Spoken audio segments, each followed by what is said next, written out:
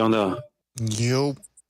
All right, guys, welcome to BDA Boxing, the Boxing Debate Arena, Open Lines Friday. Anybody can join. Everybody should join. So let's get the party started. We can talk about anything you guys want. I got some news because we have some upcoming fights tomorrow. But I wouldn't be surprised if we start talking about Canelo Crawford again.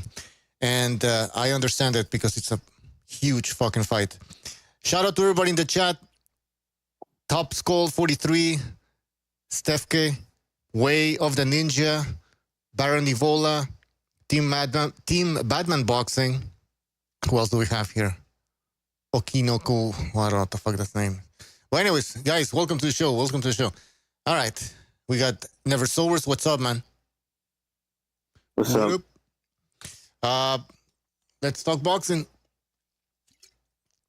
Well, I was on my stream earlier, Brian. We were looking at the Ennis and his opponent. What's his name? Lima, right? Oh, he's Lima, the Portuguese Angolan. I don't know what the fuck he is. Yeah, it's Furioso. Furioso should know more about him, right? There's only two people from Angola in that weight class, and he's the number one guy. He's ranked top 10 on the box strike list for the 154 fighters. And I watched a fight with him against McKenna. He's not that bad, right? But you could tell, like these guys that come from these countries that they don't have a strong boxing program. He lacks fundamentals. He looks like a strong dude. And, he's just sloppy. He drops his hands. He drops his right hand when he throws his left. You know what I mean? And he kind of like jumps in with his punches, like from far away. He'll like lead with his with the left hand and then drag his foot behind it in the air. You know what I'm saying? Like he just doesn't, like lacking a lot of fundamentals, but he seems like a tough, strong dude. He'll be about the same size as Ennis. So I think he's gonna give him some problems. And maybe he's not such a terrible opponent like everyone first assumed. So I'll be right back. All right. Yeah, speaking about Ennis, this guy is ranked number 1 by the WBC at 154. I don't know what you guys think in the chat about this. Like, he's already ranked number 1. I believe number 4 by the WBO. And the WBO junior middleweight champion is Xander Zayas. The WBC champion is Fundora. But Virgil Ortiz is the WBC intern champion. So I don't know how all these things work. All I know is Ennis is ranked pretty high in the WBC, obviously, number 1. But he's going to be fighting again. This guy from Portugal, Angola.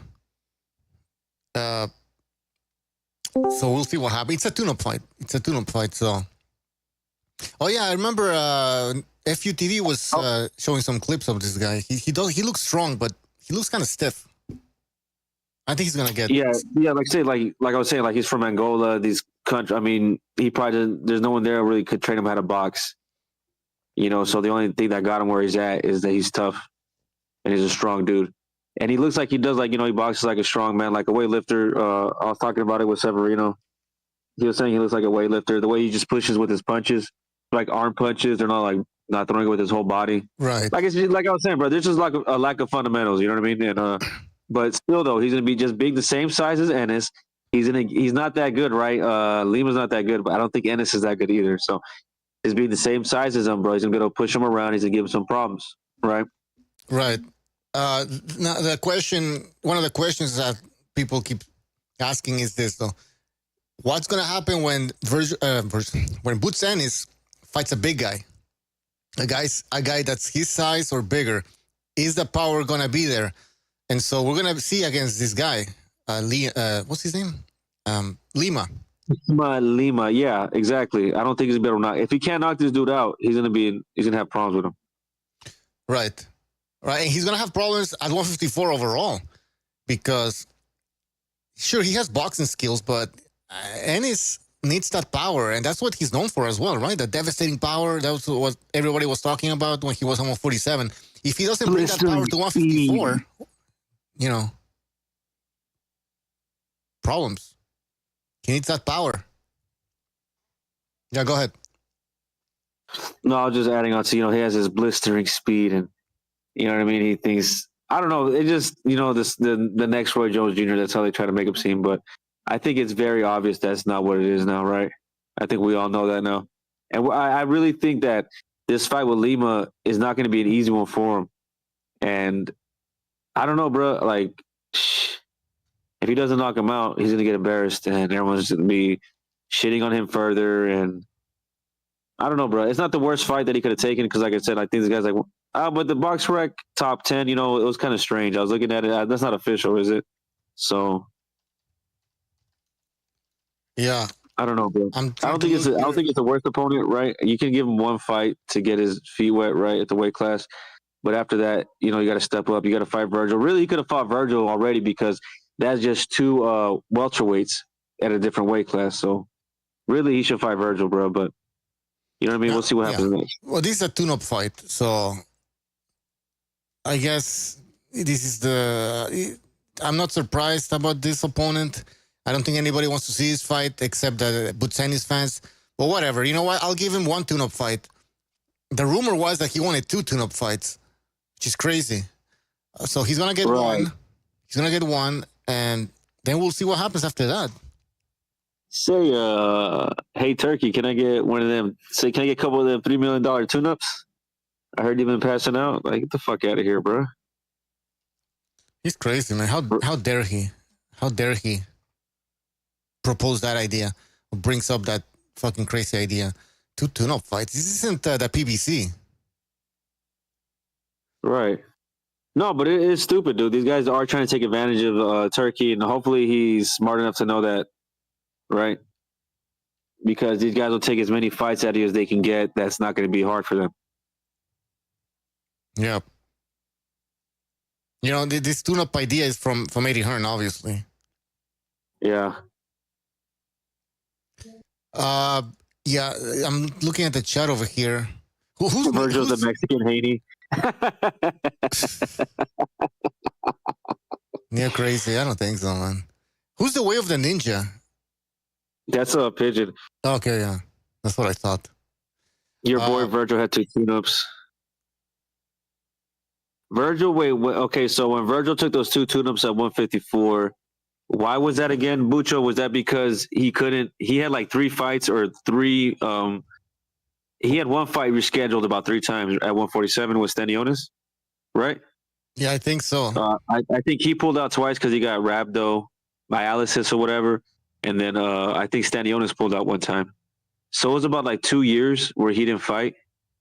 Or like maybe closer to like 2.5. Trying to get that shit handled. And then he had to go up to 154.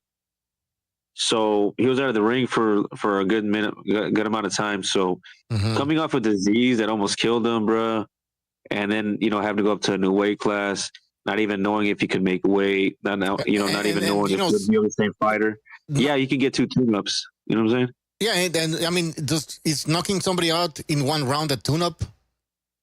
I mean, like, I don't know. You want to get some rounds in, so right. Yeah. So what's the name should knock this guy out in one round, right? That's what you're saying? No, I'm not saying that. I'm saying that. Ennis should knock this dude out in one round, right? No. But I think he should stop him. I mean, Ennis is supposed to be this devastating puncher. We saw how he destroyed Stanionis. Let's see him destroy people at 154. Maybe he can. I mean, maybe he stops this guy. I'm not saying he can't. But Ennis is a unified champion at this point, so expectations are quite high at this point. I don't think Virgil Ortiz wasn't a champion, right? Look, this dude's had a amateur background. You know what I mean? Maybe not the most fantastic one, but he's had enough fights where you don't need to be like a Wilder type of career where you're taking 40 fights before you really hit the world stage. Like, when are you going to start competing on the world level, bro? Like, he's taken his foot, like he's tiptoed into it, but he hasn't really gone in and really taken on any real names to challenge himself. And right, he's at 154. He's at 154 now, bro. So he won't really be able to hide anymore. So, you know what I mean? No, I mean, the weight is pretty much over. Yeah, when it comes to Butsenis, he can't really hide at this point. There's so many fighters. There's so many options that you can't blame your opponent for... Not your opponent, but you can't blame somebody for not being able to make a fight because there's so many other options. Are you telling me none of them want to fight you? That you can come to an agreement with none of them? That's just not believable. So, I mean, I wouldn't say he's in trouble because maybe he is good, right? He's that good. I don't think he is, but we'll see, man. For when it comes to Ennis' fans, they think he's not scared of anybody. He's in a great position. He's gonna dominate the division.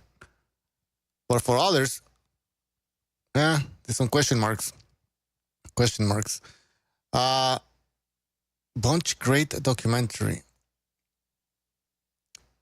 Yeah, guys, go check the videos that I posted. I provide you video evidence of Crawford getting fucking hit.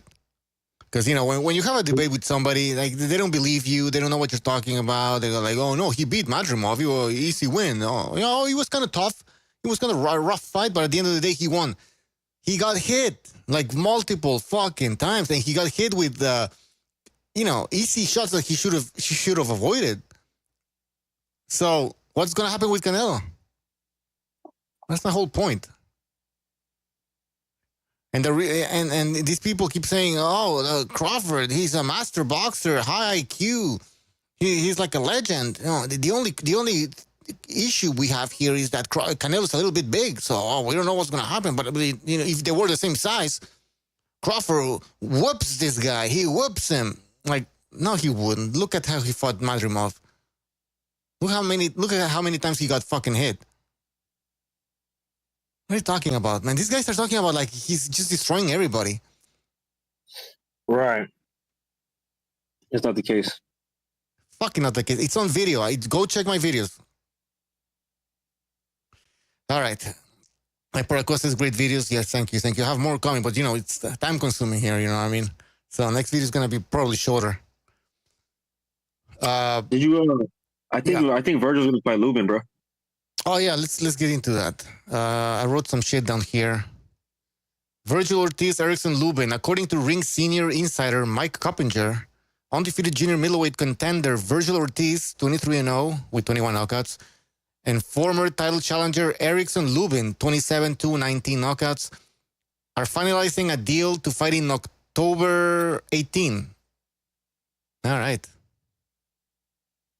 Ortiz is coming off a career-best unanimous decision win over Israel Madrimov in February. And he was supposed to maybe fight Keith Thurman. That fight didn't fucking happen. Luben has won 3 straight fights since 2022. Since his 2022 loss to Fundora. Despite earning a mandatory shot at Murtasaliev's IBF title, Luben is opting to fight higher profile bout. Okay, so is this a duck? I don't think it's a duck. Luben pulled out of the Murtazalia fight to fight Ortiz. Yes. I don't know if that's a duck. You know what I mean? It's not an easy fight that he's taking instead. So maybe it's just worth more to him. You know, the status if he beats Virgil Ortiz. I wouldn't know if I don't think I'd call that a duck. I would call it a duck because you know why? Because Virgil Ortiz is obviously a very good boxer, one of the best in the division. He's gonna get paid a lot of money, more money probably in fighting Virgil than Murtazalia. So it's not a duck. I don't think it's a duck. I really don't think it's a duck. But you know, it does hurt Murtazalia. He's not that known yet. He's only known for destroying Team Zoo, so that's his problem. All right, we got more people here. We have Severino, we have BDA. So yeah, guys, we're talking about Ennis supposedly fighting Erickson Luben in October. I don't know if you guys have any thoughts on this fight. Virgil Ortiz against Luben. Luben. Oh, it's a good fight, man. Erickson Luben. Yeah, Erickson Luben is a good boxer. He had the unfortunate. It was very unfortunate to be knocked out by Charlo in the first round, and get pretty much grinded out by Fundora. But I think me and so as we mentioned in streams that he fought well in that fight, and he actually knocked down and hurt Fundora a couple of times in their fight, and you know, he wanted to give up. It would be a really good fight for Virgil. But I actually wanted to see more Luben against That would be actually a good fight, a good step up for Boots. So pretty much, Virgil is taking the fights that Boots are supposed to take. That's a great point. That's a great point. And also, we mentioned that the hype that Boots is getting. I'm not saying that Ortiz should get it as well, but he actually has a better resume and he has 4 better fights than Boots. And Boots got the belt, and Virgil doesn't. Right. Yeah, it's true though. When it comes to Ennis, he should have been fighting Luben. But would you really call that a tune-up fight? What? Because Ennis. He said he wanted 1 tune-up fight. So let's say he would have fought Luben. Ennis against Luben. Could Luben be considered a tune-up fight?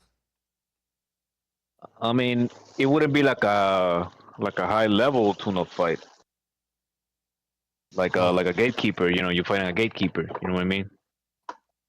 Right. But the thing is, I think they understand that Luben is still really a good boxer, and I think Luben, can hurt him really bad, if not knock him out, like outright knock him out. Because remember, I don't think he has a lot of advantages in 154. He has to really, really pick carefully at 154.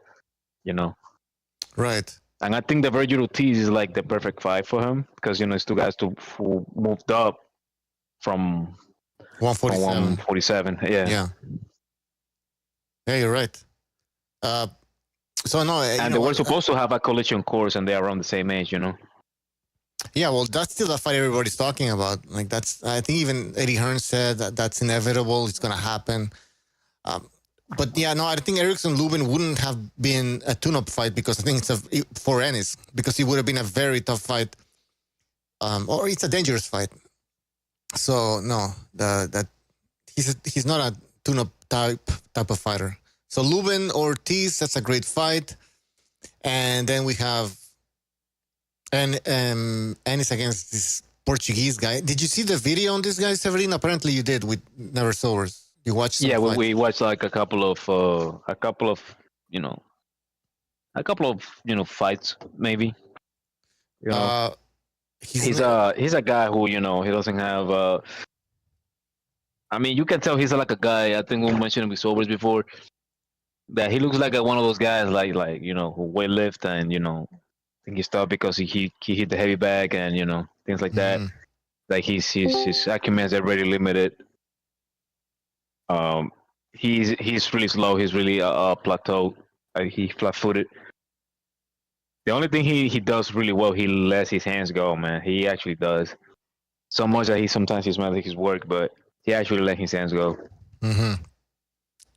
Yeah. But he leans too much when he throws his back and his left hand, and I think it will be perfect for Ennis. I think Ennis will knock him out.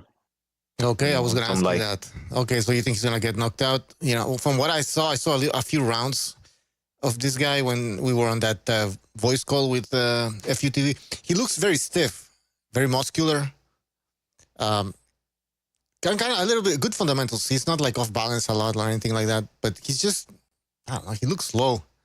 And he will get caught, in my opinion. Now, is Boots going to bring that power to 154? That's a big question. So we'll see. You're saying he's going to knock him out, so hopefully he does. Lima's 12-0. Sorry, 12-1 with 10 knockouts. So I guess he does have power. What else? We have here Fuerte. Is this Fuerte Boxing? Yeah, Fuerte Boxing. If you want to jump in, don't be shy. Guys, anybody can join, by the way. Link in the description. This is Open Lines Friday. Anybody can join. If you have Discord, you can jump on. Let's go through the news here. What else do we have? What else do I have here? We had the weighing of Itauma and what's his name? White. White. Yeah, I didn't check it. Do you remember the weights? No, I actually was watching him like an asshole. Let me check. But what I saw, like visually, Itauma was like he just woke up, and I don't know. I'm not like one of those guys who like judge physiques like that much. Well, I actually do, but I don't know. I don't really think he trains that hard. This kid, you know, unless he has like really bad genetics to like build muscle. I don't really think he really like works hard that much. I think he relies a lot of his on his talent, like his speed and shit. But I don't. I think Dillian White is a live dog in this fight. I actually believe like Sobel was saying that this kid never been out of like 6 rounds, I think, and he got his out, and then that's true. He got his out really bad. I think he did in his last fight after like the 4th, 5th round. He was done. Yeah, I'm gonna post a picture of this guy. There we go. People can see. So what do you think, man, about Itauma and White? Like, what do you think about that fight? I think it's a dangerous fight for Itauma. Dillian White, I mean, yeah, he's past his prime. He still has that right hand. I would just mention that, like, he's not like. I think they're thinking that he's way out of his prime, but that dude can impress you, man. He's a knucklehead, Yeah, and this is a heavyweight division. Speed is. People say, once you lose your speed, but heavyweights are always low for the most part, like most heavyweights, and I wouldn't be surprised. I mean, yeah, but I don't really know if this kid can take a punch, Well, that's the thing, and White might surprise him with a haymaker or something like that, because White might let his hands go. He likes to do that, actually. He likes to let sometimes. And the thing is, yeah, he got knocked out by like uppercuts and stuff, but can this kid will have like that well-placed uppercut? Yeah, he's Tyson Fury, sneaking in an uppercut. I mean, he caught AJ. Was it with a right hand, with a fucking like almost a haymaker? Why can't Itauma get hit like that? He's 20 years old, man. Fuck, I don't know. By the way, let me just, guys, give you the Dillian White 244, Itauma 245. Damn, same weight, almost.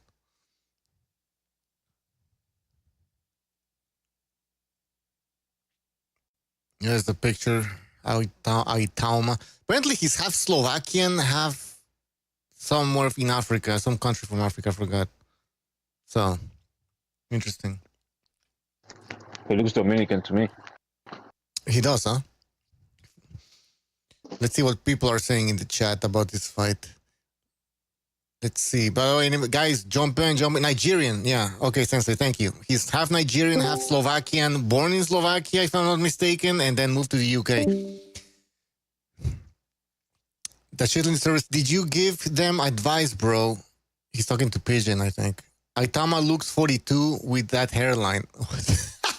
I didn't check that hairline. He has like an afro, though. I don't know what he's talking about. Let's see what else I wrote here. White is 37 years old.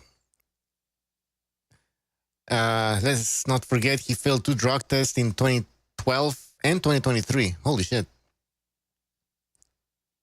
The Jamaican-born fighter acknowledged his underdog status, saying, "I'm someone who is not supposed to be here." So he wants to, psych himself up. I'm the underdog. I have nothing to lose, blah, blah, blah. Itauma, he's 20 years old. He remained focused, dismissed White's calm demeanor as a potential mind game, referencing the 48 laws of power by saying, Dillian White is playing the sheep to catch the wolf. What the fuck? Okay. The young prospect emphasized he's taking Dillian White seriously, but is confident in his preparation. Fans and analysts are split, with some questioning White's PED history, while others praise Itauma's maturity. I guess just not opening your mouth makes you look mature these days. I don't know. We got new people. We have NPR. We have Antonio. Guys, jump in if you want.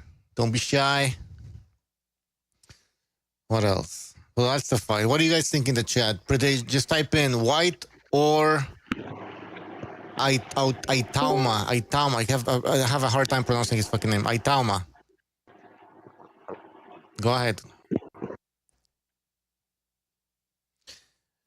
Langsbury in the chat says Moses is bigger and taller than people realize. How tall is Moses? I gotta check that out. He's like 6'4", I think. Oh, really? 6'3" is like a small heavyweight these days. No, yeah, but I think he will be fine for like the next crop of heavyweights, like Torres and all these guys. 6'4" is fine. 6'4" is fine. Unless he gets knocked out by Dillian White this weekend. I really hope not. I mean, I don't want Dillian White to win. I want a young heavyweight to stir up the division, to bring some youth into this. But I didn't realize Dillian White was only like 38 for a heavyweight. That's not bad. I mean, everybody says that, it's not bad for a heavyweight, but it's not bad for some heavyweights, I think. Plus, I heard that he's in really good shape. Like he's got a flat stomach. Like he's in really good shape for this. And that's what they've been saying. You just never know. Oh, he is. The guy. He's a live dog. I wouldn't count him out. At first I was, and then I thought he was older. I thought for some reason he was in his 40s, like 41 or something. No. That's what I thought. I just because I thought he was older than Joshua, and I guess he is a little older than Joshua still. But I thought he was. Yeah, but I thought he was I thought he was just in his 40s, and he's also never in. He looks like shit. Usually, he looks like he just Oh yeah, he looks like he ate a double cheeseburger and didn't go to the gym. But he's apparently looking really good, and I think he's under pressure with his last. This is kind of his last chance at it. I don't know. Maybe he might surprise us all. He does look in shape. I'm gonna post a picture in 2 seconds. Also, you got to consider the fact that he also has a lot more experience. Mm-hmm. What does Itauma have? What does Itauma have? Like 12 fights, 10 fights? What is it? I gotta check, but I know he's 20 years old, like 20. Yeah, what the fuck? I mean, the fight could end. Okay, what if it doesn't end in the first 4 or 5 rounds? Then Itauma's in trouble, because how many fights has he gone into deep waters and right. And he did have that experience. So we could see some veteran tactics by Dillian White, and then I just don't count that. I don't count out that power. You can't. Right. I'm gonna show you guys some pictures here. Madrazos, if you can just look at the screen I'm sharing. Yeah, he's got abs. I'm comparing him before, and I mean, in some other fights, he's looked like the picture on the right. Yeah, he looks better than he's looked in a long time. Like he usually doesn't look. He usually doesn't look like that. Saying he's NPR. We can barely hear you. I don't know if you're trying to speak or something, but yeah. Sorry about that. I think. So you're telling me that he found his way into a snack? That's what you're saying? Is he with snack? I don't know. You know what? I don't even, dude. I don't give a fuck, bro. They're all. Yeah, dude, they're all. They're all juicing, and I just hope the boxing world doesn't care. If they really cared about juicing, all the dudes would be fucking gone, left and right, just gone. There'd be another league for juicers. They don't give a fuck, dude. Nobody gives a shit. I hope they're. You know what? I fucking hope they're. I hope they're shooting steroids into their dick. I just hope they're all juiced to the gills, dude. I don't care. Let them fucking juice. Who gives a shit? When you fight? What happened when Conor Ben got popped? Chris Eubank didn't give a fuck. He's like, I'm doing the same shit. I don't care, dude. Let's get this show on the road.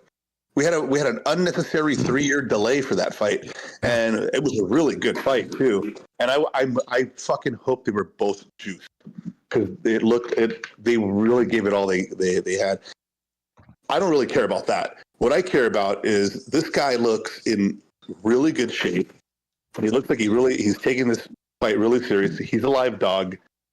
I wouldn't count out his power. Wouldn't count out his ability to What do take. you, Madrazo, what do you think about a 20-year-old taking on a guy like Dillian White at this stage in his career, at this age? I don't think it only benefits Itauma. I don't think it's a bad move because who else is he going to fight? Like he could go after the Juggernaut. He could go after Zhang. Like there's other fights. He can go after older guys and just kind of build up his resume. So this is a good resume builder. If he takes out White if he knocks him out and he does it within like the first 4 rounds, that's great. That's a good win. I would say it's a good win. I wouldn't say it's a great win, but it's a very good win. And it's and you have Dillian White on your resume. So that's, I mean, Dillian White's been in there with the top guys already. So you take him out and it's a good win. Listen, White is at this point he's a what do you call it? A gatekeeper. He's a gatekeeper, and defeating a gatekeeper, maybe even knocking out a gatekeeper. I mean, for a 20-year-old, that's an amazing, great win. It's a. I wouldn't say it's a great win, but it is a good win. Okay. NPR, can you say something? Because I think you have problems with your mic. Go ahead. No, I'm all good, man. Can you hear me now? Yes, perfect. Okay. If you want to jump in. Great. As far as like Itauma goes, he's got some skill that very, very rare, especially for heavyweights. Heavyweights usually develop late, right? This is the case for most heavyweights because they're usually just power guys. He's almost in an opposite way. He's the opposite. As power is generated from really for precise punching, I can't really tell. I haven't got to look at enough rounds to see where he's planting his feet and putting his leverage. But from what I gather, he's one of those guys who is just relying upon perfect accuracy. Like I haven't seen this kind of shot placement in a long time. Like an argument against a guy like Bivol that I think Jimmy brought up about a year ago was like, what's with his shot placement? You know what I mean? Like he's not a finisher because he's not really picking his shots. He's just using volume punching, a lot of jabs and so forth. Itauma's different. Itauma's a very precise puncher, and the way he sets up guys against a Dylan McKinnon or whatever, very impressive. Usually it takes a guy a long time to learn how to set up shot. He walked that backwards. He took 2 steps back and bam. And his what's his name? His check hook is unbelievable. Given the fact that he's also an expert because not an expert, but because he's a southpaw, right? So he's these guys are not used to seeing that kind of thing. He can fight for hand position. He's impressive, especially for 20 years old. Like the skill level is very shocking. Like surprise, So what do you think his future? Do you see a bright future, I assume. I think he's honestly. Any flaws? Okay. Say it again, man. Any flaws? Do you see any flaws in this guy? It's hard to see because it's we don't know what he's like. As the man said, he's we don't know what's going to happen past 5 rounds, right? Because he hasn't needed it, right? But that could also he's not like a Josh Kelly where we're like, oh, look how great this guy is. This guy's finishing guys, finishing big guys, finishing guys that are known, finishing guys with experience, at least on the local level so far. I mean, these are little hometown heroes that he's finishing. He's done with the club fighters, right? And he's going to, as you said, a gatekeeper. Dillian, that's a serious guy, man. And we don't know what he's going to look like in 8th round. Yeah. But we know that he's everything that we've seen so far has been perfect, right? There's not an excessive punch thrown. He's not wasting energy. He goes in for the kill right quick at the right time, and that's impressive, really impressive. I haven't seen any start like that since Mike Tyson. Whoa! And yeah, no. Well, Mike Tyson started out the same way, right? He started out killing, just knocking guys down, right? But it's been that good, and the skill level is just the training and all that shit that he's gotten. He's also trained with some heavy dudes, big guys. So I would say something like this about the experience level. So if I was Usyk, And I had, okay, let me, go out for an all-time great. I take a fight like Parker and win. I take a fight like Caballero and win. And then I question whether I wanted to take an Itauma if Itauma does what he's supposed to do against higher and higher competition. In other words, he might give a guy like Usyk trouble. And I can see that happening. Usyk struggles against smaller guys, right? He had his most struggle against the cruiserweight division. He's easier with slower guys. Itauma is also easier. He finishes off big dudes. And that's, so Bradis was Usyk's worst fight. And that's what I'm thinking. This guy's young and fast, and Usyk would be 40 years old. So that's my kind of thinking long term for Itauma, What does anybody else think? People in the chat are saying, what the fuck? So Technique is saying people are sleeping on weight for this little clown Itauma. I'm not sure what that means. People are sleeping on weight for this little. I got Dillian White beating Itauma. I wouldn't blame you. I wouldn't say you're crazy. I wouldn't say you're fucking crazy. It's a good bet. Some people are. Yeah, go ahead. Somebody wants to say something. I want to check the odds.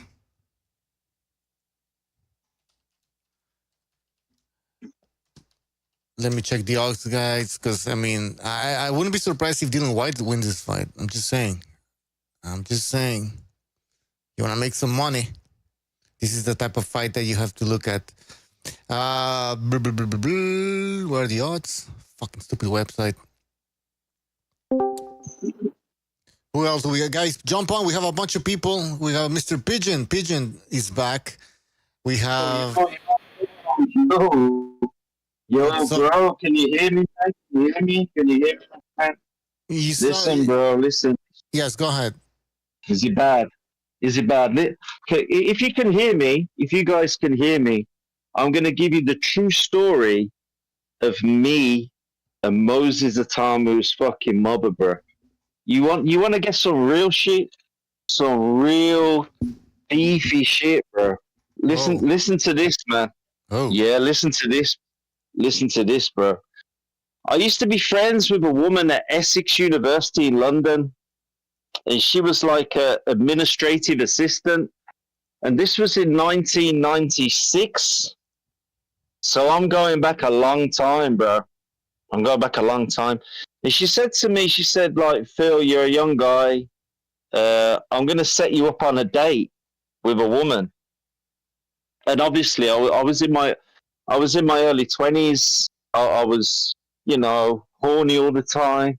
Obviously, I wanted to meet someone and have a fuck, So I said to her, yeah. I said, I'll meet this lady.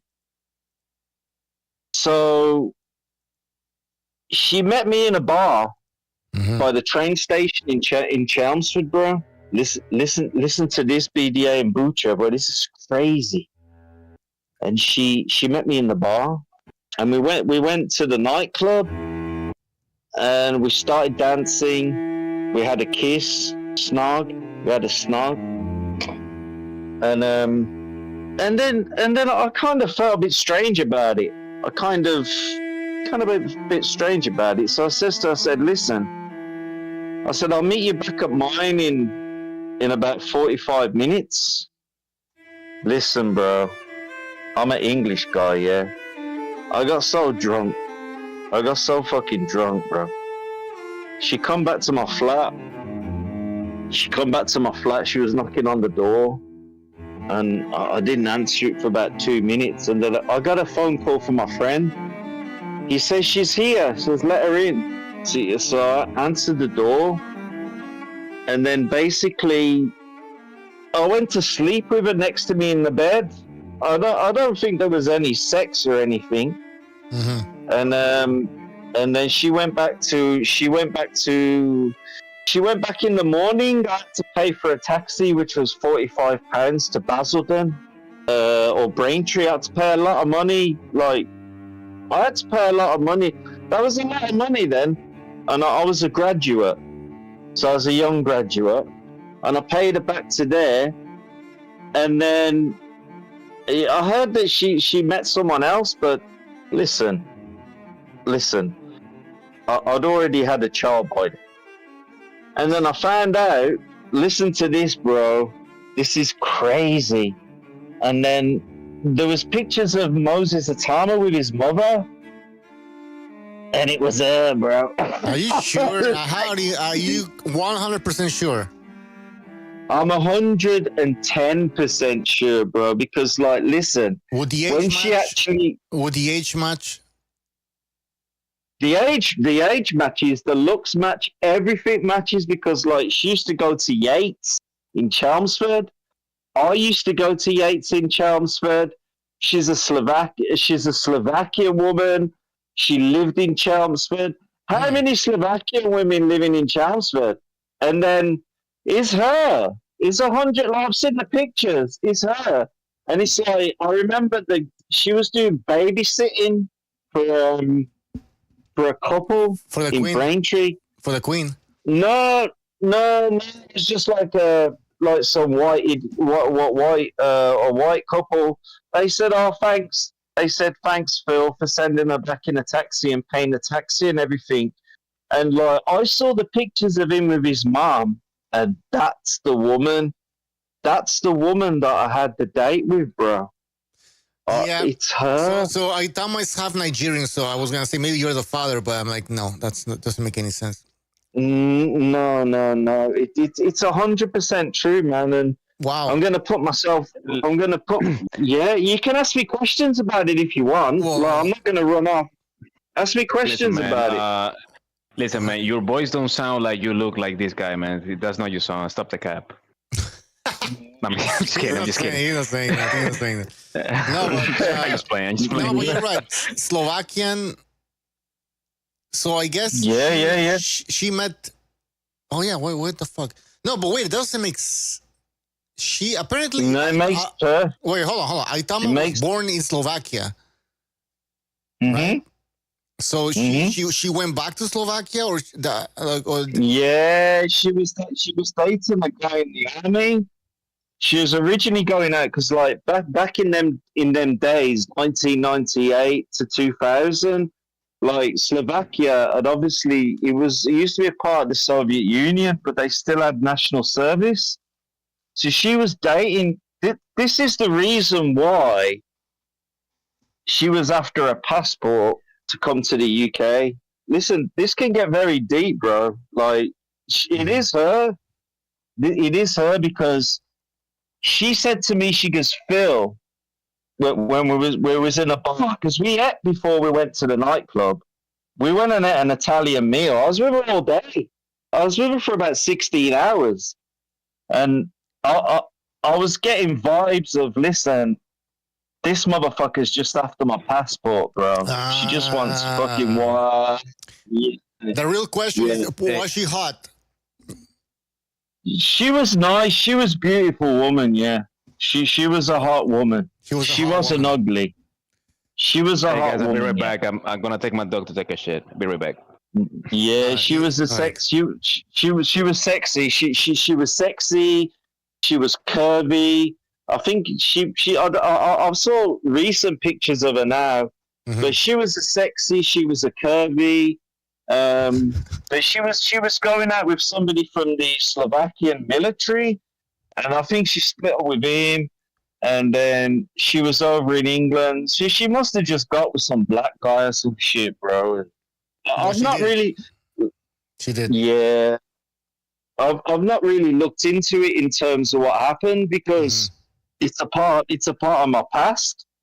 It's a part of my past. Right. I've not really looked, but when it came up.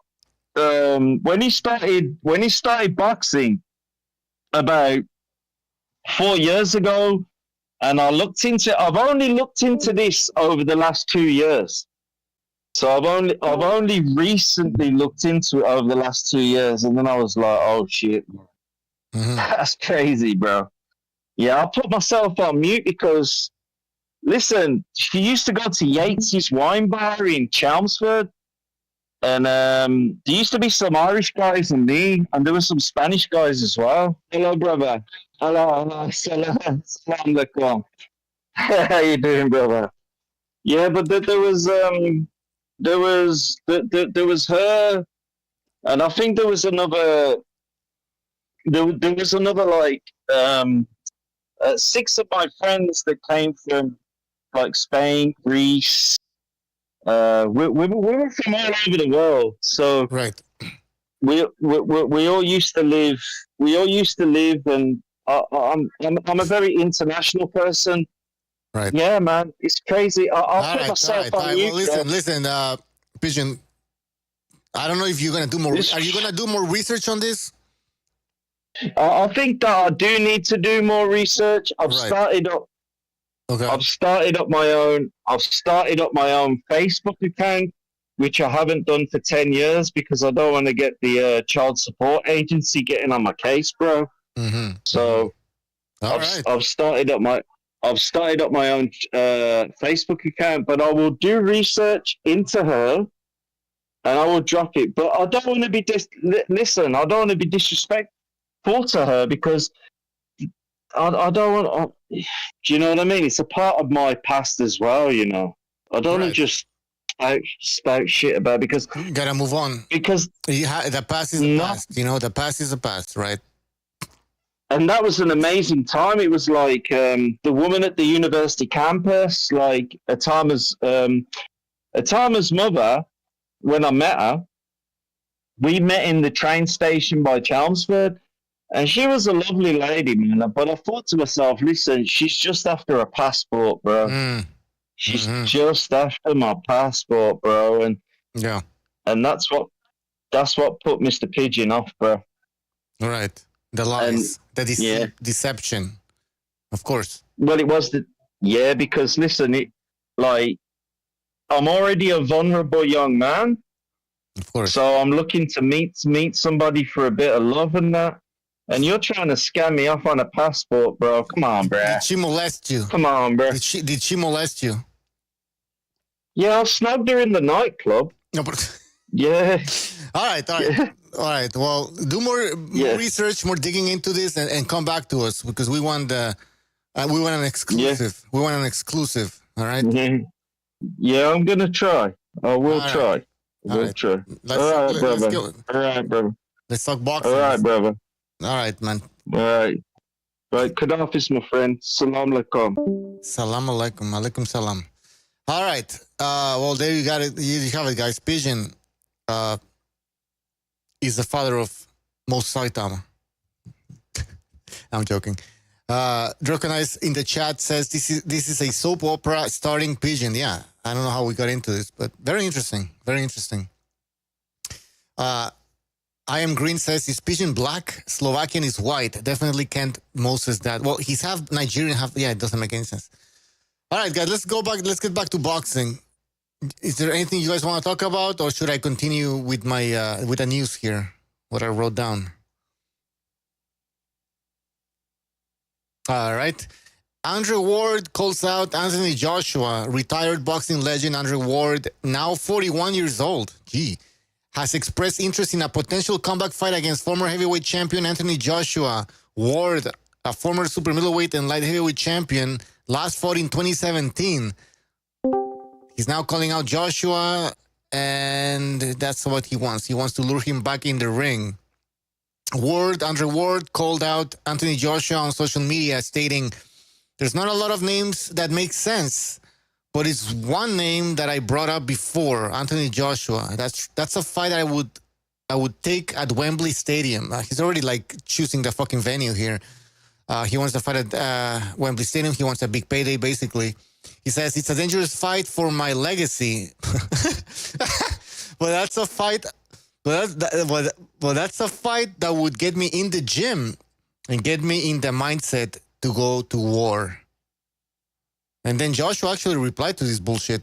He says, "Bro, said Wembley Stadium like it's a casual 90,000 ticket, Dre. What do you get? What do your gate numbers look like, Dre?" Oh, so he's making fun that Andre Ward doesn't sell shit. All right, so any thoughts into this crazy story, guys?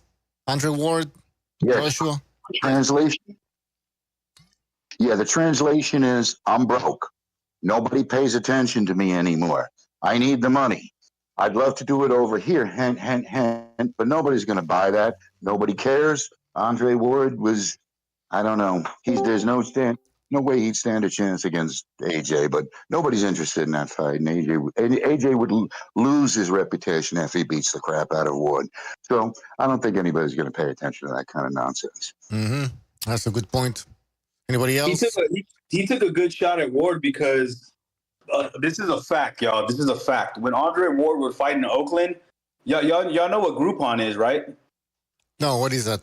The coupon thing. Is like a website app that people. Yeah. It's like Groupon. It's a coupon. It's like a coupon app where like if there's a comedy show or some kind of entertainment that's not selling, they sell discounted tickets like really cheap. Andre Ward's tickets were on Groupon when he fought in Oakland. So even Oakland didn't come out for him. If you really think about it. Like if you're on Groupon, that means you ain't selling. You know what I mean? That means like they're looking to just fill seats for like $10 they just need to get rid of tickets. So like yeah, Andre Ward is not. He's like green-eyed monster, man. He was always jealous of Canelo. He's always like to this day he's taking shots at Canelo. He's always jealous of Triple G. He made that false offer to Triple G after he knew he already signed to fight David Lemieux. And even after the fact that he bluffed that, he later on admitted, I wouldn't be able to make that weight at the catch weight. So this guy's full of shit, man. He's a disingenuous guy. A lot of people behind the scenes say he like rubs people the wrong way, and he's just like an arrogant prick. And he's had everything handed to him his whole career. If you look at where the fights were, the Super Six. Yeah, I remember that shit. Yeah, and I still think Kovalev beat his ass the first time. And the second fight, the circumstances leading up to that were all bad for Kovalev and getting hit in the balls. And I don't know, like Kovalev kind of shot himself in the foot, but he had the whole system stacked against him. And that's another example of why the system is they're always going against these Eastern Europeans. You know what I mean? They're like the Lomas, the Triple Gs, they give these guys, I don't know why they want to give guys like Devin Haney and fucking Andre Ward. They're not money makers. I don't get it. Anybody else? Well, the system actually in America always pushed the American black fighters. I mean, for years, the knock on all the fighters coming out of Africa was that they could never get a good deal in America because they were always fighting American black fighters, and American black fighters, man, it was always fixed. And they complain about they make a big deal that they have to go overseas to fight somebody. You know, it's not like, well, you know, the rest of these dudes, like Usyk, literally his entire career has been fighting on the road. His entire career, right? Yeah. And he's an all-time great.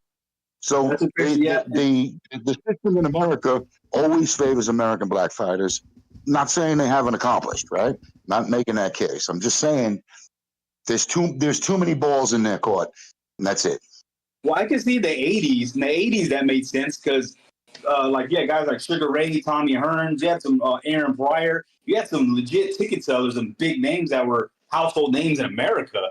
But after Floyd, there's really nobody, man. So it's just, I don't know if that's just the old guard in that runs boxing that's having their hand in these politics. It didn't make sense, man. I don't know. Like, that's why I don't bet on boxing because it's a business. It's a corrupt business and dressed as a sport. Well, you got the entire infrastructure here, right? You have all your cameramen here. You got all your union guys here. You have all the stadiums here. You have all your promoters here. America is still like the center of the world for entertainment and sports and everything. You go to America to do stuff. That was even the case, by the way, in boxing back in the 1700s, the late 1700s, when the sport started. It was like, okay, the British black guys that were ex-slaves used to come over to America. I mean, that was even the case then. Well, first they went to Britain, but then it was like, okay, we're just going to go to America to do all the fights, and it's been that way since the 1800s. So it's not like the early 1800s. So it's not like this isn't a precedent set. If you build a building and you have your operation going in that building, you can't move your building over to another country already. So it's all of the infrastructure for boxing and sports and entertainment and the spectacular anything is in America. So it's going to take a little while for the fans in other countries to build, you know. And I think they're already built. I think they're already passing us up. It's like the NBA where they're so international. Everybody says, "Oh, the NBA is dying in America." I'm like, "No, not really, bro. It's just gone." Like if you look at all the Luka Doncic, that guy that plays for the Denver Nuggets, man, the guy, I think it's Denver Nuggets, but there are a lot of Europeans coming over and dominating the NBA. So now it's going global. Same thing with boxing. Like I'm big in the music scene, and even the music scene, when they go to Europe, they do crazy numbers. And when it comes to America, they don't really do as well. And it's the same thing with boxing. Like American fans we don't push the needle like we used to. Now, like the pendulum is swinging where the bigger crowds, the more reliable fans that are going to buy tickets, they're in the UK, they're in Germany, they're over there. They're not here no more. Here, you can't. It's hard to have a draw. After Canelo, there's nobody. Guys, just remind everybody in the chat. Anybody can join. Link in the description. Link in the chat. Don't be shy. Go ahead, NPR. Bucho, I think the dude Antonio was trying to jump in and say something. Go ahead, man. Go ahead. Yeah, go ahead, Antonio. Antonio. I don't think he was. Anyways, NPR, go ahead. Well, the talent level across the world is increasing, and we used to look something like the pendulum style, the Soviet style.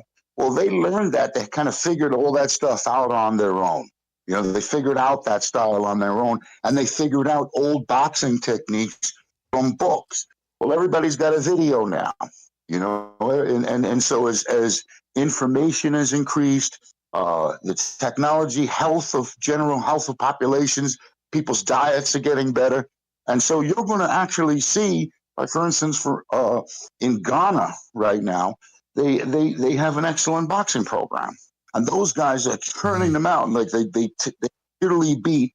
Nigerians are naturally bigger people, so in the heavyweights, but in the lower weights, in the mid weights, welterweight and up to light heavyweight and so forth, these guys are dominating, and they're going to actually, as soon as they get the promotions behind them, they're going to start making a move in America.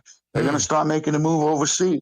Saudis are going to start paying attention to them. And they, in the UFC too. You don't have the all-American UFC fighters. Like you're having all these guys from like where that Khabib guy region is the from. Caucasus. And they're dominating. So it's like the same thing happened when the wall came down. The Soviets are allowed to come out here, the ex-Soviet states. Man, that's why that Paulie Malignaggi called it. He's like, these Eastern Europeans are going to take over boxing because, Americans are getting soft. They're divas. They don't want to take risks, and they're not old school. They're not hungry no more. Mm-hmm. Interesting. Yeah, things are changing.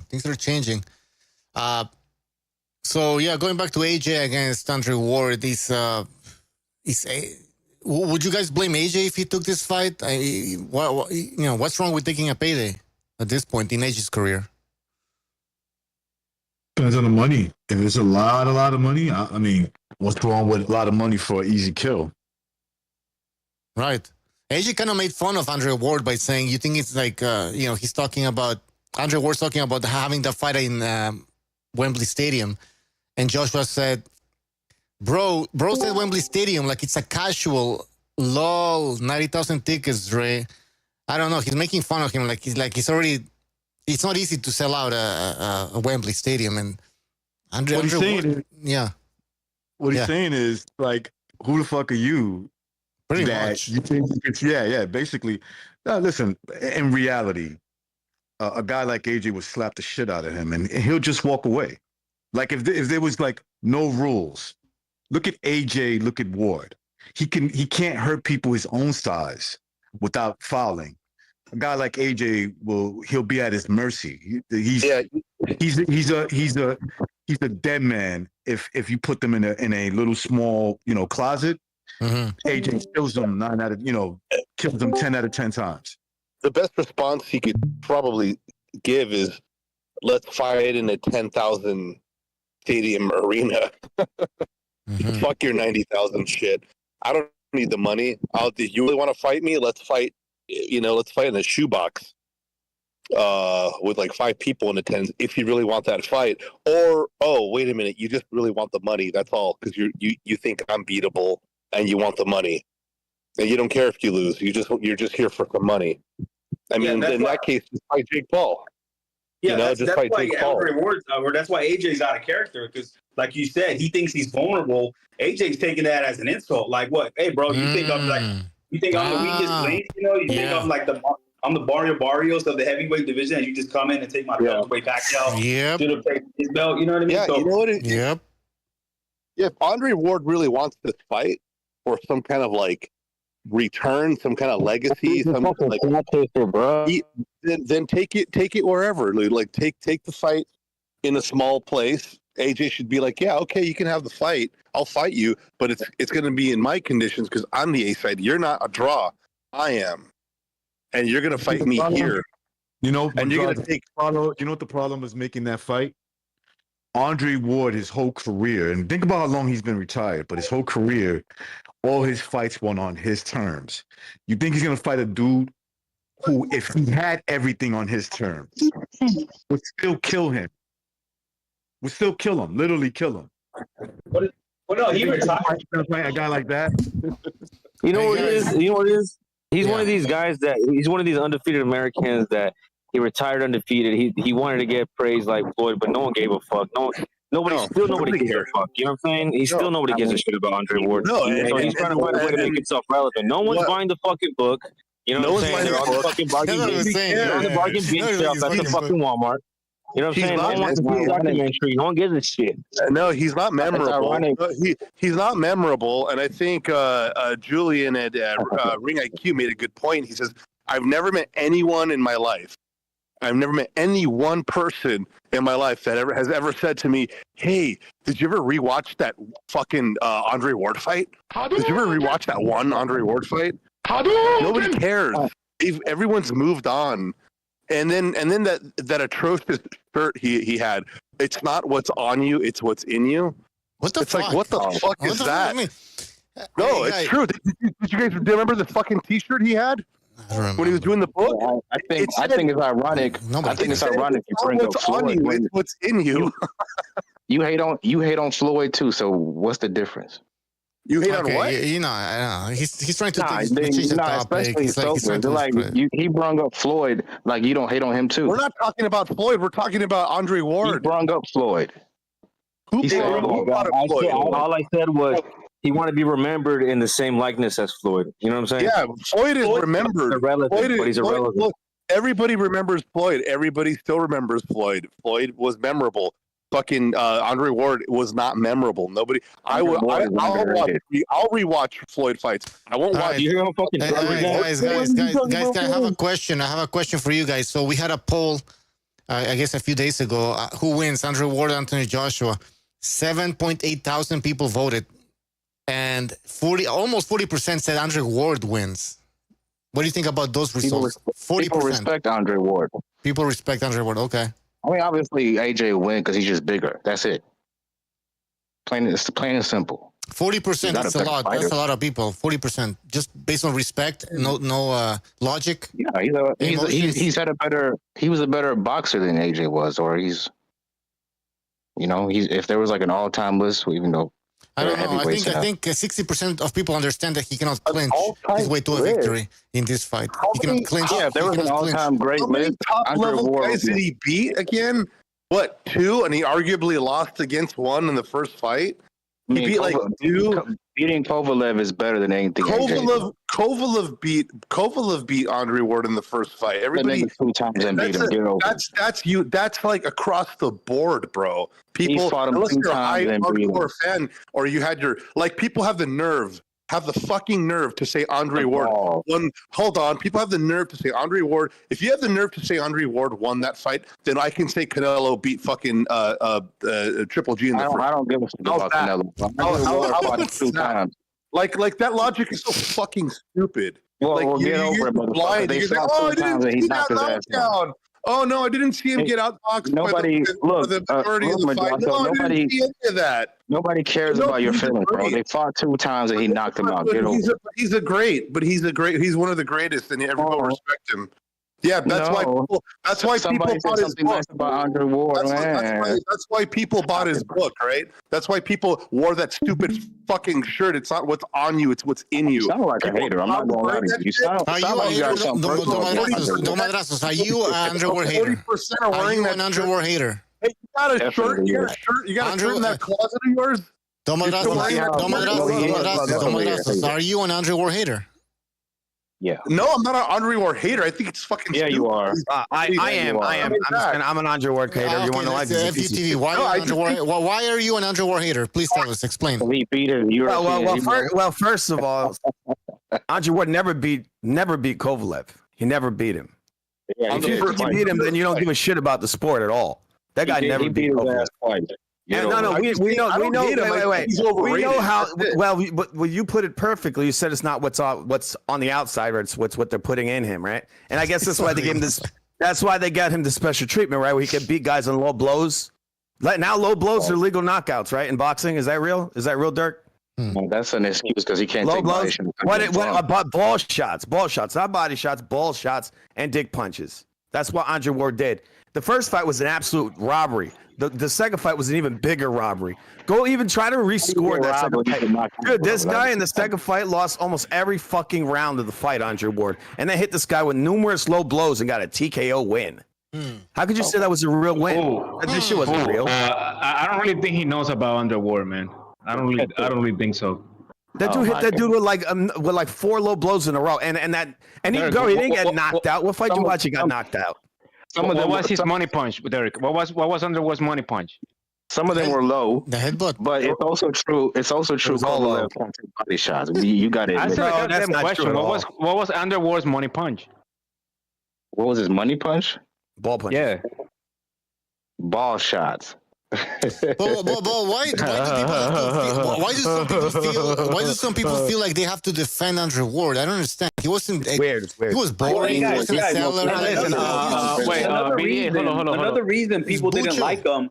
People didn't like him, including Floyd all day. Floyd didn't like him. Floyd didn't like Ward either. But another reason why a lot of people didn't like him because he had that poor man's version of B-Hop style, where the jab and grab, the headbutt, it was just a lot of grappling. And I get it. He had a torn rotator cuff his whole career, but still, man, he had a really ugly style. And I don't know if the guy defending him had heard me that the guy was on Groupon in his own city when he had his fights in Oakland. So even his people in Oakland didn't support him or weren't crazy. Here's the thing though. I like Andre Ward for certain things. He never promoted boxing like that way, like these guys like to do it nowadays. He was actually respectable. He had like a he was really a good speaker. They were trying to push and they actually were trying, but the only thing, he was not an exciting fighter to watch, man. And he actually was like so dirty, man. I don't know how he didn't get disqualified for the Kessler fight. He actually destroyed this guy's eyebrow just with his headbutts. In all reality, I think Andre Ward, behind the scenes, I think he's more influential than even Floyd a little bit.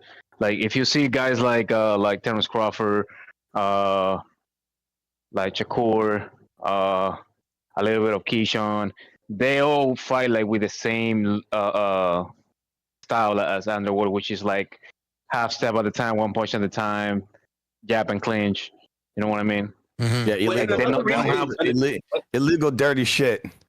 Another reason he wasn't popular is because veteran tactics. Veteran tactics. Yeah. American fighters. I'm sorry, like I don't know why, but like the black fighters in America, if you're not like in the hip hop style or you get in trouble, then you don't get popular. Because I see it all the time, and I always wanted to ask that question. You gotta beat up his baby mama to get popular. No, I'm just saying because like if you look at Tim Bradley, one of my favorites, stand-up guy. He never got the support from his people. Look at even Bud Crawford for a long time. Didn't get respect for his people. If you're a nice guy, if you're a good citizen, then you don't get support. If you're a woman beater like Floyd, if you're a woman beater like Tank, and you're all tatted up, thugged out, then that's a serious. I'm not trying to. That's not racist. That's not racist. That is so racist. Wait, let me ask you. All right, guys. I want to get Uncle Charles in here. Uncle Charles, are you there? Yeah. What's up, DDA? What's happening? Please, Bucho, but yes, go ahead, Uncle Charles. Oh man, Mucho de Bellarina, whatever. I need to ask y'all a question. Is it me or Canelo look like he taking some steroids? Yeah. No, never. When he looking like that, never. He would never. He looking like Drago on Rocky 5. He looking like Drago on Rocky 5. He's not even that big. He looks That's just the feeling of impending doom. That's what you see. It is. That's called impending doom. He feels it. He feels it. He killed him because he was on steroids. That's what Crawford said. If you want to sell yourself, you want to live like a boxer. Can't eat strange food and chase strange women at all times of the night. See, this is what I'm making stuff up. That's what Crawford does. Not Canelo. But you know what? He ain't gonna be looking for no strange woman when he get ready to fight Canelo. Because I'm gonna tell you something. Canelo, in his mind, how dare he come up 2 weight classes and challenge me? I'm gonna put his ass in a box. But I feel like that. I think he got a serious chance to beat him. Because Crawford is a smart fighter. Let me explain something to you. This steroid mess, it don't get out of hand. Okay? And you take this stuff, and you look in the morning, your thing don't shrivel up to a cocktail weenie. Don't get mad then. Please don't get mad then. Because your woman gonna tell you, your woman gotta take out a magnifying glass just to find your shit. I'm gonna tell you that right now. Stop taking this stuff. Lazado, he took it. His wife used to come home, find him in the middle of the floor, buck naked, covered up in mayonnaise. This is what I'm talking about, man. You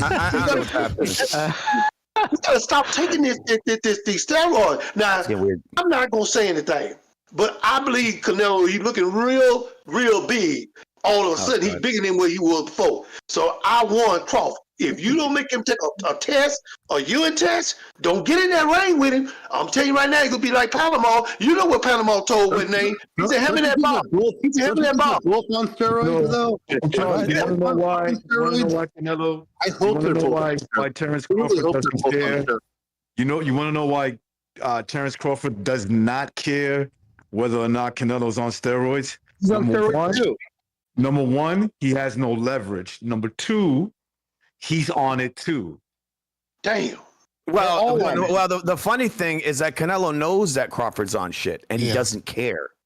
He knows he's taking stuff. You think he's dumb? If Canelo cared, he'd be acting like Devin Haney against Norman Jr. Take a test, take this, take that. He would be very concerned. You remember Floyd against Pacquiao? You know what Floyd was very concerned about Pacquiao, because he actually, he was concerned about Pacquiao doing what he was doing. But when it comes to Canelo, he's like, he just thinks Canelo knows he's better than Crawford, so he's like, I don't care what you fucking take. I'm gonna say what they're doing is they're muddying the water. Wait, look. They're muddying the water, getting ready for the. Dude, can you hear me? Yeah, go ahead. They're muddying the water, getting ready for the loss, because you notice that you don't see the Canelo camp throwing accusations, right? Trying to muddy the waters. They got Victor Conte coming out. 30, please. Well, you also got Showbiz. Showbiz coming over here. Go ahead. Let's see. Like you even see Showbiz doing this shit. You seen this? He's like, "Oh, we need Canelo's tests. We need his tests." Like that, dude. That shit's all copium. That's all it is. That's why it's all coming. It's all coming from the Crawford I'm gonna say this. I'm gonna say this and get on out of here. See, the problem is, it's not what you're doing. It's what the results that's after when you find out what you've done. When you carry your ass to the bathroom and only 2 little dribbles of drop of water come out your wang, and all of a sudden now you upset. See, don't get upset when your wang get to 3 inches. Your career in chasing women is fucking over. I'm gonna tell you that right now. So I suggest these boxers stop doing that. You want to know how you can stay fit? All you got to do is eat right and carry your ass to bed on time. But you know how they do? They party hard all night long. You still have to. women all night. You know something? No. You still have to. And I'm not trying to, Uncle Charles. I'm not trying to. No. You still have to eat I'm right. not trying to stick up. You still have to exercise and eat right. You still have to exercise and eat right for steroids to be effective. You can't just sit around and party and hope steroids are going to bail you out. You still have to do all. I'm talking about a normal person. You still have to do all this shit. What the Star Wars do? One at a time, guys. One at a time. All right, hold on. One at a time, because there's people listening here. Everybody's talking at the same time. Please hold on. Hold on. Let Uncle Charles and then recognize. Uncle Charles and then recognize. Go ahead, Uncle. I'm gonna say this in closing. Whether you take it or not, if you jacked up on that stuff and you've been chasing around these women at night, you're gonna mess around and make a misjudgment, and you're gonna end the night with a man. So you keep on taking it. You go right ahead, and that's all I got to say. I don't think it's steroids that got you in that situation. Canelo's married. You know what I'm saying? All right, recognize. Recognize wants to say something. I don't know if you want to jump in. Recognize. Oh, he's busy now. All right. I'm busy. Antonio, you ready? Antonio, you ready? Bradley impersonation. Is Antonio ready? Finally, Antonio, go ahead. Sorry about that, man. Sorry about that. Hey, guys, Recognize ducking like his boy's eyes. Hold on, Dirk. He's fucking done. Real quick, look. I'm not trying to stick up for neither guy, right? Yeah. But the shape that Canelo's in, and the shape that Crawford's in. I'm just talking about the exterior, outside looking in, like not interior. What I'm saying is that body shape is doable. Yeah, especially with the right foods. Wait, what? That's a weird thing. It's doable, meaning that you can achieve that result by eating the best foods and stuff like that, right? Well, the Crawford fans, they when they say that body's doable. Crawford. When I look at Crawford, he's a guy he looks like he's just blowing up in weight. That's doable through eating, a lot of carbohydrates and lifting heavy weights. The kind of shit Canelo's in is more cardio mixed with weightlifting. These are also results that you can do. But when you start getting into like one guy's using steroids versus the other, that's when you lose, because there's no way in hell that either one of these guys would step in the ring knowing that one guy's on it and the other guy's not. That's not going to happen. Not at that high level. No fucking way. I think Canelo's always been on it. Hold on, let me finish this. I'll finish this in closing. If one of them is on it, they're both on it. Of course, it's not gonna go down that way. Pacquiao was on it. Floyd was on it. Hold on, it's a business again. It's a crooked business that's dressed as a sport. It's all about money. Hey, let's not Antonio go real quick, bro. Because he's a new guy. That's a new guy. Can you guys hear me? Yeah, we can hear you. Go ahead, Antonio. Wait, I just like to point out, I think Canelo has entered VADA, so I don't know what you guys think about that. I don't think it matters. Yeah, it doesn't matter. That means that he's put himself at the mercy of Victor Conte. Yeah, I was going to say, what do you guys think about Victor Conte? I think I just find something strange about him. I think I personally feel like he helps people cheat, kind of, if that makes any sense. For sure. Kind of. Like, more than kind of. Sorry, Matt, Haney's a fucking weight bully. This makes no fucking sense to me. He dehydrates probably more than most boxers, I think, from what I've heard at least. And he's with snack. Something just seems very off about that, in my opinion, personally. Yeah, I mean, it depends. Different PEDs are used for different things. We see like guys like what's that guy? That cyclist is that Armstrong? The guy who got busted. He was using like more of the EPOs type stuff, the stuff that where you don't run out of gas. You can go nonstop. And that's dangerous in boxing too, to where two fighters are fighting. One of them, naturally, they're going to start ramping down and getting tired. But if one guy's on EPO, he's going to have the same energy he did in the first round. That's dangerous. That's the kind of stuff I think like Pacquiao was on. But then when you have the anabolic shit. No.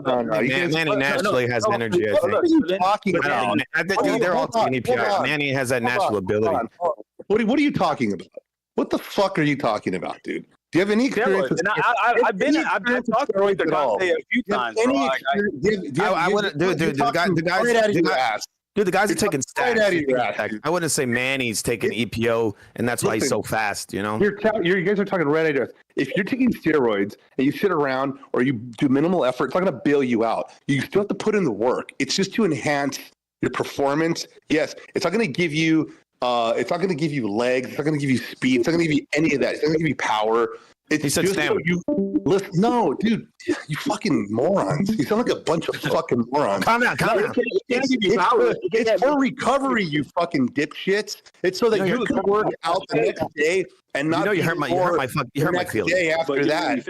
Because you guys sound like fucking morons. You hurt my fucking feelings. You know that? Anyone listening to these guys about steroids should just fucking go and make a sandwich, and then when they're done, you can come back.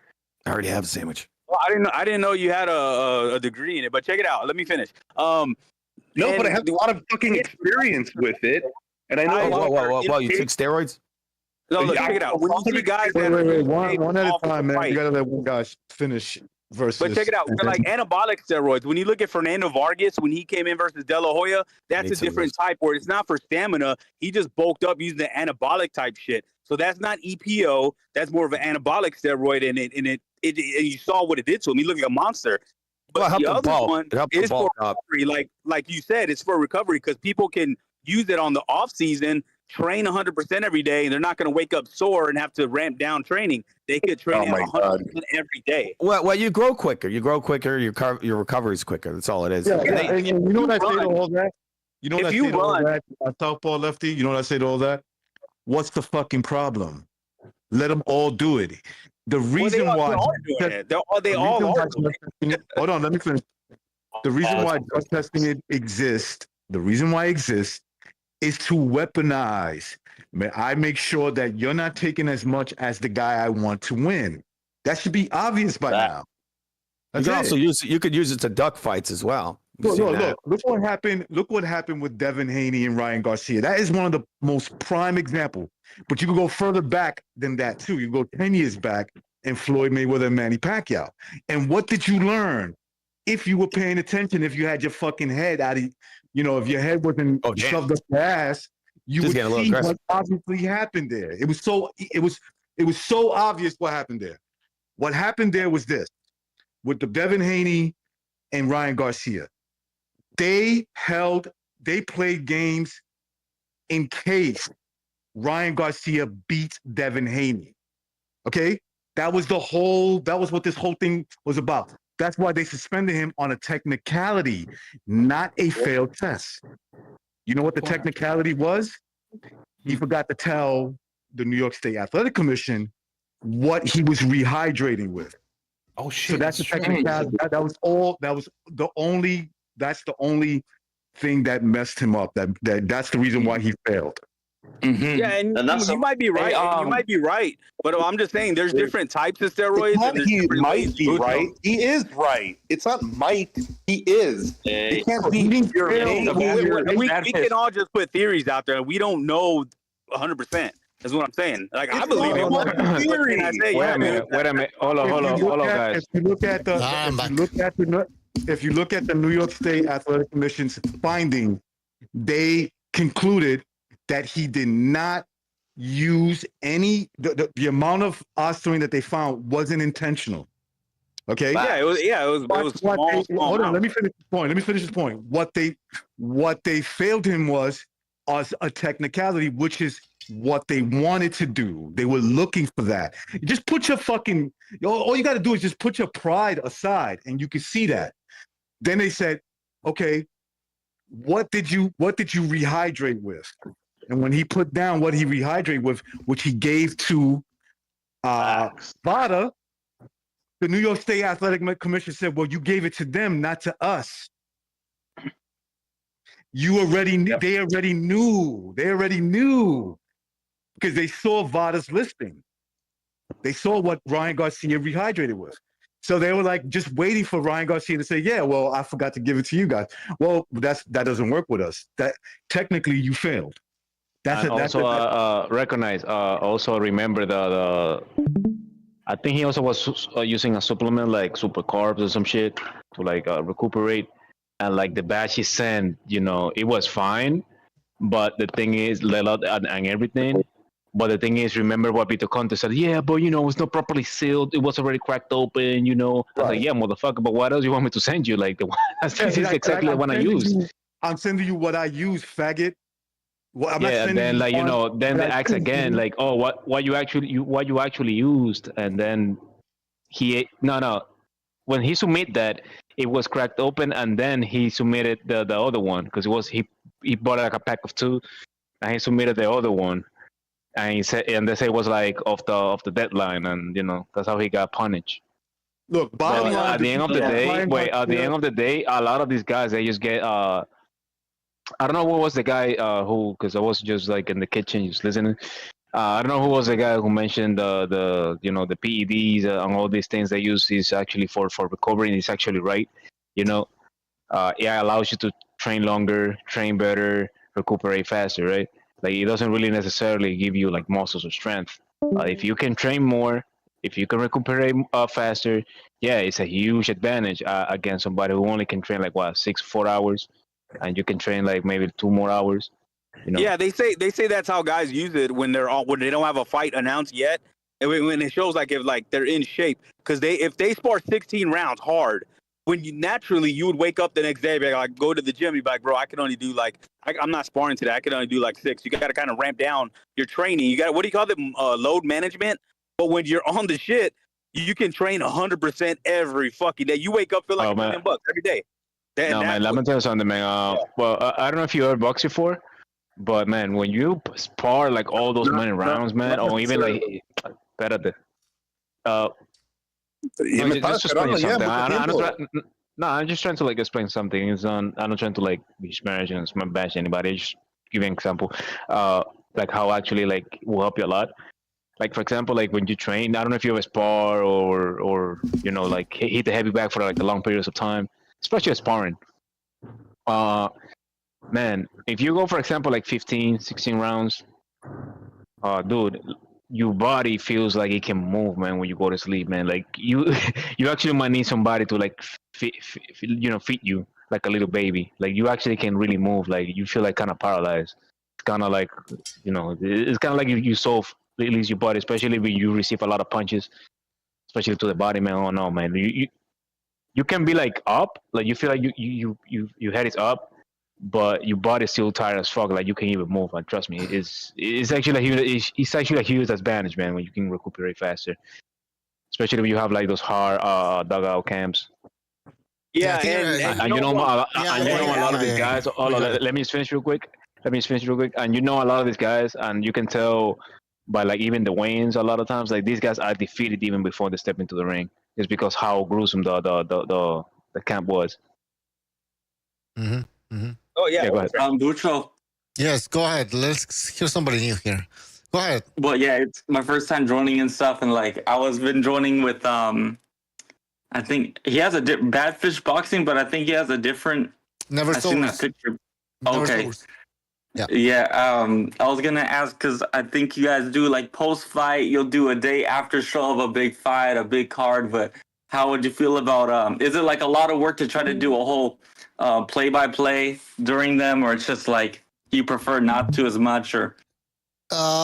We let other people do it. It's just too much. We do and sometimes actually whoever's promoting the fight or streaming the fight, whatever, they might shut you down. They might shut down your fucking YouTube video. Oh yeah, that's if you show the video. I've done tons of play-by-plays. I even funnel in the audio. Yeah, but sometimes they think that you're actually doing something. I mean, once we had that done and we had to like appeal it, they took it out. No, but what happens, fool? Sometimes they let you run it. Yeah. Sometimes they let you run it, and what they do is they just demonetize you, and they just leave you running. In the audio, I never show any video. If you show video, we don't show anything. Of course, they kill your video instantly. If you of course, but we didn't. Sometimes you don't even show. But that's why you see some people saying. Live watch party and then something, and then it's like in parentheses, no fucking footage. It says like, yeah. But anyways, we might do that at some point if you guys want. But other people are doing it, so fuck it.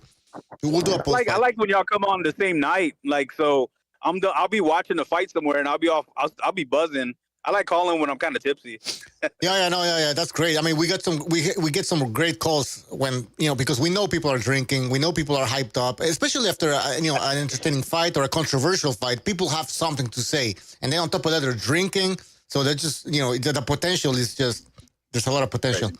Yeah, Anyways, they just become like more of a jackasses, which is more entertaining show, right? It's more interesting. No, especially if it was a good fight. If it was a good fight, you feel like high. You know what I mean? Like after that Crawford Spence fight, dude, I was on a high, bro. Like I stayed up all night. Sleep. Just like you can't sleep. Well, I know Mucho, what you mean, man. The thing you have to bring back, and actually like was enjoying it a lot, was like the morning shows. I was actually enjoying it a lot. It's kind of hard, it's scheduled. I mean, I can do a morning show. BDA, 6 a.m. Sometimes he can. I can't do fucking morning. But yeah, I love the morning. I mean, I wish because in the morning I'm more hyped up. I'm drinking coffee. I'm like, in the evening I'm fucking tired. So, but I wish I could do morning shows. No, yeah, that's what I'm saying. Like in the morning, you actually avoid all of these spam calls and shit. Not spam calls, but like all these assholes. Only like serious people you hear in the morning. It's like Howard Stern. Yeah, the old school Howard Stern. Yeah, and I'm trying to Howard Stern before it turned into. But the thing is, I actually enjoy like all my exactly. I actually enjoy it while I'm working and through my commute to my work and shit. Or you're driving to work and you're listening to a boxing show. That's great. But yeah. Oh yeah, like when I miss a show, like of whoever, could be the Ring IQ, could be BDA, could be whoever who enjoy it.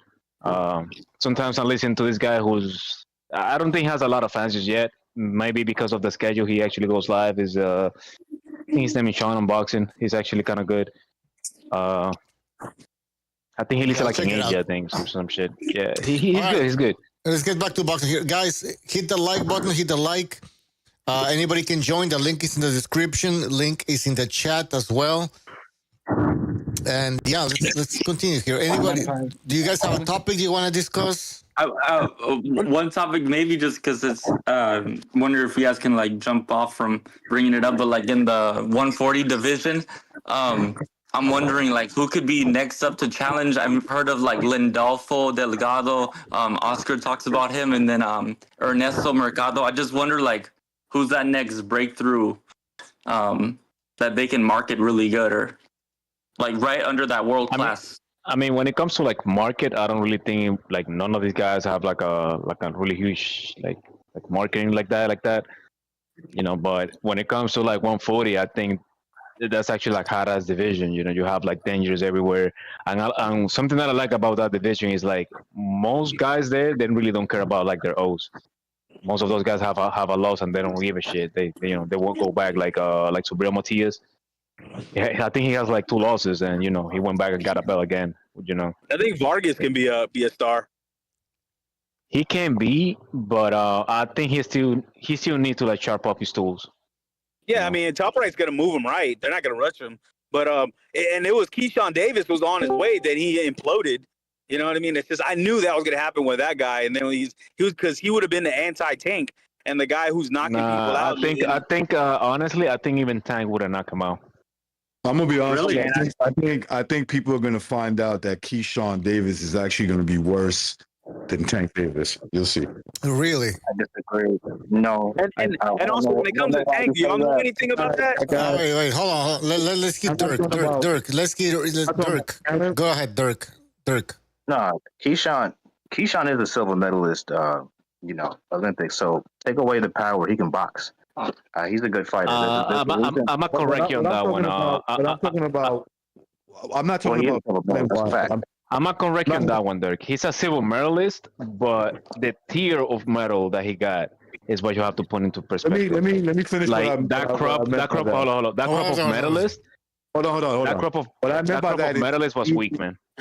He's fucked up in the head.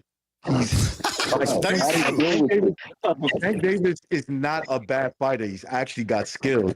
It's just that he's fucked up in the head. I've said a million times, Keyshawn can beat Tank, but his biggest thing, I've always said he's a hit.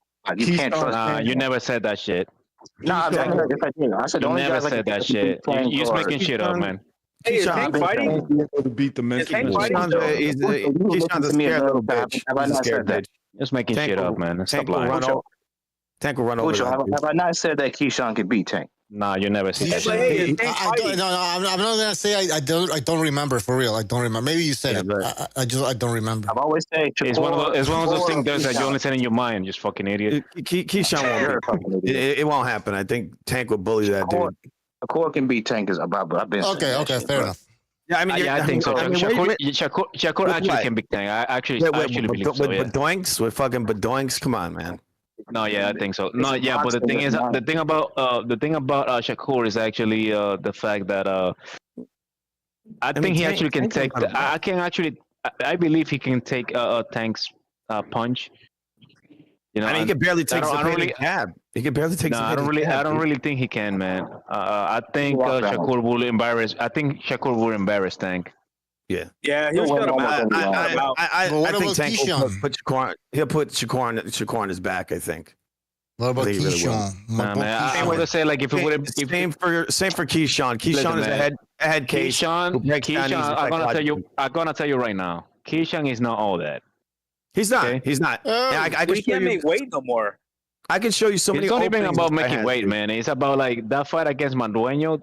Tell me everything that I needed to do, and the fight against Albright. If this dude doesn't have more than if this dude doesn't have more than one advantage, he looks like ass. And if you get, he looks slow versus that dude. Listen, against Mandueño, he looks like regular gas. Against what's his name, Albright, he arguably lost the fight. Okay. Oh my lord! Don't tell me this guy is like all that. And then he fought a whole bunch of midgets. Then he arguably lost against what's this guy? The guy who got beat by fuck. Let's look at the landscape at 140. He's a nervous bitch. Yeah, don't forget Keyshawn. This dude, hold on, Keyshawn Davis, bro. I get it. Like you like your black fighters. But he's not all that, man. I actually one of those. I was one of those guys. Hold on, I was one of those guys who actually believed in Keyshawn. But right after, I saw a couple of his, because I knew about Keyshawn even before he went pro. Yeah, even before he went pro. Okay. He's C+, dude. That's what he is. No, he has. Hold on, just based on his advantages. Hold on, just on his advantages. Just on his advantages, I'm gonna give him a B. Okay, B+. And that's being generous. Espérate, coño, diablo. But no, but he's when it comes to like, pero coño, like when it comes to like skills, guys, Severino, finish your point. Make it quick, because other people want to talk. Okay. But I can't. These guys can keep on cutting me. Go ahead. So when it comes to skills, I don't really think he's all that. You know. Like if you see somebody who has like around like he's saying where like Mandueño, he struggles because he can really move with his power. So he's gonna be a clinch fast. It's gonna be a lot of nothing, right? If he's a guy who's fast as him, like Albright, he's gonna look bad, right? And if he's a guy who's explosive, he's gonna get nervous and not make weight, like the Los Angeles. But I think he was never saw that fight. At 140, I want to see him against that guy Russell Jr. You'll beat him. Real quick, I'm just gonna say this quick before anybody says anything. He does De Los Santos. Fair enough, but okay, fair enough. But when I look at the rest of the 140-pound landscape, you've got Hitchens, you got Duarte, you got Puello. Who else is at 140? Ernesto. Yeah, well, he's a kind of a prospect. Okay, I guess you could say he's a contender, kind of. Yeah. But of all those guys, I think Keyshawn's the most talented, to be honest with you. I think he'll beat all those guys. He's the most. He's not the most talented, man. He's the guy with skinny legs among all those guys. Wait, hold on. Let FUTV go ahead. I mean, look, Keyshawn's not that great of a boxer. He's wide open for all kinds of right hands and left hands. He's a head case as well. He breaks down easy psychologically. I can say any guy who's got a punch. That's why I say Tank Davis would eat Tank would eat this guy alive. He would just press in and he's Jesse Smollett. He's Jesse Smollett. He sent himself that fucking basket and said that. I'm like, man, this guy's fucking nuts, bro. He's not very fast either. Like his hands are not. He's not very explosive. You guys weren't impressed with his win over the Ukrainian guy for his fucking name? The Look at the destruction. size difference. Look at the size difference, bro. He was a much bigger fighter than that guy. And this is why I say he dug De Los Santos. Because He did. that He fight, did. hold on. That fight happened 4 months before the De Los Santos fight, and made the weight comfortable. He blew the weight knowing that there was going to be a problem. He wanted to have a weight advantage. That's why I say dug De Los Santos. The reason why he dug De Los Santos is because he wasn't confident that he could win the fight. That could be I mean, he asked for that fight. They tried to weight bully him. He literally went to Top Rank and asked for that fight specifically. Bro, he ducked the fight. That's insane. Not because you asked for the fight, that doesn't mean you can't change your mind and later on say, I don't think I could fuck with this dude. Recognize, you know what happens, man? It's one of those things like you ask for and you actually like you get it and you're like, oh fuck, I actually got it. So you guys don't think that Keyshawn Davis recognized?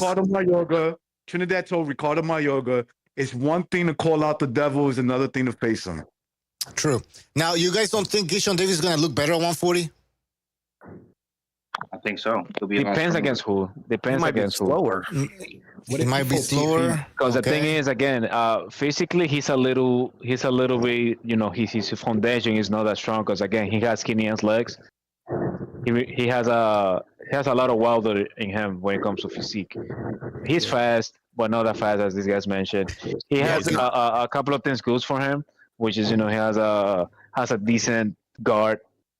You know, when he goes to combinations, you know, he can explode really well.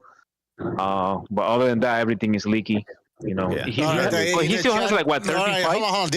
Like you can't just talk nonstop, man. We have Pigeon saying Teofimo Lopez would kill Chitlin bad. Okay, so he says Teofimo Lopez kills this fucking guy. What do you guys think about that? He couldn't even kill Ortiz. I know he beat him. He probably beat him. If they were to fight right now, if you put Tio versus Keyshawn Davis right now, what would happen is Tio would embarrass him. Tio has never embarrassed anybody who's this his guy side. would. This guy got Barbosa. Hello. He would embarrass. Barbosa. Hello. Barbosa is not good, bro. Who the fuck is Barbosa? Is even bigger than Keyshawn. Yeah, he's bigger than Keyshawn. Even bigger than Keyshawn. Good. Keyword. Who's good? He was good. He was good. He was good. Keyshawn, dude, why don't you watch Dirk? Watch. Hold on, time out. I want to prove him wrong. What's the African guy that was the champion that he knocked out at 135? Stop it. But you said he never embarrassed nobody. You're wrong. Yes, he did. Anybody who's good. No.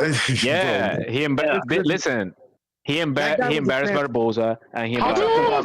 That motherfucker was not a good fighter. He was very basic. He embarrassed Josh Taylor the last 7 rounds. That's for sure. Josh Taylor washed and Josh Taylor robbed Catterall. I don't care. He still embarrassed them, and he was good. Well, those are the facts. Thanks, sassy ass. Oh, you mad? Oh, you mad? You mad, little bitch? No, man, you're a tough guy. Sassy ass bitch. Shut the fuck up, you gay ass. You get go back and beat me. All right, guys, let's not get into like a back and forth like insults. Recognize. Go ahead. Keyshawn should be labeled as suspect because look what's happened in his career. Number one, there's a kid who went to the mental house. I don't trust nobody who's been in the mental house. That's number one. I don't give a fuck. Time out. Let me finish. I don't care if I offend anybody when I say this. Like, I wish you well. If you've been in the nut house, you nobody to trust. You nobody to trust. That's one. Number two, I seen him duck De Los Santos. Like I said, he made way for the little man, right? No problem. And then 4 or 5 months later, he couldn't make weight against De Los Santos. All right? That tells me he didn't want to really fight him. I recognize. Can I ask you a question after you finish? That's it. That's what I'm saying. I agree. Recognize. What about his skills? Like, forget about the mental ward, the mental institution, whatever. The fact that he didn't fight De Los Santos, just skill-wise, what you've seen so far, are you telling me you don't see talent against Baranchik? That's his name. The destruction of Baranchik. Do you see any talent? I do see talent. Absolutely. Okay, so I see talent like he could be explosive, but he can also be hit while he's being explosive because he's inexperienced. He's Okay? one of the least hit fighters in boxing. So he hold on. He's inexperienced. He will not retire if he keeps to boxing. He will listen to what I'm saying. He will not retire undefeated. I'm guaranteeing you somebody knocks him That out. doesn't mean he's not good. Most fighters don't What retire I'm trying to undefeated. say is, Recognize. you gotta let me finish. Oh, okay, Recognize. You gotta let him. When somebody's making a point, you gotta let them finish. all right. He will get knocked out, and he will not recover mentally because and I don't care how people feel about this. He's a mental midget. He's a guy who's already been in the mental ward. That tells me that he's not suited.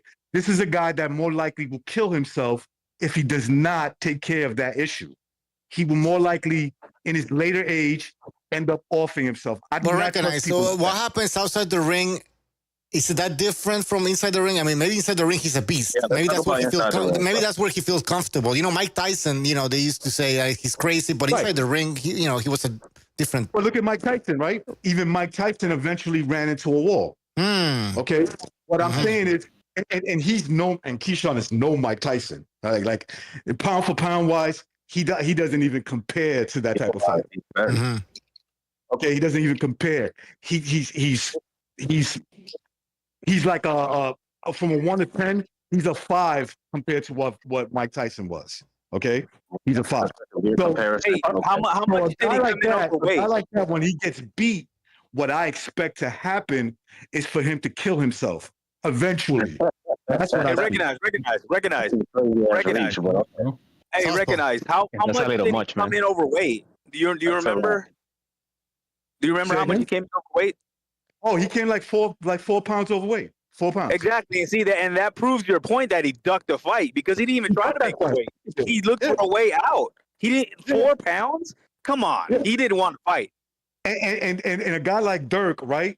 This is fans like that. When that happens to him, they'll act like they never really stuck up for them like that. And I'll be like, listen, I could see it from a mile away, right? Because you're about his age. I would say Dirk is more like Keyshawn's age, right? 25, 26, somewhere around there. I'm 50 plus. I've seen dudes like this plenty of times. And they do have talent. But the problem with them is their brain. I don't trust mental midgets. So recognize you're not shitting on his skills. You're shitting on basically his mental state, and you're saying because of the mental weakness or the mental problems, whatever you want to call them, he will not make it. Let me rebut that, Bucho. He's not that good, right? He's not that good. Oh, he's not that like good. that he can beat everybody, right? When I look at him, I just say automatically I got him for the win, right? So that means he's going to lose. So when he does loses and he's got those mental issues, right? And he hasn't fixed it, I expect him to get worse from there on out. Because now it's all over. It's sort of like Devin Haney, except that Devin Haney has a bit of a foundation, like he has his father and they got connections and shit like that. But Devin Haney is drowning. If you pull the father away, Devin Haney just sinks to the bottom because he already been exposed. Guys, I just want to read a super chat from Frankie before Dirk continues. Frankie, thank you for your super chat. He says, recognize the true voice of reason. All right. Thank you for that, Frankie. And I agree with you. Go ahead, Dirk. All right. So, yeah, we basically agree that he's a knucklehead. That's what you're saying. But purely in the ring, I don't see anybody at 140 that can beat Keyshawn. I wouldn't favor anybody against Keyshawn. Not Hitchin or these other motherfuckers. Vargas over him. Emiliano Vargas is a fucking prospect. So you're picking over Guy Russell Jr.? All right, let him finish. Dirk, let him finish. Dirk, go ahead. Emiliano Vargas is yet to fight a contender, bro. We're not picking a prospect to beat Keyshawn Davis. Stop it. The kid is like 20 years old. I'll say Kimi's more disciplined. He's explosive too, and he has tighter boxing. He's has a tighter envelope. And I would take a guy who takes the sport more seriously and over a guy that's just explosive and comes in big. You know what I mean? I mean, Keyshawn's more than just explosive. Like he actually has real boxing skills. Vargas fights well down the middle. Keyshawn just explodes. Like you can't do that to everybody. You take away the explosiveness, you take away the power. Keyshawn can still fucking box, and he does have good defense. Madueno showed us that he can't box, man. Madueno showed us that he can't box. I'm telling you, Vargas is gonna have a better career. Madueno and Albright showed us that he can't box. Vargas is gonna have a better career. He can't box. Just watch, bro. Vargas is gonna have a better career. Okay, hold on, but Vargas is gonna have a way better career by land, and it's not even gonna be close. It's not even gonna be close. Just watch. You know what's funny? Albright is actually underrated. He fought Ortiz, the same Jermaine Ortiz that gave Teofimo problems, and got robbed against Jermaine Ortiz. So how about Madueno? He beat the shit out of Madueno. He just didn't knock him out. He did not beat the shit out of Madueno. He kept clinching after the third round. Go back and watch that fight. You did not watch that fight, man. Off the air. We're gonna watch it. I'm gonna post that. Hell yeah. Well, he's taking a year off. He's taking a year off to get his head together. So, I mean, I don't know. We're just beating. He's not gonna fight anytime soon. Do you think Duarte will beat Keyshawn? Because Duarte knocked out Madueno like 3 rounds or whatever the fuck it was. Depends on what weight. It depends on the weight. 140. Because Keyshawn is coming in way bigger than guys. That's what. Then that's. No. Just tell me, because Duarte is not a little guy either, bro. He's huge. Whoa. I know, but I'm saying that even his home debut when he fought that Eastern European dude, that guy was tiny. That guy was fucking. Okay, we're talking about Duarte. Forget Barenchik. Duarte, Keyshawn. Who you got? Right now, I gotta say Duarte because he's more consistent. He's more disciplined. I got taking a year off. Keyshawn over Duarte any day. Guys, I got Keyshawn over Duarte any day, bro. Duarte's on who you got? I don't like Duarte. I don't like him. Duarte lost to fucking Ryan, bro. What the fuck are you thinking? All right, guys, let's play a game here. I'm gonna give some guys. Let's play a game. I'm gonna go through some names, and you guys can say yes if you think Keyshawn Davis beats him, and no if he does. If you don't think he can beat them. So, it's Russell Jr. Yes, Russell Jr. Do you think he beats him? Yes or no? Russell Jr. No. No, yes. Are you talking about Antoine or Gary Russell Jr.? Sorry, no, you're right. Come on. Guys, I'm drinking. I'm talking about the Russell at 140. Antoine Russell, yeah, at 140. Yeah, Antoine. Yeah, fucking idiot, man. Antoine Russell, All right. Question, fucking idiot. Okay, William Parro. Yes. Easy. He beats him. Okay. Yeah. Oh, this is a good one, guys. Are you guys ready? Arnold Barboza. Yes. No. He beats Arnold. No. Yeah. Arnold is a very limited fighter with no power and no speed. No. The thing about Arnold, Teofimo's able to do all that. She's become. Wait, hold on. I don't want to hear you talk for another fucking half hour, bro. You talk. Anybody can talk. Just keep it. It can be short if you don't cut me off, man. No. Let's just continue. Dude, you know how to talk, bro. You should go get your nails done. You talk a lot. All right. I don't talk a lot, dog. I haven't talked. Oh my god, dude. Everybody, we all make this mistake. I usually also talk a lot. Sometimes it's stupid. So dude. I thought he was your co-host or something. Let's continue. Shut the fuck up. I haven't talked that much, man. Somebody said it earlier, and you're repeating shit. Jesus, that's what women. Fuck up, man. I want people, guys. I want people to debate. I want people to debate. Back walking off my dog, man. I want people to debate. Women and you tell her to talk too much. How they act. All right, guys. I want people to debate, but when it comes to boxing, I want people to get angry. All right, let's go down the list. Let's continue. Hold on. We have Puello. I forgot his first name, but yeah. Puello, yeah, he beats Puello, yeah. No, I don't think so. Okay, wait. The Madrazo thinks he can be serious. Okay. All right, go on down the list. You got another one here. I wanna know if Don Madrazo thinks he can beat him. Lucas? No, is it Lucas? Matias. I think so. I think Keyshawn beats mostly a lot of people at 140. 140 is not that deep, man. Matias might knock this guy out. I'm sorry, but okay. That'll be a good fight. It would be a good fight, but Subril's been in there and he's gone the distance in fights that he shouldn't be going the distance in. Case in point, his very last fight. Eventually, Matias' his punch resistance is gonna go away, bro. He just takes too many punches. That's true. He's that power fight really exposed the guy. Okay, this is a good one. Richard, is this Richardson or Richard? I always forget. Richard Hitchens. No, Richard. That's more of a 50-50 fight. Richardson. That's an interesting fight because Hitchens has a style. That's more of a 50-50. So I can't say yes. He gets him because he's black too. It's a black and black. I'm not black, and I'm saying it's a 50-50 fight. Nah, I'm talking about you. I'm talking about Dirk. No, the reason why it's a hard fight. The reason why it's a hard fight. You know, it's funny. The guy that just cooked your ass, you being all humble and respectful, but you want to talk shit to people. Like, you're a funny guy. You're a shut the fuck up, man. Okay. So we says the ass. I'm busting his balls, and now you're busting his balls. Gay ass nigga. Pussy ass, bro. What about? I love it. Yeah. All right, go down the list. Hitchens. Sander Martin. Oh, dude, easy. Easy what? Nah, I pick Keyshawn on that one. What's that mean? Keyshawn wins beats that guy. Sandor Martin? I mean, I don't know. Sandor Martin's a tricky guy, man.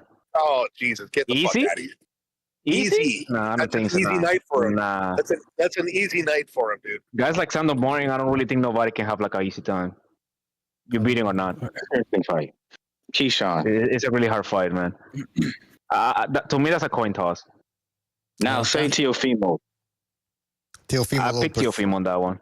Teofimo, Keyshawn cooks Teofimo. Wait, he hasn't gone down the list. You're going into it again. Keep going down the list.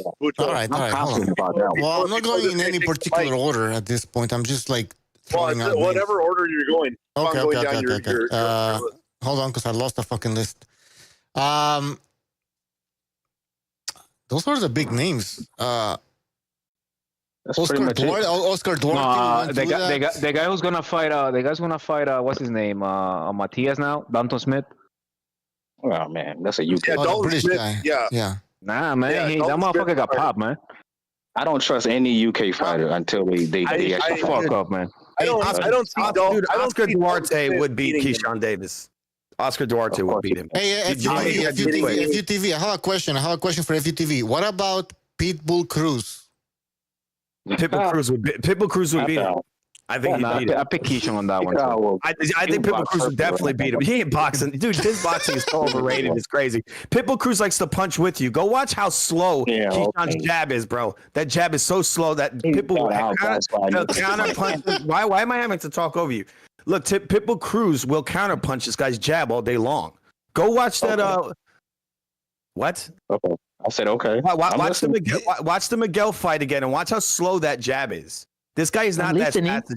He's not as fast as you think. He's really not. I'm listening. That was amazing analysis. I'm listening. I mean, but because there's a lot of openings to counter versus Keyshawn, and Pitbull likes to punch like crazy, and Keyshawn breaks down easy psychologically. If the guy puts his pressure on him, starts breaking his body up and all that, he's gonna start breaking down psychologically. On that one, I'm with Dirk on that one. I pick Keyshawn. Come on. I would bet. I mean, that's your bet. My bet would be for Pitbull. Yeah, you're not betting on that. What about Steve Claggett? No, definitely not. Claggett might beat him too. Claggett might beat him too. Shit. No, I mean, look, Keyshawn is a pussy that just ducked a guy that came off of what, a 2-year layoff, and he fucking ducked the guy. Wait, fool. I got a blood clot on the leg. What about the a blood clot? Claggett the faggot. Sorry. No, you can say that. What about the guy who beat Josh Taylor? What's his name again? Catterall? I don't remember. Catterall. I forgot the African dude. Catterall. Oh, Catterall. I don't know. That's a coin toss too. Whoa. Catterall versus who? Wait, Keyshawn and Catterall? Keyshawn and Catterall. That's a good fight. That's a good fight because Catterall's a tough fucking dude. I don't know, man. I'm gonna listen, man. You're talking about Keyshawn right now. Yeah. Yeah, I got Catterall. Catterall beating him. Oh, damn. Okay. Yeah, that's a pretty tough fight with Catterall. Catterall puncher, is he? Catterall. Hold on. Hold on. Dirk, I'm sorry, Dirk. I'm not sold on him like you are. I mean, that's okay. I'm asking who did Catterall just lose to? Catterall's a better boxer and he's a bigger guy. So Guys, yeah. it sounds like on the next Keyshawn Davis fight, most of you are gonna bet against Keyshawn Davis. Are you gonna do that? Are you gonna put your money? Yes. Well, it depends on who. I don't want to bet against. Fights by real, you know. If fights by real. Why don't you bet? How much money would you put on Pitbull Cruz to fight Keyshawn? $2. Yeah, that's what I thought. Nah, we know he's gonna school Keyshawn. We know that. We know that's gonna happen. That's what's gonna happen. I'll tell you this. He's gonna bully that fucking dude. He's like, oh well, he's short. Well, sometimes that's a really good thing when you're short like that. I mean, what's Keyshawn gonna hit him with? What? Yeah. He's gonna get caught. Watch. I see that guy fight. He's wide open. And Catterall is better than Keyshawn. He's a better boxer. He's a more rough guy. Strong dude. Eats punches well. We got to see if Keyshawn even comes back to boxing. So that's okay. So even if can I get Dirk's take? Go ahead, recognize. If you're questioning whether he'll come back to boxing or not, then you should not be questioning us picking opponents who are not questioning whether they're coming back or not to beat them. Okay, you're picking them purely on boxing reasons. I'm talking about like outside the ring. Yeah, you know what Keyshawn's doing right now? Keyshawn is doing what? Sorry. In a boxing fight, sometimes. What are you talking about, man? You mean sometimes you have to have more than, I would say a lot of times, you have to have a lot more than just talent to win. You have to have mental toughness. You have to know how to adjust. You have to have boxing IQ, a little bit of everything. You can't just be like, oh, I throw faster punches than you, and therefore I'm going to win the fight. Unless you're fighting a bum. Yeah, that's different. You see, the fighter you're describing is Schofield. Kid Schofield. He relies on a lot of athleticism. Keyshawn is technical, very technical fighter. I got Schofield killing Keyshawn Johnson. You're crazy. Whoa, crazy. We can put money on that. I think Schofield definitely could beat him. I mean, look, I think that's a coin. I got Kid Austin murking him. Okay. Keyshawn's dude. Everybody in that camp's a weak little bitch psychologically. Even Crawford is. That's why even Abdullah Mason. I like Abdullah Mason. Abdullah Mason is definitely relies more on athleticism than technical ability. That's why he doesn't have a I think that's when you're wrong, man. I think you flip it around. I think Abdullah is more technical than bully. Keyshawn? No. Then who? Abdullah. He's more technical than Abdullah's more technical than Keyshawn or Schofield. Who are you talking about? He's than both of them. No, he's more explosive. Yeah. I think Keyshawn. Listen, man. Nothing. Abdullah says that he's abused of his athleticism. He's not even that athletic. He's taken a lot of fights for a reason before he got his title shot because he doesn't have the experience that Keyshawn has. Dude, he has more experience than Keyshawn as a pro. He has more fights as a pro than Keyshawn. What are you talking about? Exactly, because he needs more seasoning because Keyshawn is being moved faster. Yeah, because he was an Olympic. That's the point of being an Olympic. Yeah, and that's my point. Keyshawn is more technically gifted. Is more technical and more. He's not technically gifted, dog. He's bigger. There is no fight. Hold on. There is no fight. Derek. There is no fight that he has displayed these high technical, these crazy high level jab, these 1-2, nothing. He's not. He don't even have a good 1-2. You understand that, my friend? So you can understand that, my friend. Have you seen him do? Have you seen him? Hold on. Guys. I wanna move on because I've noticed we've been on this issue for a long time. So we're gonna go back to something we talked an hour ago, 2 hours ago. I don't know. I lost track of time. Virgil Ortiz versus Erickson Luben. So that fight, according to the Ring senior insider Mike Coppinger, undefeated junior middleweight contender Virgil Ortiz and former title challenger Erickson Luben are finalizing a deal to fight in October. Ortiz is coming off a career unanimous decision win over Israel Madrimov in February. Initially in talks to face Keith Thurman, those plans shifted after Thurman was booked against Sebastian Fundora, another shitty fight, a shitty fight, I should say. Erickson Luben, has won 3 straight fights since 2022, where he lost to Fundora by TKO. And he's on a 3-fight winning streak, blah, blah, blah. So what do you guys think about this fight? Virgil Ortiz versus Erickson Luben. It's a good fight. I got Virgil. Okay. Good fight. I think Luben is a underrated fighter, man. Yeah, he's a good fight, fighter, but can't deal with pressure. And unlike what's his name, Jesus Ramos, Virgil is not going to let up in the mid rounds. So I got Virgil stopping him. And to your point, man, and just to give a little bit of credit to Luben. Luben is actually a really good boxer. Like he really is. He only had like that misfortune being knocked out in the first round by Charlo. Even though he lost against Fundora, it was a good fight, man. He never gave up. He actually knocked down and hurt Fundora a couple of times. Yeah, and he was not. He went out like a bitch. He actually won me as a fan in that fight when he lost by deformation.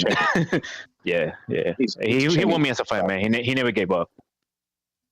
Yeah, and he was trying to fight Bakram, but I don't know what happened there. But he was trying to fight Bakram. I think I heard about that too. I think so. People don't want to. The reason why people don't want to fight Bakram is because they're scared of him. Is nobody wants to deal with that IBF rehydration clause. And he's huge. Not only that, that too. He should be a good he should be a good punching bag for Ortiz, I think. I think De La Hoya was washed on that the fight. thing about Bakram is his defense is pretty much non-existent. Yeah, like he's pretty much straight up and up fighter. But man, when he got you on those combinations, he's fucking deadly, man.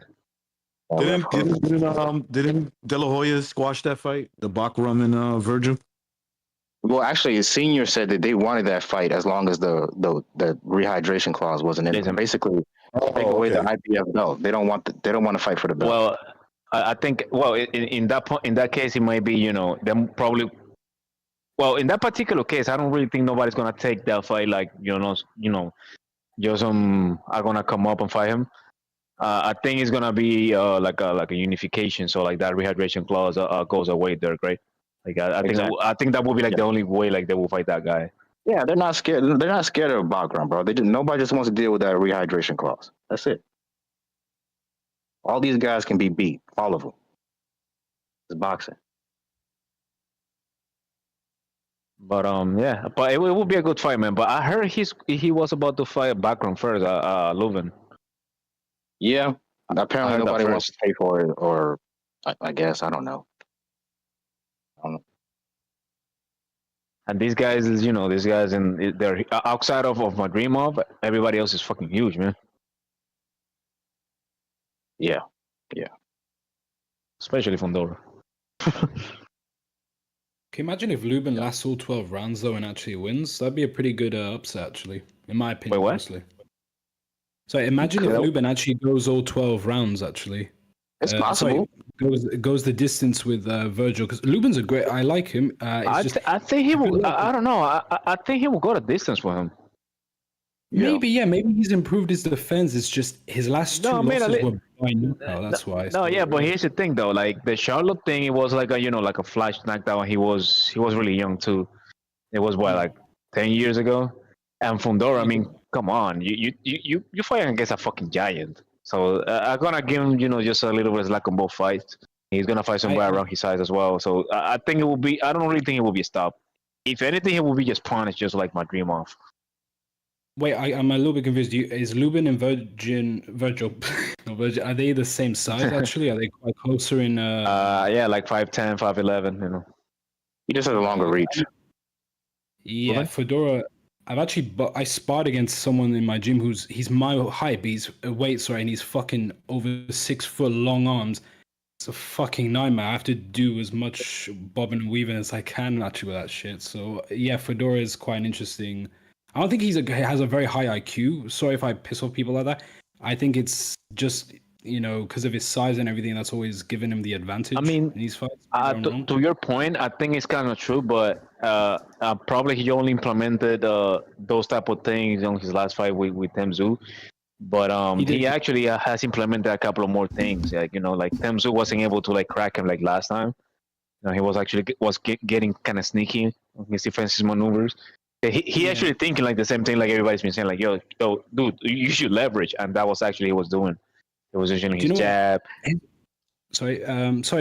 Who's the Ukrainian? Sorry to interrupt. Who's the Ukrainian who lost to Virgil Ortiz, but it was a close fight? What was his name again? Bohachuk. Oh yeah, he's pretty good. What do you think if he and Fundora fought? What do you guys think would be the result of that? I think Fundora. Bohachuk is still too open for like hooks and shots like that. I think Bohachuk. You think Bohachuk wins? That dude Bohachuk comes forward with no head movement. You're always hating that guy.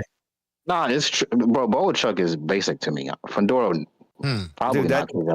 that dude would lay out a lot of guys, almost everybody at that weight class. No, yeah. It's just we're talking about a special guy, Fundora. Yeah, we're not talking Fundora. about. I would. yeah. I mean, I think Bohachuk would beat Fedor. He just break his body. To me, I don't know. That's a coin toss. Fedor's dangerous. Fundora. I'll pick Fundora, but it's a coin toss. Okay, I don't know if this will split the room, but what about because would be eating Bohachuk alive? Well, if Ortiz is way faster. Oh, sorry, man. Sorry if I may. What about Boots? Because he's moving up to super welterweight. Him versus Fedor. What do you guys think? I think Fedor would rip him to pieces, destroy him. Of course, you say that. Okay, well, do you know what? We're gonna play a game again. You break him in pieces. That's easy work. In the movie Saw, let's play a game. What was it? I want to play a game. Yeah, Jigsaw. Yeah, Jigsaw. All right, let's go. Boots Ennis. You gonna say yes if you think he beats this guy, or no if he doesn't beat him? All right. So, I'll ask for Food TV. He's gonna say yes to everybody. You're gonna say yes. Dirk will say. No, you're gonna say yes. No, Dirk is gonna say yes for all, and FU is gonna say no. FU is gonna say no. Unless Crawford is in there, you're right. But go ahead. Okay, let's begin. Let's see what we have here. Josh Kelly. Josh Kelly. Come on, man. Oh, yeah. I'd say it's a 50-50. There it is.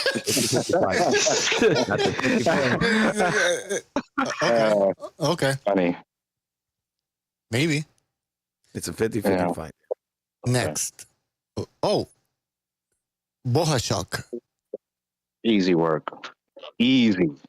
Boots. Knockout win. Too slow, too lethargic, bro. Knockout. Yeah, he knocks him out. He's stopping him. He's too lethargic. He can't deal with footwork. Good jab. You really get into that with that silly footwork that guy does. That dude, for the most part, it's a cop out. It's the footwork. That's what they say for Crawford. Everywhere. Footwork. Yeah, I mean, look, the guy's both times on the forward foot. He's getting backed up on the ropes by fucking slow plotting midgets. And they got this guy on the ropes.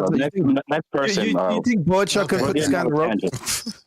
Of course, he could put him on the ropes and beat his face and break his face. Callum Walsh. Everybody's talking about this guy, Callum Walsh. Fuck out of here. That's come on. Next. Wait. No one else answered. Is there anyone else gonna? Well, you can say something. To be fair, I don't know much about Callum Walsh, so I don't either. Me neither. He's an Irish kid. I keep hearing. I will just go with. I will just go with Dirk and pick Boots. I'll say I don't know enough. I'll say I don't know. When in doubt, give it to the Irish kid. No, I don't know enough, so I'm just gonna pick Boots by default. Now it's getting interesting here. Wait, was Callum Walsh the guy who beat Liam Smith recently? No, that's McKenna. Oh fuck! Sorry, my bad. Yeah. By the way, McKenna also fought Lima, who Boots is fighting, and Lima gave him hell. Just saying. All right, this is a good one, guys. Are you ready? Jesus Ramos. That's an interesting fight.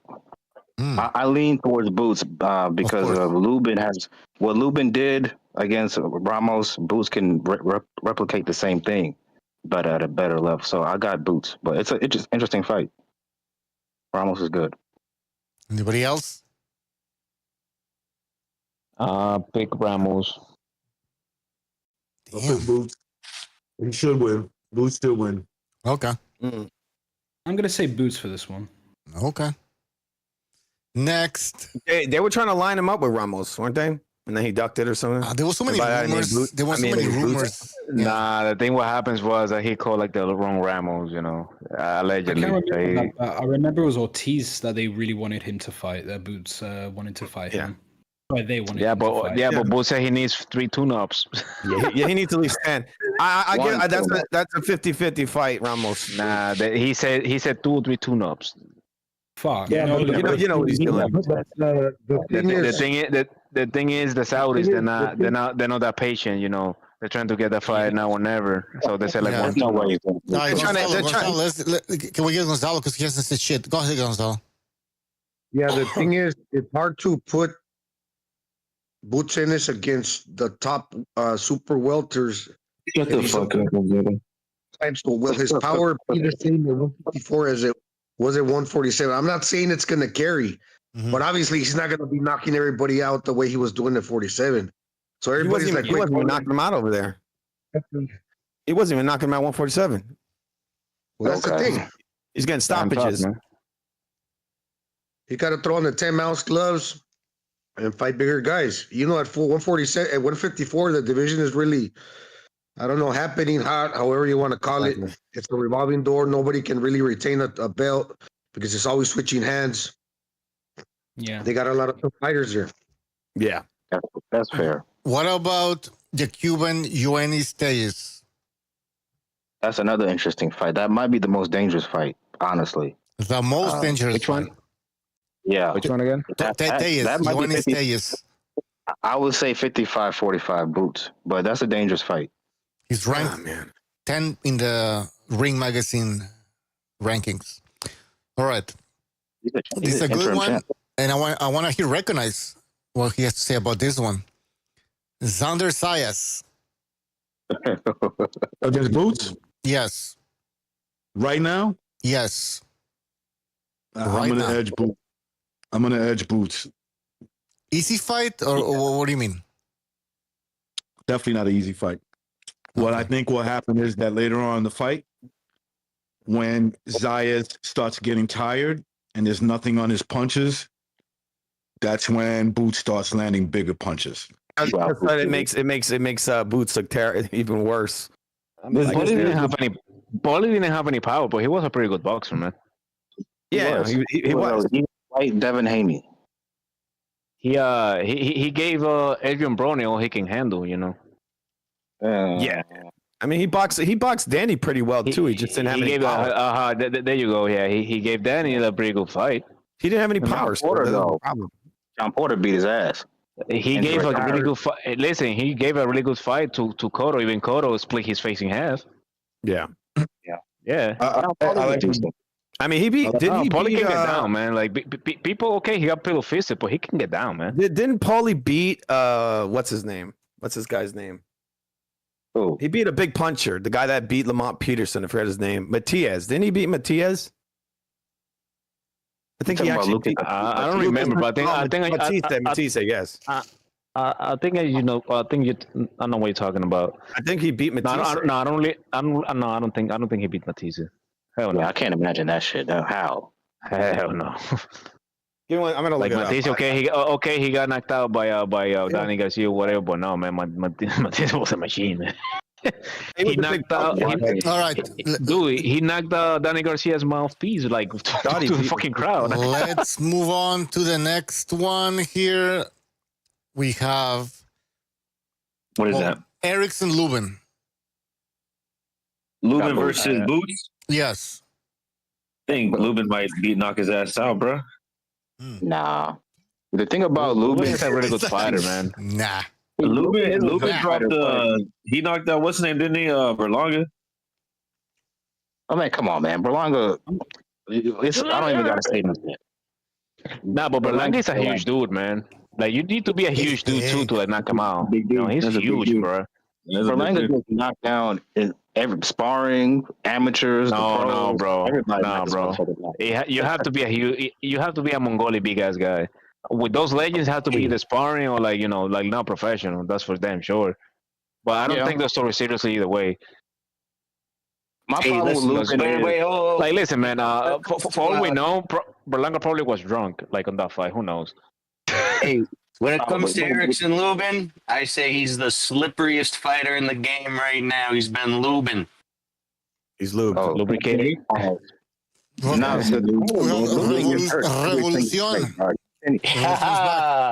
What's up? What's up, everybody? How we doing? Some new friends, some old friends. How we doing, everybody? All good, sir. How you doing, boss? Hey, Revolucion, I was. Remember we posted a video of that night when we were watching Pacquiao versus Thurman. We were doing a play-by-play type of shit. Remember that shit? And it was fucking funny as hell. It was crazy because Gonzalo was there, Stu was there, Recognize.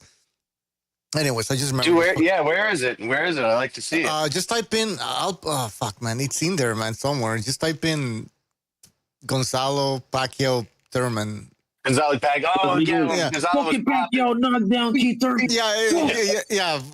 Gonzalo was like yelling and shit. It was fucking funny. No, it was a good night. That was a good night. And That was a good one, I think Luben doesn't look too good. Did you see his last fight? Yeah, no.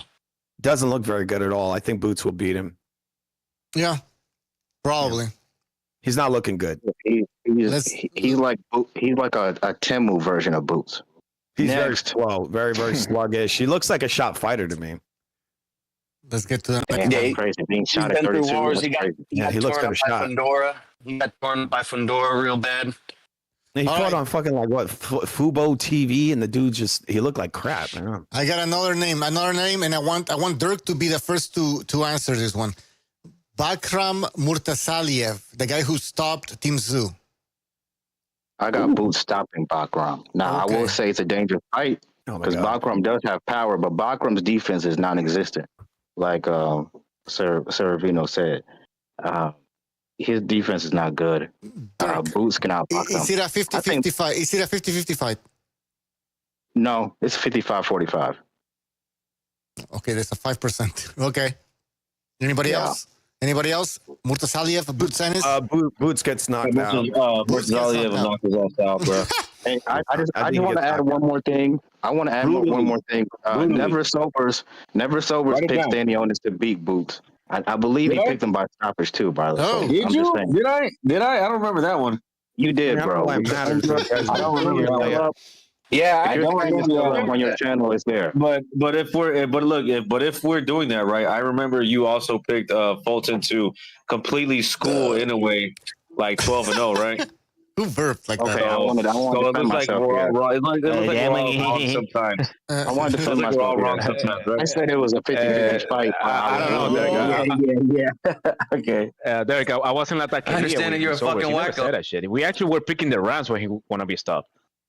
Nah, he definitely picked Stanionis, bro. Nah. We were picking the rounds when he's going to be stopped.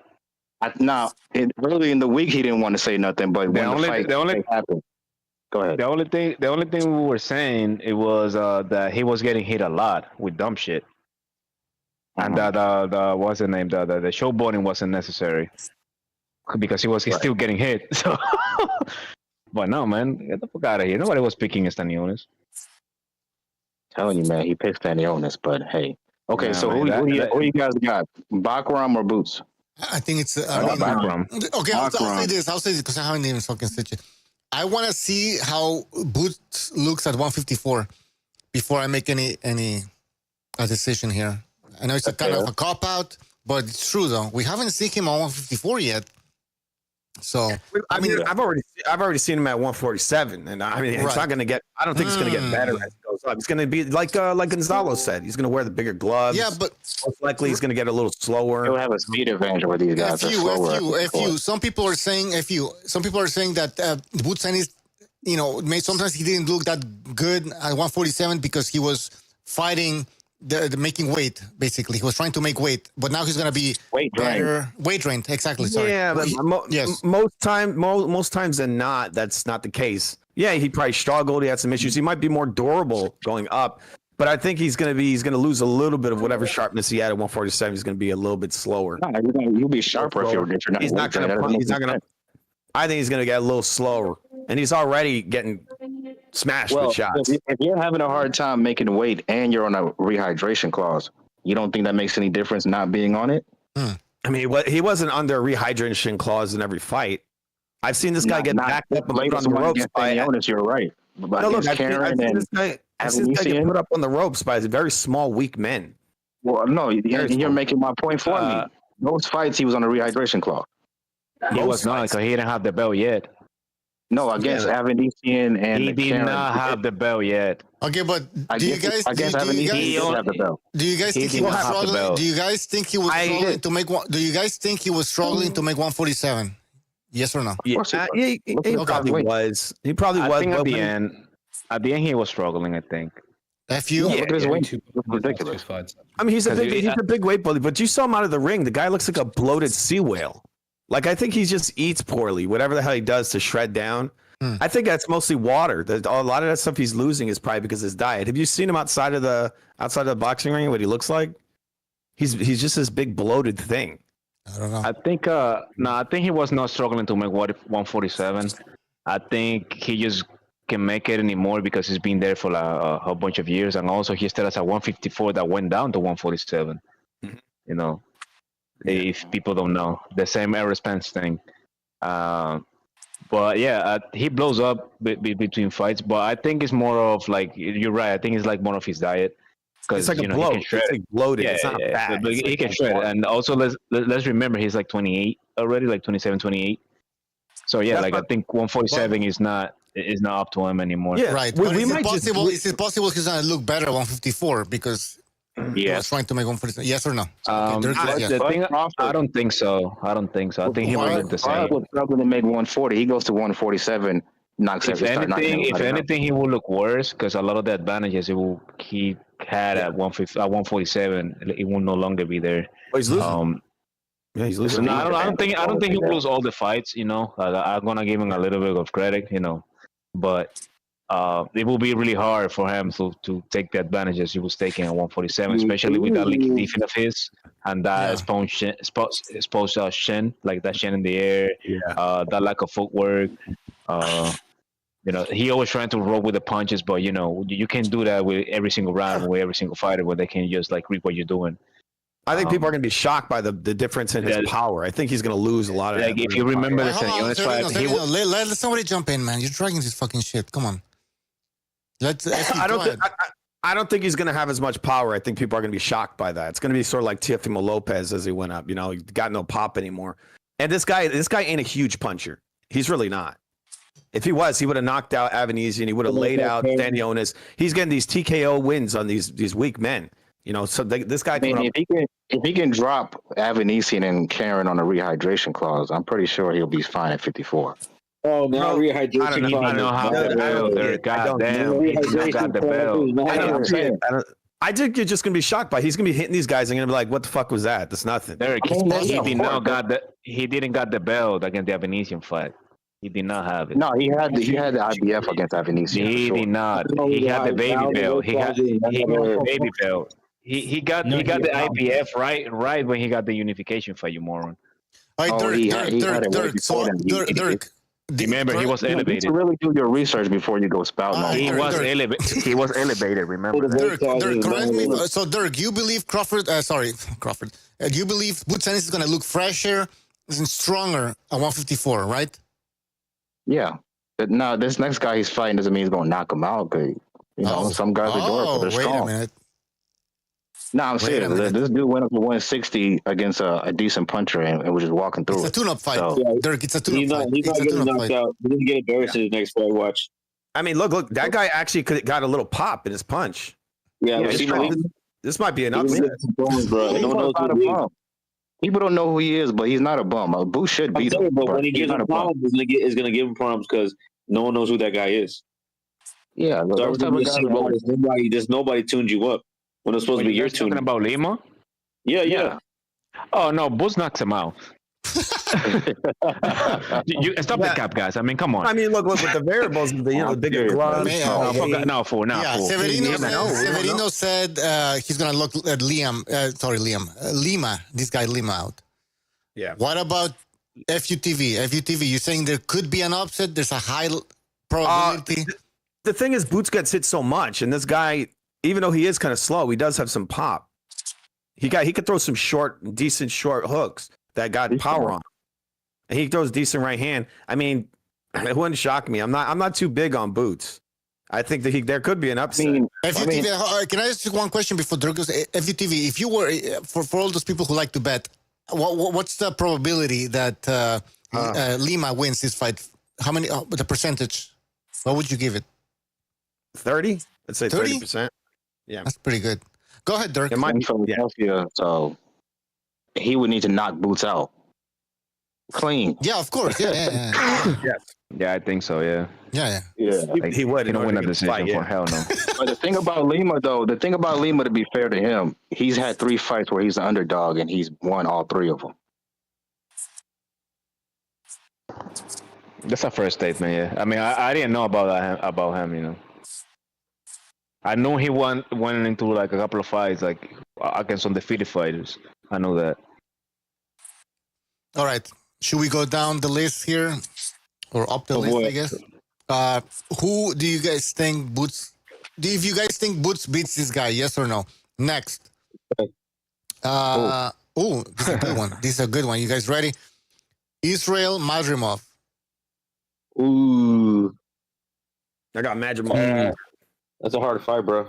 Maybe I can get it out with the Boots. I don't know. I could see Boots, man, just based on that Virgil Ortiz fight. Yes. I think Madrimov's I better. agree with Boots. Yeah, Boots. I mean, I can see Boots, but at the same time, you know, Virgil was able to like go through this guy because of his high guard. You know, it's really, really tight. Yes. And even after the fight, you can see he has a whole bunch of like bumps on his face because of the gloves. You know, he was all scratching and shit.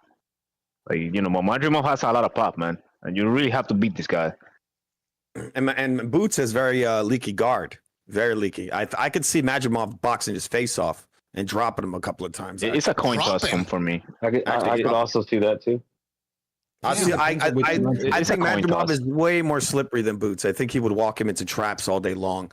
And Boots kind of like slots in, you know, with a really not a great guard. I'd see slipping shots through the middle, dancing around the guy, smashing him with left hooks. Yeah, dude, he'd box his ears off probably. Let the new guy go. Go ahead, Antonio. Oh, thanks, man. It's just Madrimov. I think Madrimov changed his style for the for the Virgil Ortiz fight, and that gave him issues, if I recall correctly.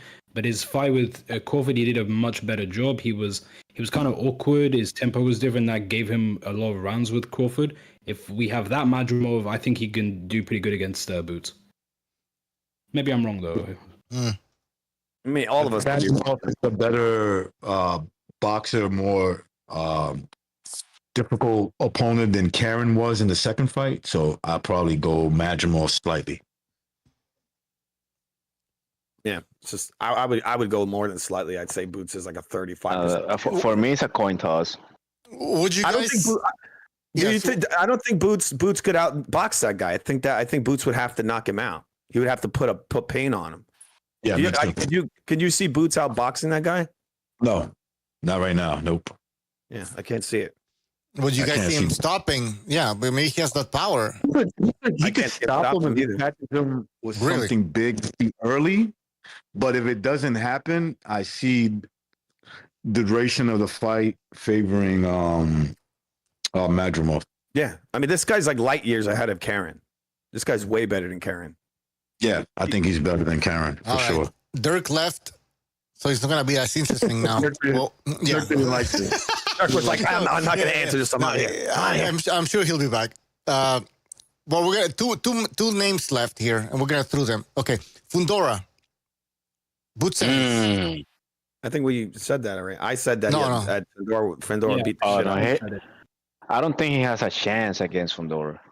No chance in hell. No. I give him a chance. I give him a chance, in hell. But I got tired. Fundora's a little bit chinny. He gets a little bit sloppy. Yeah, that's true. Yeah, and he likes to get into wars. You know. Yeah, I mean, even the fights where he's like won and looked good. Like, I mean, we talked about Erickson Luben said before he butchered his fucking face up. Yeah, he got dropped. And not long after that, got knocked out again. That was his knockout loss pretty soon after that too. That's true. That dude would murder Boots, man. I'm telling you. I gotta say, he's the fucking most entertaining fighter in my fucking book right now. It's just such a fascinating thing to watch. A guy of this fucking size. He's a freak. He's a freak. He's up he's there a challenge with everybody, you know? Sorry, with Marvel Thomas Hearns. He's up there with the freakish. Jesus Christ. All right. The guy looks like a praying he's no Tommy Hearns, but yeah. No, come on, this guy. No. I mean, imagine him, you know, even if his career kind of, you know, falls a little bit apart, he ends up in a gatekeeper role. it's gonna be a fucking hurdle for everybody to get over. You know, like he might be a spoiler, you know, down the line, but you know what? He's going to Harvard or something right now. So that's a big ass. Yeah. Apparently, he's fucking smart. Hey, Amok in the chat. Shout out to Amok. He says Erickson Luben needs to rematch Ramos Jr. after that gift decision. That's true. I think that's the only loss Ramos has. I believe so. That's the only one he has. Yeah. All right. Last name. Do you guys think Boots Ennis beats this guy? Yes or no? Here we go. Virgil Ortiz Jr. No. Fuck no? Okay. No. Nobody? No. That's a big fight. That's the fight everybody wants. That's the fight Eddie Hearn's talking about eventually, the mega fight. Ortiz, Ennis. And it looks like they're trying to kick that can down the road, and Ortiz strategically is fighting a guy that's kind of, you know, soft touch, getting ready, you know, in preparation. He's not going to, he's not going to take some beatings while this motherfucker's cherry picking. I mean, listen, to be fair, if you can build this fight a little bit more, like for next year, that's fine, but they should do it like while these guys are young and not do that dumb shit that they did with Errol Spence and Terrence Crawford. You know, like these guys are like in the mid to late 30s and they can do really shit. So like if they can do it now, they better do it, you know, as soon as they can, so they can do like a rematch or a trilogy or some shit. Mm-hmm. Yeah, because that could be good, man, for the division. Exactly. I mean, that's crazy that we don't see that in boxing anymore. Really, it's these guys having one fight. That's it, and they do it when they're too old, when they're out of their primes. All right. Well, that's it for Boots Ennis. All the Boots Ennis talk that's done for. So let me see where we can go. We can go from here. Let's see. We already talked about this. We talked about that. Oh, Tyson Fury. Let's see what I wrote here. Tyson Fury has firmly stated that he will never return to boxing, dismissing speculations about a potential comeback. The 36-year-old retired after his December rematch defeat against Alexander Usyk, but has since hinted at a trilogy fight with Usyk or a bout against Anthony Joshua. However, while attending Doncaster's Fury ruled out a return, citing his age and calling boxing a young man's game. All right, so he's retired, basically. Are you guys going to miss Tyson Fury? Do you want to see him back? I mean, I wanted to see the Joshua fight. Yeah, I wanted to see the AJ fight. Yeah, that would have been cool. What would you guys rather see, the AJ fight or AJ and Fury or AJ Deontay Wilder? Which story would you rather finish? AJ Fury. Yeah. I think AJ. Yeah. Wilder would get murdered. It would be like the battle of the Brits. Yeah, Wilder's just too past it at this point, man. Nah, forget about Wilder. Yeah. Too past. And I think, man, here's the thing: their expectation is like so low for these guys at this point of this career. Like they wouldn't mind do like a first, second, and maybe a third fight, like in Wembley and shit, because that can still go down, man, even with no belts. Yep. Yeah. Yep. Yeah, exactly. It's an attraction fight. Good names on the marquee. Even as like, you know, the I can see like the build up. I can see how Fury can be like annoying as fuck and get on the Joshua's skin. And let's be real, man. Do you really think this guy wanna fight again, Fury? That motherfucker have made like borderline $500 million in the last 6 years, man, or some shit like 300, maybe $300 million. Yeah, he's made a lot of in 3 days. In 3 days, he'll just say, "Hey, I'm coming back." Fury's retired. This is true. He's retired like 10 times. Like there's literally videos showing how many times. The dude is some people have theories about this. One, he's either retiring so he doesn't have to do tests anymore, which is very strange. The second is either so he can make money off the retirement, like doing books and stuff. I don't know what the hell's with Fury. He needs to take his medication. Like, I do think he'll return, but I don't think he deserves a third Usyk fight. The first two, Yeah, just one-sided. Yeah. Also, Amok PvP says Fury versus Parker or Fury versus Caballero. I think Fury said he's friends with both of them and doesn't want to fight them. I saw this like last week or something. So he won't fight either of them, sadly. Well, and somebody said he was fighting Parker, no? Oh, no, sorry. Usyk is fighting Parker. Usyk has recently... Sorry. Yeah. Go ahead. Usyk has recently stated... Sorry, Usyk I want Usyk to fight Parker. Apparently, I feel like they sprung it too quickly though. Right after the Dubois fight, WBO was like, you have 30 days to say if you want to fight. And according to Frank Warren, just 2 days ago, I think, or yesterday, he has stated Usyk is asking for an extension for the WBO to give him more time because he wants to spend it with his family. So fingers crossed we will get the Parker fight. I think Usyk should fight Parker and Caballero and retire, in my opinion, at least. I agree. I want to see the Caballero fight. Actually, I want to see the Caballero fight before the Parker fight. Caballero, he surprised everyone. Like, no one, I think he was either, I don't know if he had a shit manager or something, but he became so hidden in the division, which makes no sense. And his body shots, fucking brilliant. He made me a fan from the first fight in Saudi, and I wish him a ton of luck. But he's 35 years old, I think, so he's getting older. Hopefully, he gets his chance at the title soon. Yep, I agree with that. The thing is, my fear with Usyk is that he might retire, like right now. He could even announce right now that he wants to retire. So literally, that's the same. Yeah. Same fear. I've been thinking that because he's 38, and keep in mind, guys, this dude, he's been fighting since he was a kid or a teenager as an amateur. All that piles onto being a professional, and he was a cruiserweight, and now he's a heavyweight. That is like, his body won't last. I hope he retires before he gets slower, because I don't want him fighting out of his prime and having losses. I think hopefully he'll know when it's time. Yeah, in the chat, I don't know. The Hand History Vault is saying Usyk versus Itauma is likely next.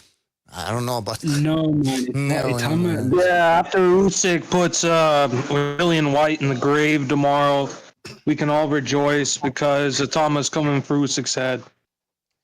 Itauma doesn't deserve the shot yet, in my opinion. He needs one or two more fights in the top 10. Telkine, do you believe Moses Itauma beats Alexander Usyk?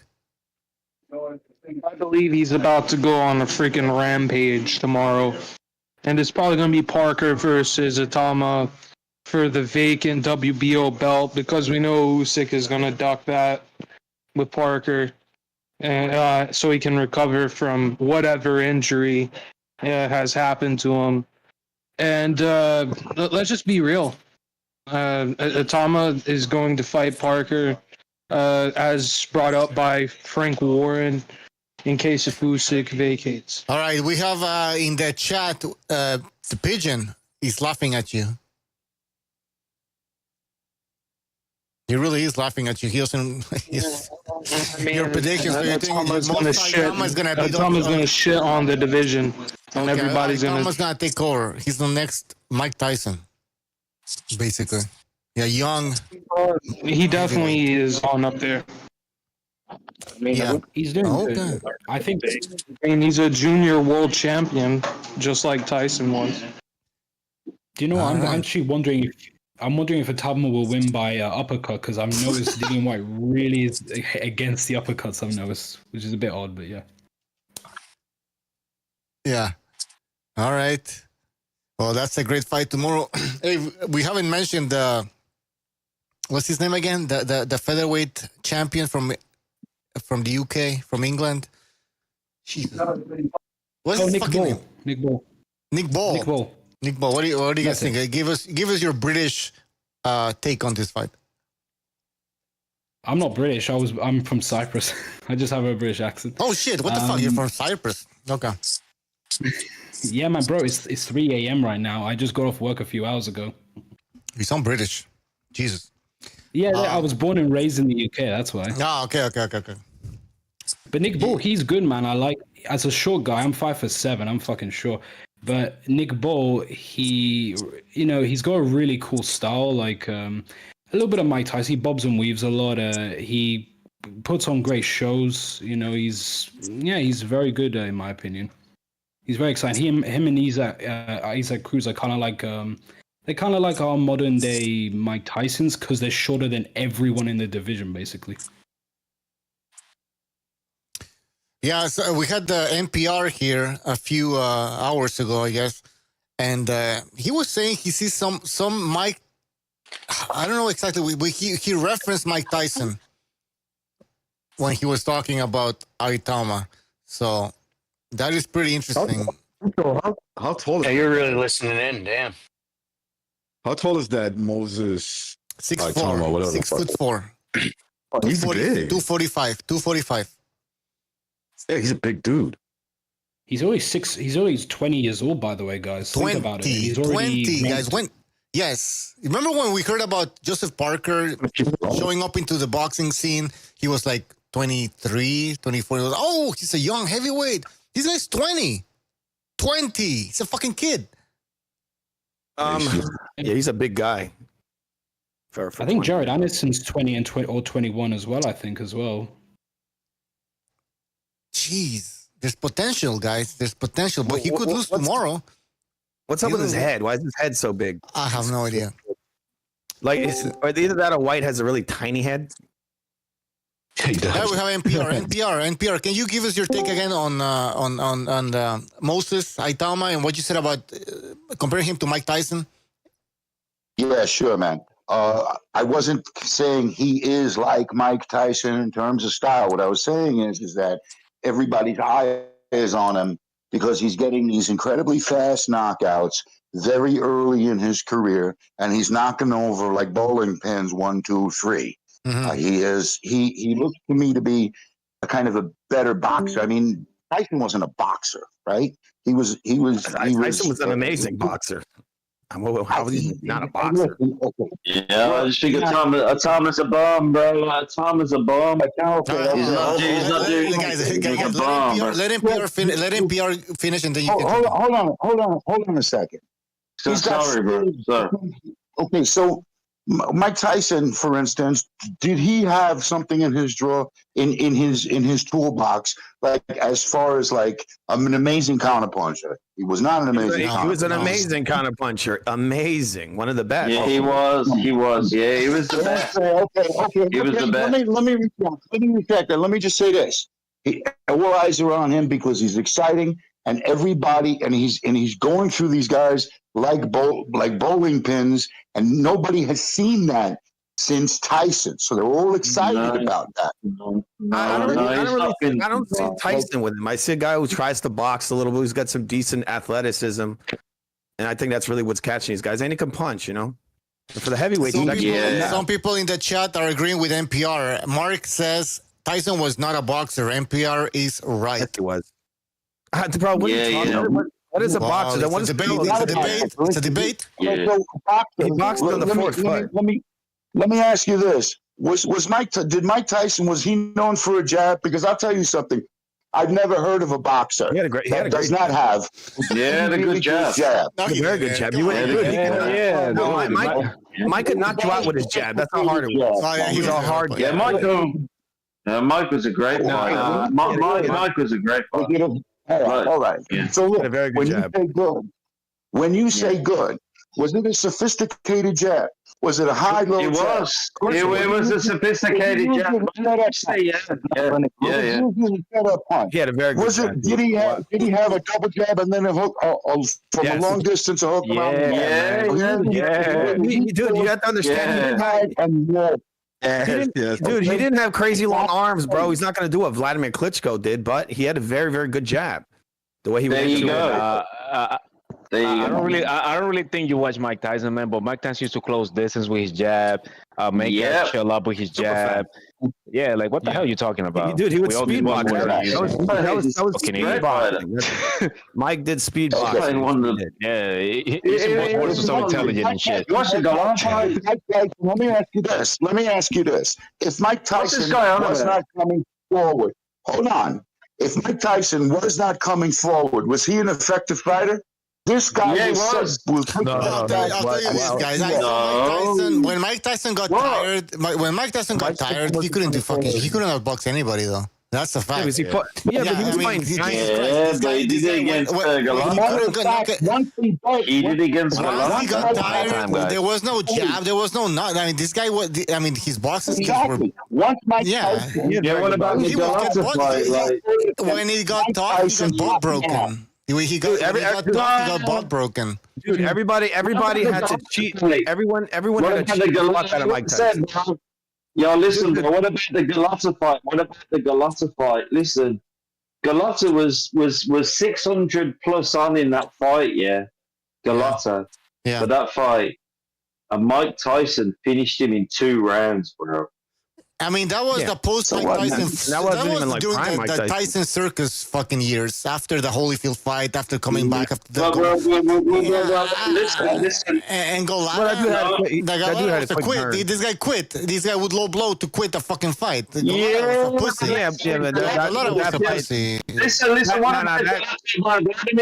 What about Galata against Vladimir Klitschko? I think Galata would have killed Vladimir Klitschko in the fight. But he's a mental midget. But dude, that really fight. He got knocked out by Lewis. Yeah. Lewis fucked him up though. I mean, when he dropped him, I mean. You know, you know, Galata beat the shit out of Riddick Bowe. You know that? He beat his ass and then he cheated because they probably had deal links, you know? Yeah. He had to lose. He had to lose that fight. He was winning very easily. Are you saying it was a fixed fight? Oh yeah, for sure. Look. Galata is known for quitting, getting dropped, and just quitting. No, let me say, look. He beat the shit out of Riddick Bowe. He beat his ass. Yeah, he was winning. And then he throws all these out of nowhere, he throws all these random blows, low blows in a fight that he's easily winning. Yeah. This is a guy. This guy's not mentally okay. He would quit. He got arrested for impersonating a cop. Basically, now that guy's not fucking. No, the guy is fucked up in the head. That tells me that impersonating a cop doesn't happen. Like fuck. He was. He's psycho. Remember, he was a psycho, but like respect to Andrew Galata. Listen, nobody gives Andrew Galata his respect. They're all nasty. Listen, why don't people give respect for people like Andrew Galata as a boxer? What entertainment we all had. I agree. What entertainment we all had. It was amazing. Yeah, I'm not saying he was amazing. I'm just saying he quit. It's a fact. I'm not saying. In the Mike fight, he actually had broken bones. I think his skull was broken. He had multiple broken ribs. Yeah. He was all broken to pieces in that fight. He didn't look like it though. He didn't look like. But he was. He went to the hospital after that. They found multiple broken bones. That probably happens with every opponent. That fights Mike Tyson. That dude was hitting him real hard. Joke. So you know that fight, Tyson when he was on steroids versus Galata. He used to buy them from the same gym that I used to buy steroids from back in the 90s. Nice. And he was on like, So Galata steroids. Galata against Tyson is a no contest. You do know that. Did you know? No. They found marijuana in his system. I think they found marijuana in his system. It wasn't marijuana. Yeah, Mike never. I don't think Mike ever tested positive for any anabolic steroids or anything. Maybe that was his issue. Maybe he used steroids, but he never tested positive for any of it. No, you're right. It was marijuana. They did it with Nate. You remember Nate Diaz? Yeah, Nate Diaz. That was crazy. You're breaking up, Pigeon. Listen, the UFC is a disgusting. Let Pigeon fix his mic and let's hear NPR. NPR, go ahead, please. All right, so I think the most major point is that the guy knows how to set up things. He is not a seek and destroy fighter like Mike Tyson was. Okay, he is not doing that. He's doing sophisticated things to earn those knockouts.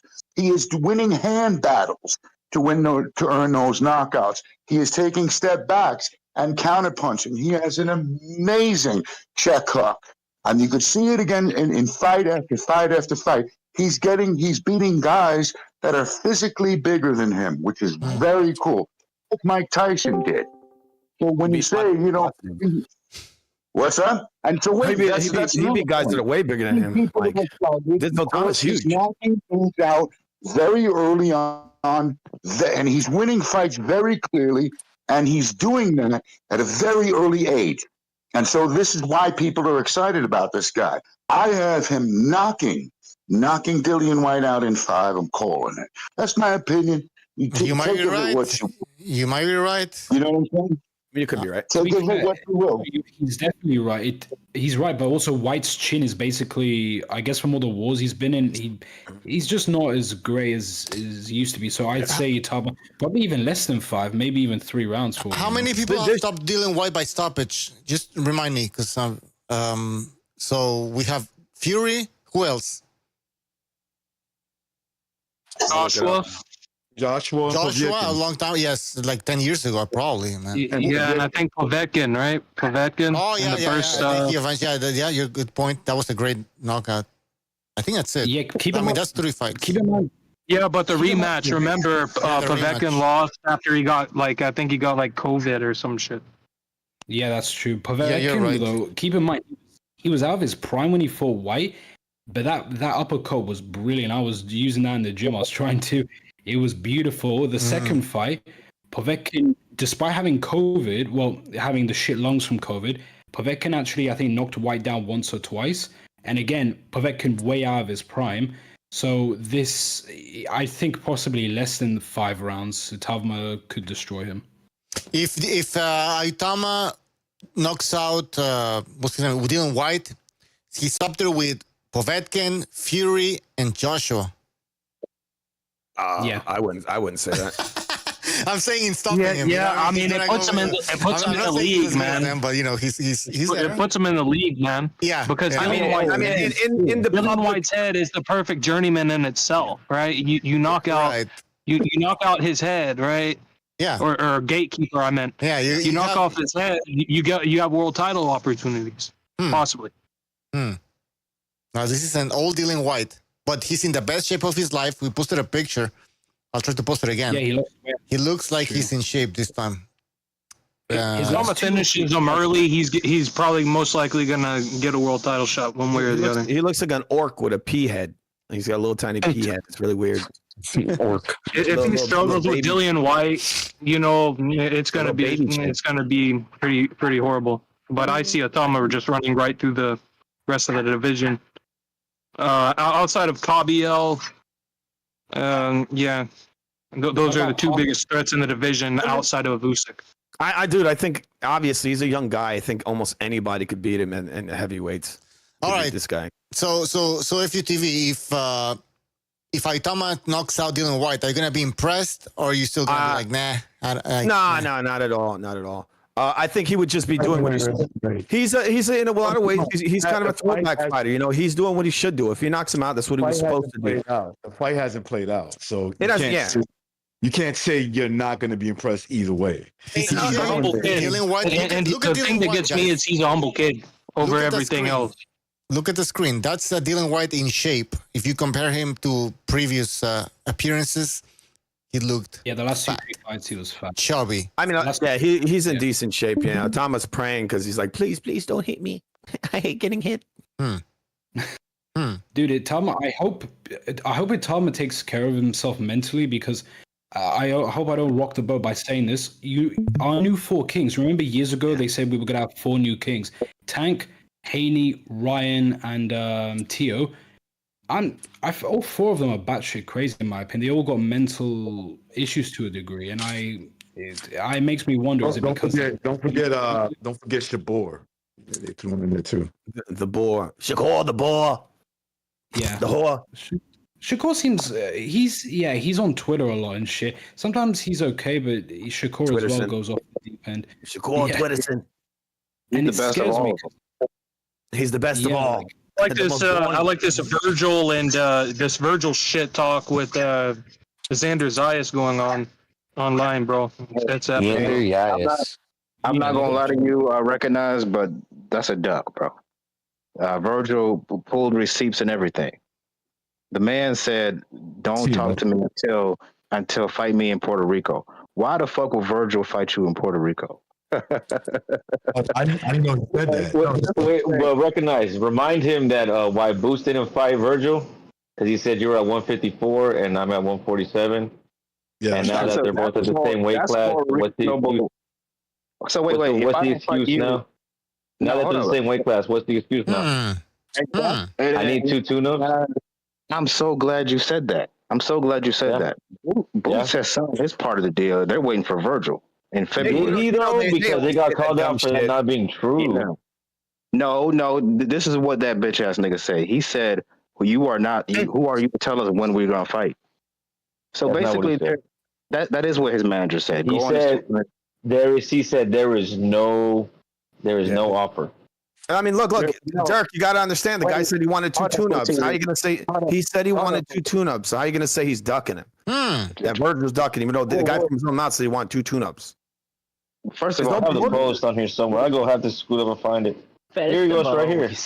Look at this. Festival. Sassy ass. Go on his Instagram.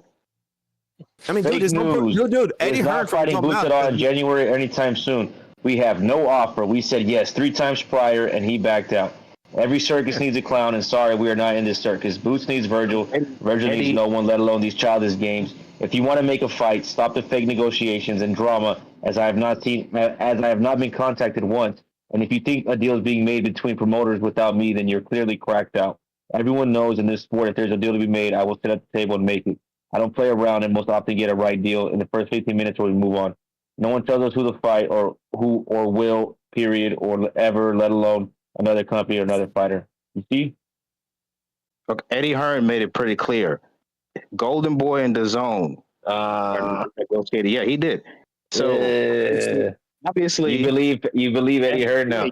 It's ironic. Eddie Hearn says he wants to. It's ironic that Virgil is fight with the zone, man. Let me fucking finish. Dirk against everybody. So you gotta let Dirk speak. Go ahead, Dirk.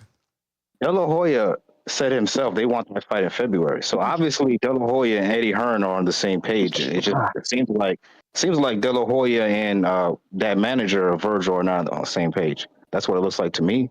But Boots signed his part of the deal. They're just waiting for Virgil. Mm-hmm. So there's a card in February for rehab season. So there's a slot available. So he's lying and Boots isn't lying. Somebody's lying, but hey, somebody is lying. So let me bring this up too. One last thing. Because when Brian Norman Jr. One last thing, Sobers. They're both at 54 now, so there's no more excuses now. You're right. Dirk, you're right. There's no more excuses. But if he signs, it makes no sense. You know why? Because if he's waiting for Virgil for a card or whatever, why he's asking for 2 tune-ups? 2 tune-ups, it won't be landing for February. It will land for like May, bro. The Boost never said that. He said that shit. He said I need 2 tune-ups. He said I need 2 tune-ups. Yeah, listen, Alachik said that shit from his mouth. Listen, hold on. When Alachik said, when I contacted his team and Boots, he said, I want 2 tune-ups. And he said, this is not a charity organization. You can go and get your tune-ups somewhere else. We don't give you money away. Exactly. That's why Turkey is not. Now Turkey's a liar too, right? That's why that Boots fight is not on Riyadh season. That's so how it's gonna land in February with 2 tune-ups. So, you guys consider 2 tune-ups for Boots? I didn't listen. Answer the question. How is gonna land in February with 2 tune-ups? Why couldn't Turkey? Question. Answer the question, man. Answer it. Why couldn't Turkey supply? Dirk, answer the fucking question. Because he's not doing 2 tune-ups. I don't need to answer that question. That's stupid. He's one is enough. Well, he said it, so he's lying. They're both fighting in October. Boots fights in October. So he's lying. Easily. But he said 2 tune-ups. He will fight in October and again in December. His first language is not English. Maybe he misunderstood. I don't give a fuck, bro. I don't give a fuck. Just answer the fucking question. If he fights in October and he's 2 tune-ups, so the next fight will be in December. So how in the hell will we land in February? Easy. They're both fighting in October, so they can fight in February. Listen, he said 2 tune-ups. One is in October. The second one will be in December. If he's 2 tune-ups, how in the hell it will land? Why does flat-footed Boots need tune-ups if he has more experience at the than Virgil? Find a video of him saying, I need 2 tune-ups. Go ahead. Bro, listen, said it. Alachik said it. Find it. Find it. I'll find it. Okay, I will find it. He's not new to 54. Listen, I don't know. I don't know if he boosts your boyfriend, man, but I don't think he's ducking per se. Post evidence, dude. I can show you the evidence. Okay, go ahead. We're waiting. All right. Hold up. I'm gonna send it to you. I'm gonna send it to the chat. Hold up. Send it to the chat. Allah Sheik. All right. No, not Turkey. You said Boots. Find Boots. Listen, bitch. Allah Sheik said it. You said He said the Boots contract. said that. Listen, hold on. Now you're changing your little story, you bitch ass. I'm not changing the story. I'm not changing the story. The story. Listen, you sassy ass. He said he needed to tune up. Listen, you sassy ass.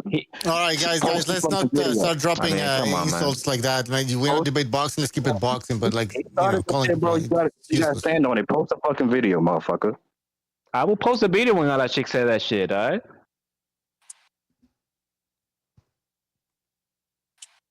All right. 2 tune-ups. The man needs 2 tune-ups. Yeah, everybody heard that shit, but this gay ass. Yo, you didn't want to hear it. He had his fucking ears plugged. Nothing wrong with taking a few tune-ups to acclimate to the division, bro. His whole career is being a fucking tune-up, man. I mean, if I was someone like Boots, for example, the division. let me what are say you that talking about? if I was Boots, I would fight. This IBO champion. That's not right? his first fight Lima. at 54, though. That's the problem. That was years ago, Mug, but they try to fight Boachuk. I guess Boachuk would rather fight Adams again. I don't know why. Who's making excuses for your Conwell doesn't want to fight. Excuses. I mean, fuck it. I mean, Lima is a valid IBO world champion. So I don't know why people shitting on him. Because they don't know who he is, and he fights overseas. Exactly, they're freaking clowns, bro. They're freaking clowns. Yeah, I think it's pretty decent for. I mean, look up the IBO world champion at 154, and his name's gonna pop up. I promise. It's also Boots gets a lot of hype from people, and when you have high expectations, people expect high stuff. So I understand. It comes with the territory. But yeah. After this fight, they're jealous because they know Boots is about to become a world champion. Yeah, 154. If it's not Virgil next, I wouldn't mind Ennis Tellus. You can't be mad at that fight. That's a good fight. He's a world champion. That's a good fight, yeah. Tellus is a good fighter. Yeah, that might be more dangerous than Virgil. You never know. Shit. I gotta read this one. Membership renewal from Rafael Garza. He says Dirk is gonna name his kids Jaron Boots Ennis or Floyd Mayweather, something LDBC-ish. That's possible. LDC. What does that even mean? LDC-ish. LDBC-ish. LDBC-ish. Hey, did they ever say? Yeah. Oh shit. Oh, sorry. Hold on. Hey, BA, what's going on, bro? What's up, man? What's up, Lavizion? Good to hear from you, man. Did they ever say why Boots has the nickname Boots? What is that supposed to mean?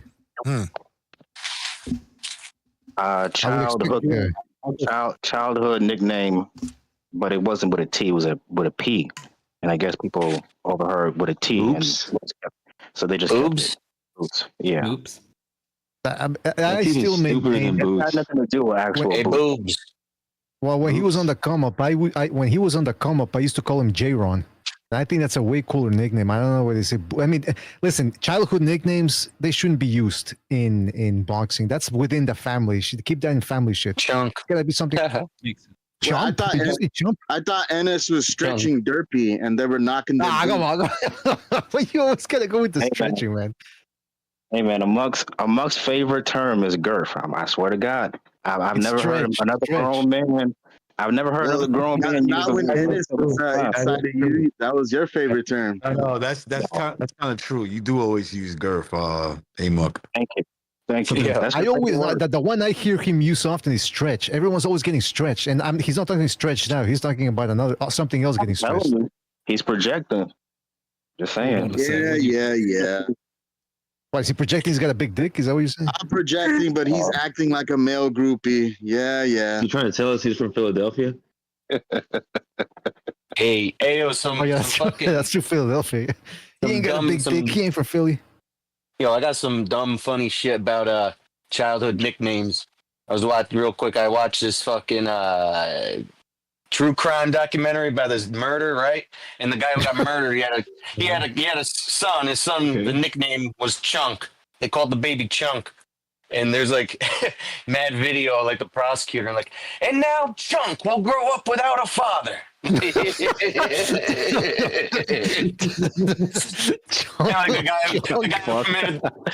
guy who commits the murder, he's like apologizing. He's like, to the grandfather, I wasn't thinking about Chunk when I did this.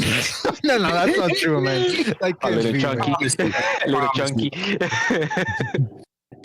Chunky. You gotta send me that link. I can't believe that. Yeah, chunky shit here. I gotta dig that shit up. Yo, that's just funny as a. Wait, have you guys seen thinking about Shunk? I wasn't thinking about Shunk. Bro, there's a video by Tom Segura, and he does the same thing. He's watching the fucking 48-hour crime show, and he's like, "There's a guy called Cricket. There's a guy called Yao Ming." And the police will always use the street names instead of the actual name. So when they're interrogating the suspect, they're like, fucking, we heard you at the 7-Eleven with Ya Ming. And it's fucking funny as shit. Yeah, the cops, that's the way these cops talk. They always use their nicknames. Oh, God. We heard you with boots last week at the gym. Or they give the guys nicknames. It's like, yo, Lil Tupac, come over here. Like they're trying to relate to them. Yo, Lil Tupac, come over here. It's like, come on, man. This guy's homie. Hey, but I got a question, real quick. Swerving to UFC, just real quick, because I don't know who's who anymore in the UFC. I haven't followed it in a while. There's an event tomorrow. Chimaev or Chismoso versus Duplessis, or what's his name? Dricus, whatever his name is. That South African guy. Is that a good fight? Wait. It's Dricus Duplessis. Okay, thank you. Is that a good fight? Is that considered it's easier. All right, the White Panther versus the Chechen guy or wherever he's from. Is that a mega fight? Is that considered a mega fight? It's going to be a good one, yeah, but it's going to be probably grappling intensive, to be honest. So, Amok, someone's getting stretched out in that fight, you think, or? Yep, a lot of grown men grabbing on the ground. Yes. Yep. Oh, come on. Well, earlier I thought you were going to say that Derby was a fan of Tupac. That's Amok's favorite sport. Surprise, surprise. What's my favorite sport? UFC.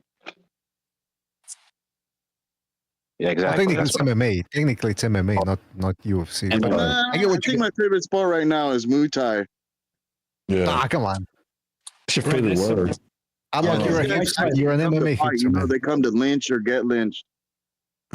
I don't know if it's your favorite sport. It's definitely your favorite word.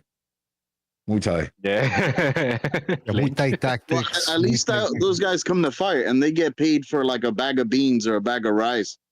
He's right. Everyone's a Muay Thai fighter Not everyone's a Muay Thai fighter. Like Andre Ward, Floyd, Ali.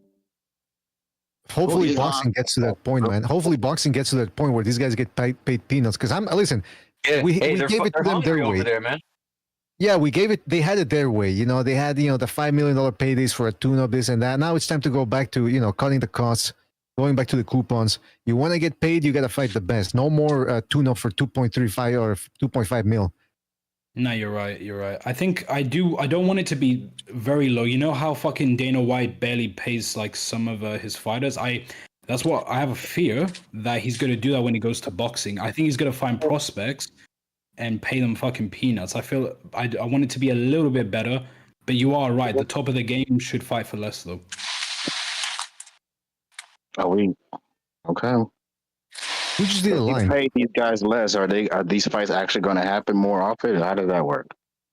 I think so because Steve Kim just recently made a point on Twitter. He said, if these fighters had their way and they got to choose who they want to fight, would they really be fighting each other? I think some of them would, but I suspect a lot of them would be like, nah, I don't want to fight unless... You hear it all the time. That's the reason why some of these fights don't happen, because these guys overprice themselves. And let's not forget that Kilmas, or what's his name, the manager for Usyk and guys like Lomachenko and all that, he was on the 3 knockdown rule. And he said that, listen, he said, look, I'm the manager. I'm the liaison between the fighter and the promoter.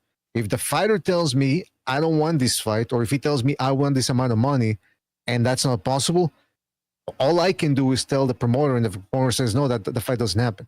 So it seems like that's one of the reasons why a lot of these fights don't happen. It's just, these guys go, okay, I'll fight him, but I gotta get paid. I gotta get mine, and for them getting theirs and taking a big risk for them is like 10 mil. That's why the Bivol Vettori fight wasn't gonna happen without the Sheik, because these guys were like, they're not big names in the US. I don't think they're even big names in Russia. And they're like, no, we gotta get paid because it's it's a very dangerous fight. And thinking, yeah, but the business doesn't dictate that. Just because it's a big risky fight, it doesn't mean you guys deserve 10 mil. So if it wasn't for the Sheik, a lot of these wouldn't be happening. Yeah, like Tyson Fury, that's a good example. Tyson Fury did not want to fight Usyk, and he kept making excuses. He was gonna fight. He pissed off the entire boxing community, but then fucking Turkey had to say, okay, how much for it? So yeah, you're quite right with that, actually. Bivol and Better Beef. That's another example. And to your point, Bucho, they don't nobody from the side of the promoters. They're not gonna take the just call me I don't think they're gonna take. They don't want to take that financial risk, of I think unless you're like the Sheik, I think it depends on the boxer if they care about legacy or money or a bit of both. Like I think Tank Davis. Sorry if I piss off some people by saying this. I think he learned from Floyd to just get paid, and that's why he never took the risk with the champions and all that. How dare you? That's just my opinion. How dare you? Well, first of all, I don't mind that. I got a fucking Severino. That was me, BDA, who was talking earlier about paying these guys peanuts. Bucho, BDA. Calm down, Bucho. Calm down. Hold me back, guys. I'm going after Severino. Who's liquid? Who's snake? No, wait. Who's liquid? Who's solid? I should say. The only snake here is Sobers. That's the only snake I know. Oh, yeah. that was funny, Bucho. I mean, BDA. Oh, come on. Now, wait a minute. See, now. You know what? It's the same what thing. We were talking about the other day. The other day, we were talking about that when Sobers and Vessel were going at it. That's what happens in this fucking community. We got an army of ball breakers, and sometimes the ball breaking goes too far, and people just get angry. Now, that's the other thing. Somebody said, I was listening to Foos podcast, Real Food TV, and he says, everybody here gets shit on. And I said, yeah, that's true. But guess what? Nobody gets shit on more than me. I'm the ultimate victim around here. I'm the winner of the Victim Olympics. You know what? I'm gonna start suing people.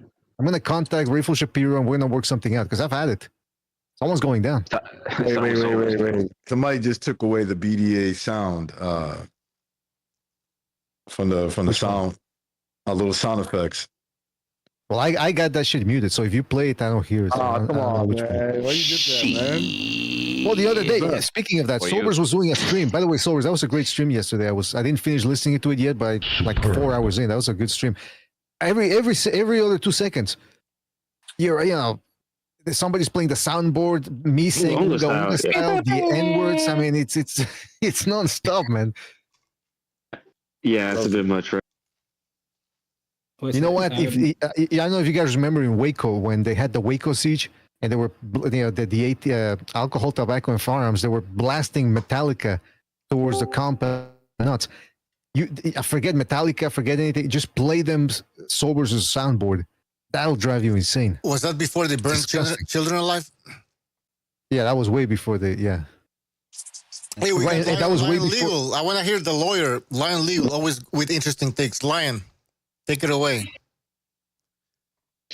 Oh, Lion, are you there? Nobody tells a lion what. Nobody tells a lion what to do. Nobody tells a lion when to speak. Young lion against young old lion. What was it? Rocky fight. My perspective on the Itauma and Dillian White fight is that I think many people are actually uninterested in that fight, and I don't blame them. Moses Itauma, typically, if it's not for Turkey, he wouldn't even be in a position where he's facing a veteran like Dillian White at this stage of his career. I'm not sure it's too soon because White has a lot of issues. I mean, he's been caught for using PEDs numerous times. This guy is a prolific drug user and drug cheat. Itauma, on the other hand, is at a stage where if he loses, he could end up like Jared Anderson. If people recall, Anderson was seen as the next one up after Deontay Wilder.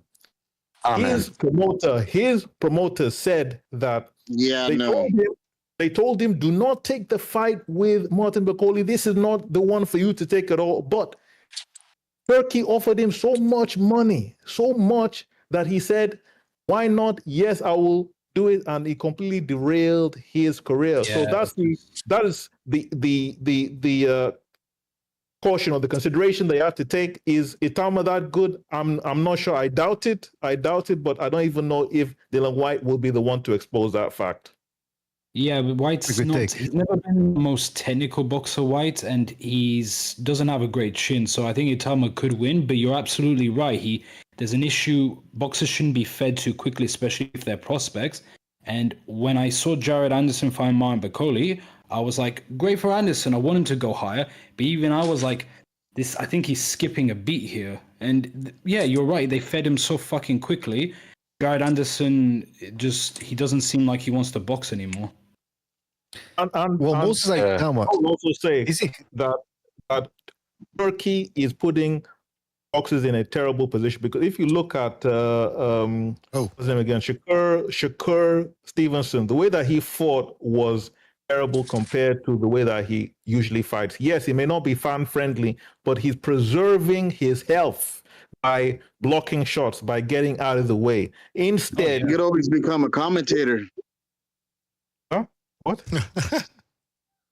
Anyway, instead he worried about his health. He become a commentator. All right, okay, I got it. All right, so instead he stayed on the ropes. He endured or accepted punishment whilst on the ropes, instead of being able to get into space, defend himself, and get out of the way. And fine, if it's boring to people, it's not going to be boring to his own family, his kid, his wife. Right. When he retires with his health intact, because a lot of people don't. A lot of people slur their speech. So I just think it's terrible but this is, the funny thing is that there's no free lunch. If you get somebody coming into boxing and they say they will pay you millions of dollars, pay you a premium over what the market is. Hold on. Hold on. Lion. He's doing PR work, man. Come on now. Who determines the payday? The market, right? The market determines how much somebody should get paid. Supply and demand. If people demand a boxer that is entertaining, then that boxer should be paid accordingly, right? So if nobody wants to Shakur run, then he's not gonna get paid what he wants. The market wants excitement. The market wants excitement. And by the way, if we had proper judges, a boxer that's on the back foot, like Shakur was against Ortiz, he would have lost that fight. Ortiz. When Shakur fought, what's his name again? De Los Santos. Ortiz. De Los Santos, yeah. De Los Santos. De Los Santos. Okay. He would have lost that fight. Or it would have been a closer fight. So you can't be on the back foot like that. The judges are responsible. And also the people who are paying these boxers to be on the back foot. Well, not always. Shakur did against De Los Santos was exaggerated. Or that's OD. That was OD. But what, I don't know, Sugar Ray Leonard versus Hagler, that's boxing. Do we consider that wrong? I would consider because Sugar Ray Leonard was shoe shining and stuff like that. Yeah, of course, it's different. Okay, because if Turkey calls that Tom and Jerry, then Turkey is not good for the sport. Yeah, why is it what? What? Well, repeat that. This is boxing. This is not track and field. No, motherfucker, you didn't hear me. Go watch a different sport. You need to listen, have comprehension.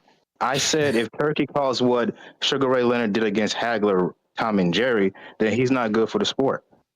No, that's not true. I think he called the Haney. I agree because he was referring to the Haney versus Ramirez fight. I don't think. Did he refer to Hagler Leonard? Did he refer to Hagler Leonard? I don't remember that. No. I'm just making it. Telling people who is doing Tom and Jerry. I don't even think he's in in the correct shape to be. No, he is. He's perfectly in the correct shape. He's a big boxing fan. He's been watching boxing for a long time.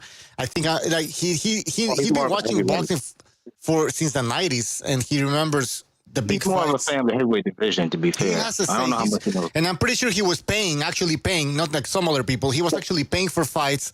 He has the right to demand what he wants to see in a boxing fight.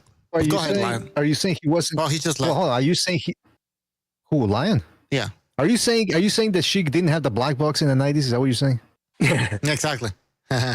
No, but Right. Well, I want to go back. yeah, but I don't understand is that he's no position to tell anybody. I mean, why not? Who's in a position to tell a boxer how he should fight? I mean, it's not like he's forcing the guy to fight like that. I mean, he basically saying, if you want to fight in a Tom and Jerry fight, then you're not going to get paid. That's basically what he was saying in a way, indirectly, of course. And that's it. Hold on. Didn't the Sheik do Shakur Stevenson a favor? Was that? No, I was just telling Dirk his camera's on. Oh, the fuck? Oh, I thought that was Johnny Walker in the building.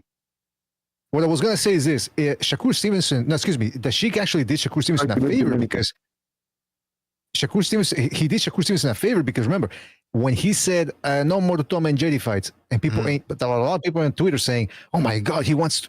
I'm not kidding. He said there were people saying he wants boxers to get killed, as if telling them not to run means the complete opposite. Stand there and slug it out like you're Mickey Ward or Arturo Gatti. That's not what he meant. He just said, "Look, you don't have to do what you did in the De Los Santos fight," and it's true. He won the fight. I know some people disagree, like Food TV, but you know, most people believe he did win the fight, and he did so in a you know, he didn't bore the crowd. Boring. So, and then people actually praise him for it afterwards. Oh my God, he didn't run. Shout out to Shakur Stevenson. The haters gonna be mad, and I'm blah blah blah. So the Sheik did him a favor by telling him, "Look, right, don't run." But if he would have been like Top Rank, who like, "Oh yeah, do whatever you want, bro. Do whatever you want, kid." BDA.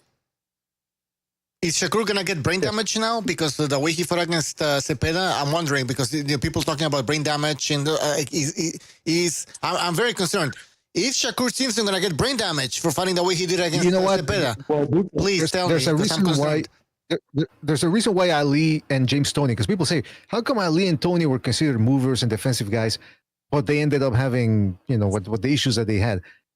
Well, I'm speaking in the past tense with Toney. Tony's still alive, but it's because these dudes did a lot of sparring. James Toney was notorious for not doing road work. So he ended up eating a lot of shots with those big ass gloves and the headgear. They get too comfortable. So Shakur Stevenson, I don't think he's doing that. And he's fighting. Really quick, yes. James Toney is a drinker. Oh yeah. Well, did listen. Can I ask you gentlemen a question? Yeah. Is he? Which gentleman? Well, the gentleman and then the. There's no gentleman here, but go ahead. All right. You fucking asked those in the panel, right? Yeah. Is that better? Yes. Okay. That's how. When it comes to you, I want you to think of me. I want to know. Ask the fucking peers on this panel. Yeah. If they're really worried about brain damage, why the fuck are you doing boxing? Yeah, of course. That's what I keep saying. Come on. Listen. This is real simple. The money. Okay. A lot of the people that defend this shit are urban street kids, right? I'm not talking about race, even though they might be one race that clamors to it a little bit more than everybody else. But if you understand the code on the streets is this. If you can't do the time, don't do the crime, right? If you're going to be a snitch, you shouldn't be in the street, right? If you can't back it up, then you cannot claim to be a gangster. Boxing. You're speaking my language now. Nigga, he crazy. Boxing is the closest thing to that when it comes to sports, right? It's a combat sport. So when I hear guys say, I got to worry about my health, I'm like, then why are you boxing? Hey, you tripping, fool? I don't get that, right? Like, if I wanted to play football, right? Yeah. But I'm worried about getting injured, I'm kind of handicapped because it goes together. Now, if these fights were scored properly, and a lot of times, and sometimes they are, these guys will lose the fight. They will lose these boxing fights. But well, I'll give you an example. Yes, go ahead, BJ. Oh, actually, sorry. Finish and then I'll go. Because I would just say, look, most of us here thought that the performance that Shakur did against De Los Santos, he should have lost the fight, right? Yeah. And back in the days, he would have. Now, fight. Put it this way. If that was Shakur Stevenson versus Tank, same performance, who gets the nod? Who gets the nod?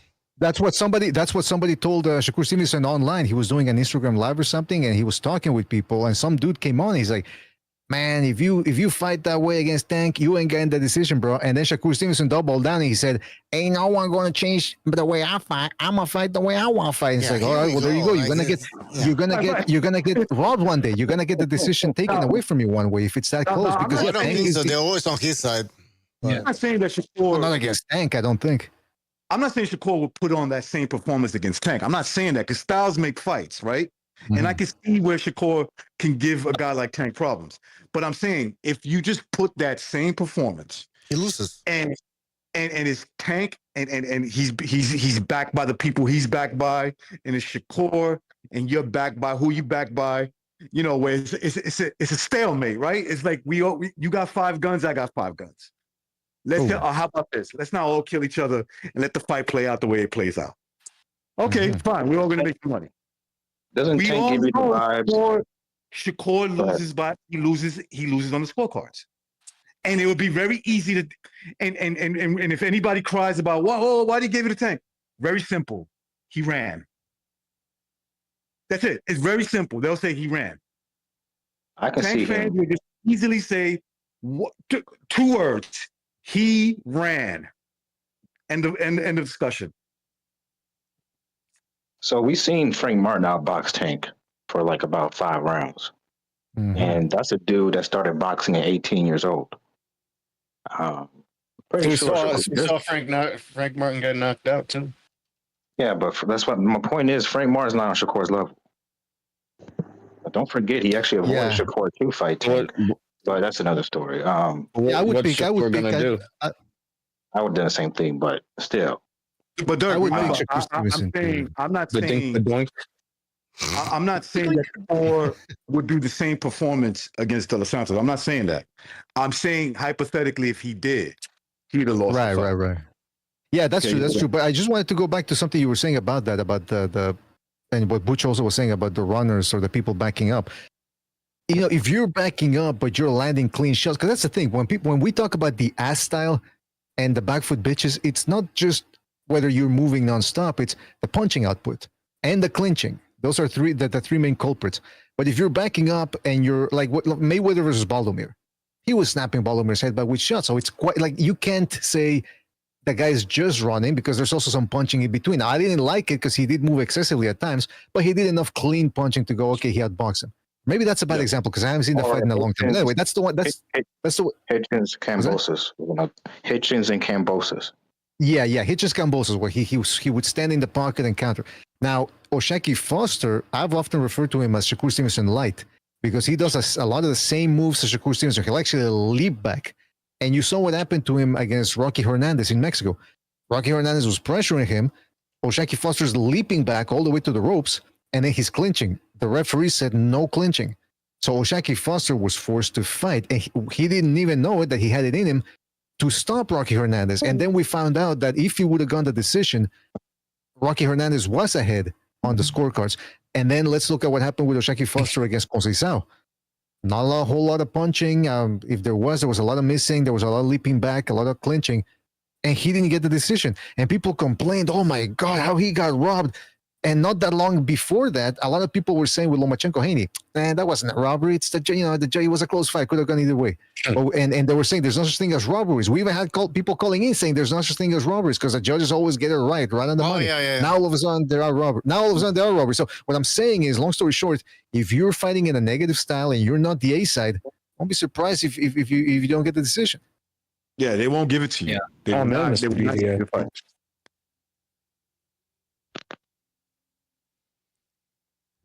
By the way, Lion Legal was talking about Moses Itauma. That dude, he's fighting a guy who's been knocked out multiple times. 3 times. He might be. What? 3 times. So it was the people who stopped was it Dillian White, Povetkin, AJ, Fury, and those are his only 3 losses actually. Yeah, but then also think about it. Oscar Rivas dropped. Oscar Rivas dropped him. Oh, BDA, do you remember this fight? Lennox Lewis, Henry Akawande, they disqualified him. No, I don't. I wish I could forget it. I wish I could forget it. Now, what did he do? Why did he disqualify him? Clinching. There you go. Here's a guy who doesn't have A-side advantages versus a guy who does, right? Because Lennox Lewis was a bit of a star, right? He was even a star. Yeah, but you never see this anymore, though. But what I'm trying to say is, you see, look. That fight was ridiculous. If Henry Akawande was the star of the show and they were trying to build a fight, let's say, Henry Akawande was like knocking out really good contenders and shit like that, but he just put up a shit performance, the same one. He probably gets away with that. Maybe. Yeah, you're The right. I mean, science never been sweeter. Could you say that? Could you say that about Tank when he went down? Well, he bent down kind of in the his last fight. Lamont Roach, because many people say because he took a knee. Yeah, but people make excuses. They're like, well, people try to blame it on Lamont Roach, like, oh, Lamont Roach acting like a bitch because he's appealing. People said he's actually filing charges. He never filed charges. Like, he didn't go to the cops to say, hey, I got robbed in a fight. He appealed to the commission, said, hey, let's rewatch it. And people were actually throwing it on him, saying, oh, what a bitch for doing it. But I'm sorry, if it wasn't for Tank acting like a bitch and taking a knee and then running to his corner to get his head wiped, his ass wiped, put some talcum powder on it, none of this would have happened. This was all Tank's fault. He's the one that ended up taking a knee. There's another one. If Roach would have did that, with the referee starting to count, that he would have continued counting, it would have been a knockdown. That's another example of an A side, B side. The reason why these fights happen like this, the reason why there's ebbs and flows like that, you guys do realize you guys are just human beings. At the end of the day, if it wasn't for these A sides advantage, they wouldn't win. And that's for every fighter. That's for every great fighter. Some need it more than others, right? But there's always a slight advantage so the money man can continue to make the money. Yes. Right. It's the business. Yeah, like Bacoli versus that guy FA something. The FA1 apparently, or whatever his name is. Bacoli, I'm sorry, man. FA Jobber. Oh, you're drinking. Jabba, yeah. No. And then after, Bacoli lost that fight. Everyone agrees. Yeah, he's drinking. Oh, we got the Puerto Rican. Why do we ignore what Tank's coach said about Shakur? He said, "Why would we fight him? He's not going to let us do what it we don't want." matter. It don't matter. He's a dick sucker. He's a Tank dick sucker. Yeah, he's a Tank dick sucker. He gonna duck fights. It don't matter. He gonna duck fights. He's not gonna fight real people. You have to understand that shit. Like Tank Davis is a fake fighter. He's Jake Paul. He's a pro boxer. Jake Paul. That's what he is. A trash can. That's interesting. Yeah. He doesn't fight real That's what he people. is. He fights non-human people. Yeah. He fights ghosts. He fights ghosts. He's a pro boxing version of Jake Paul. That's what he is. He's not gonna fight real people. And it backfired on him. That's why he ducked this rematch. He ducked it. It's too dangerous. And his people, the PBC, don't believe in him to take the rematch and win. That's why he's not gonna fight that rematch. He's not gonna fight the rematch. It's not happening. It's not happening. It's true though. It's not happening. Never. Keep him better boxer usually. Real quick. The better boxer usually does better in the rematch. Who's to say Lamont Roach is not the better boxer? So you might be right. Do you know what though? I think Tank admitted, I think it was last year, he believes that if he starts going to, I think he said therapy or some shit, that he feels like he's going to quit boxing in 2 years or something. And, I don't know if it's from hanging out with fucking Floyd. He just cares.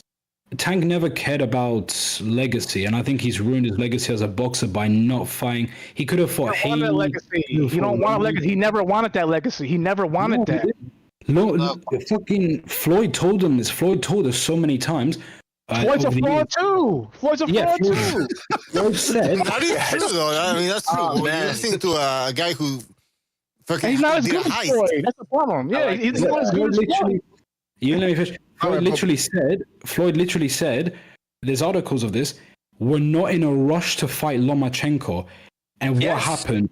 He waited fucking till last year when Lomachenko was 36 or something, and he's like, well, now I'm interested.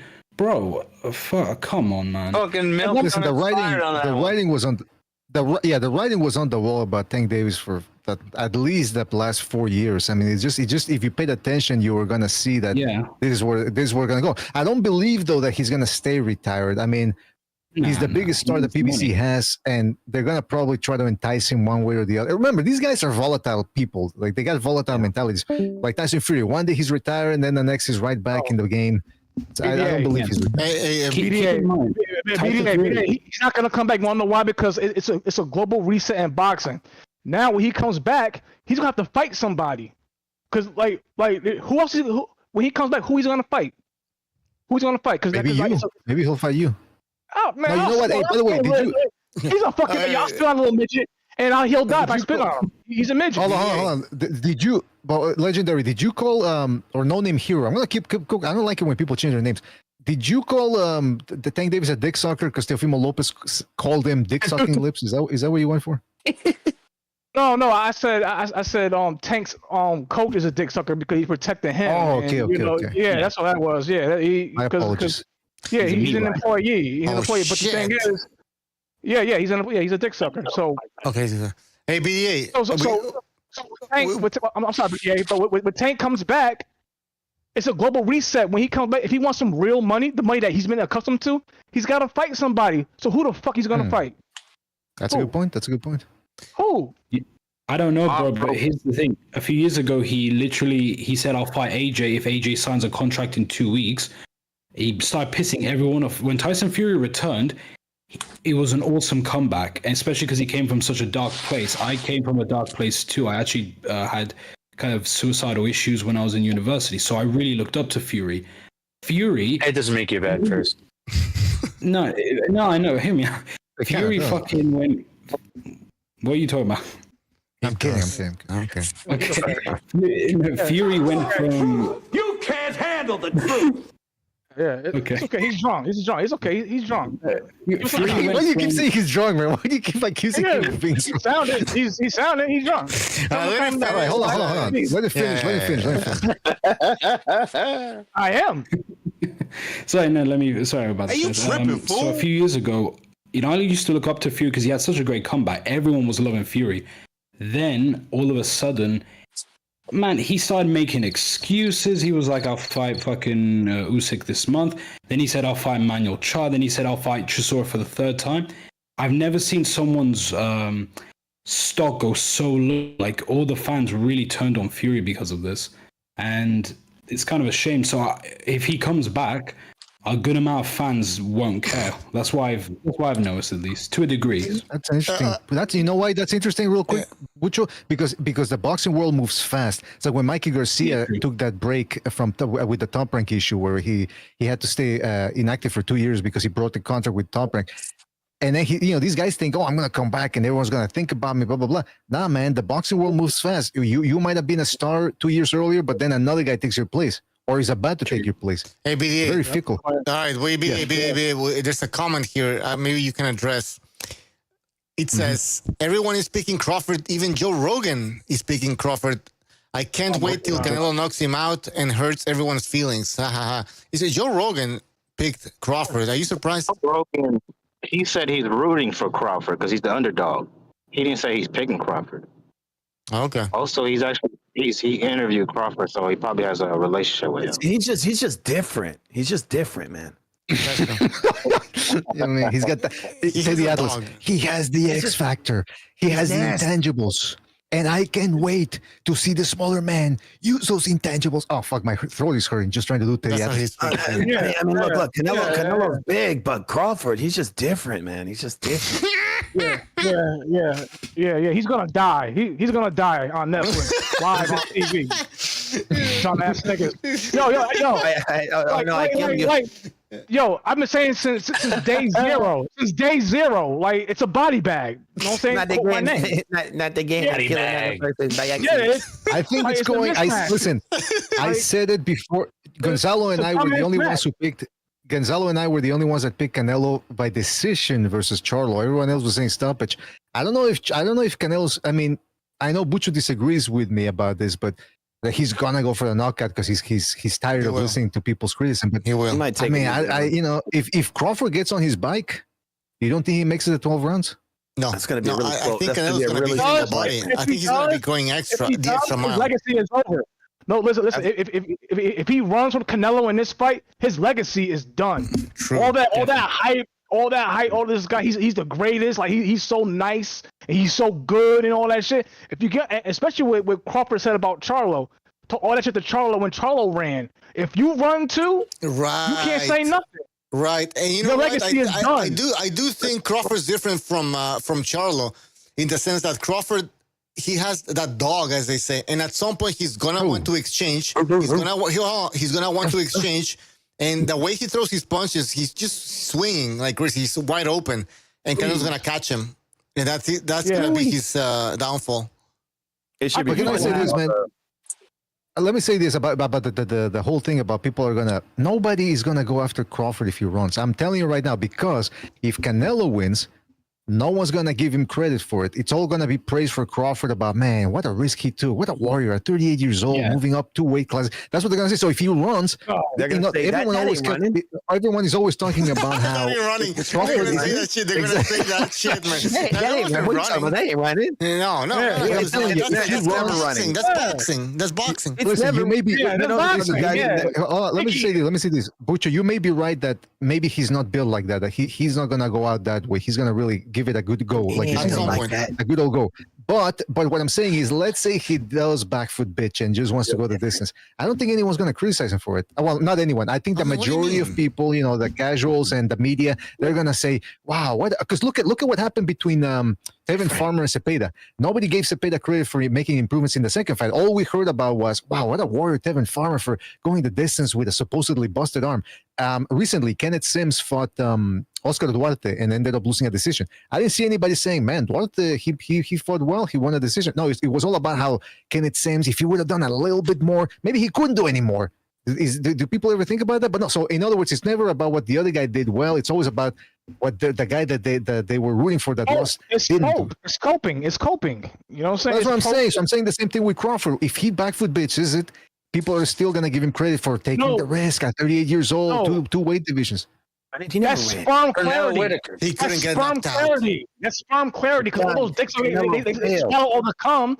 They swallow all the cum. They're like, okay, cool, okay, I forgive you, Crawford, because they swallow. It's cum clarity, right? It's cum clarity. It's what? What the fuck? Post cum clarity, you're saying? It's cum clarity because they swallow so much cum from Crawford. Okay, cool, okay, all right, Crawford, you got it. Yeah, you're so great. Fact. But listen, is that prison lingo? That sounds like prison lingo. Yeah, I mean, it is what it is. Prison lingo. Yeah. These niggas is gay. They're gay. Like they're gay men. It is what it is. But listen. You bullshit. Listen, I'm telling you this. Like this fight is not going to. Canelo is got something to prove, and he's gonna make a statement, and he's been waiting for somebody like this because with the Floyd fight and shit like this. Now, okay, it's a guy, the world thinks that he's Floyd. He wants that get back. So, all right, cool. I want he couldn't rematch Floyd. So, all right, Crawford, you Floyd, I'm going to walk you down. I'm going to make an example. I'm going to body bag the fuck out you. You're going to come forward. I'm telling you, it's shit's not going to last 5 rounds, man. It's not. It's not. Didn't the boxing chief body bag? Didn't boxing chief body bag you 3 weeks ago about the Roy Jones debate? Never. Yeah, no. I mean, listen. How the fuck you gonna tell? What's that guy named Michalczewski? What's that fucking? What's that bum European? Yeah, Michalczewski. What fight? I asked him. He couldn't answer me. I asked him what fight told him what win told him that he could beat Roy Jones in his prime back then. He couldn't answer it. He started stuttering and shit. No, you're a hipster, man. Like, come on, man. Like, stop it. Like, back then, Roy Jones was like Michael Jordan level. Okay, like even with Pretty Boy Floyd, everybody loved Pretty Boy Floyd. He was an afterthought back then. When Roy Jones was at the top, he's like, come on, man. Like, I don't know much about this debate. I mean, to be honest, I never really watched Michalczewski fight. Yeah, because nobody cares. You couldn't. Nobody here could watch him. Nobody here could watch him. He was fighting in Germany. The only fight that they televised here that I remember was when he fought Virgil Hill. It was on ABC, I think, Wide World Sports. Other than that, it's fuck. You had to have a satellite dish or something to watch him. Yeah, he sucks. I seen him fight. He sucks. It's nothing that I haven't seen in his kid. He could beat Roy Jones. He just a hater. Like, okay, cool. I want this white guy to beat Roy Jones. No. back then, hipster cocksucker. Nobody could have beat Roy Jones back then. That's it. Roy You're Jones. You're gonna see Chief jump in right about now. I'll make a classic. Tell him to come out. I'll make a classic off this show right now. I'll make a classic. Nah, Roy lost the fight. I want to hear this. Yeah, please don't do it. I'm telling you. So yeah, what were we Roy talking Jones. about? I don't know. What were we talking about before Roy Jones? Fuck. Oh no, okay. Well, you brought it up, BA, but now we're talking about Canelo. Yeah, so I'm talking about so Canelo is gonna make an example of Crawford because like people the consensus right now is like, because with this fight is Canelo Crawford, they think Crawford is Floyd. So Canelo was like, damn man, Floyd A-sided the fuck out of me. He dehydrated me. He A-sided the fuck out of me. So now I'm the apex Canelo. I'm gonna make an example out of this faggot right here. This dude is god. Okay, wait a minute. What the fuck? I mean, no. But listen. It is what it is. Like. Relax, we on YouTube, man. Crawford is a good fighter. He's a good fighter from 147 down. But you come to 168, man. Come on, man. It's a cash out. We all know it's gonna cash out. And listen. Don't be surprised if Canelo punches him in the stomach and he stays down. He do a fucking Daniel Dubois. He do a Daniel Dubois. Lay down and stay there. Payday. I'm telling you. Hey, Revolucion, remember when we did that epic? I think it was like an 8-9 hour stream with Thurman Pacquiao, and then afterwards Gonzalo was getting more and more excited. Let's just say, and then at some point Pete's like, "Are you wasted, Gonzalo? Are you wasted?" And then Gonzalo goes, Hey, is this Pete who's been missing for like 2 weeks and all of a sudden appears out of nowhere?" And then people start laughing. You just hear Revolucion go, "Ah!"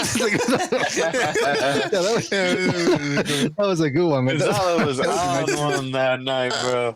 He was wilding. There was a few fucking crazy nights we did long ass streams, or there was a little fallout at the end. Sometimes we had some a little too crazy. Man, when was that Pacquiao fight?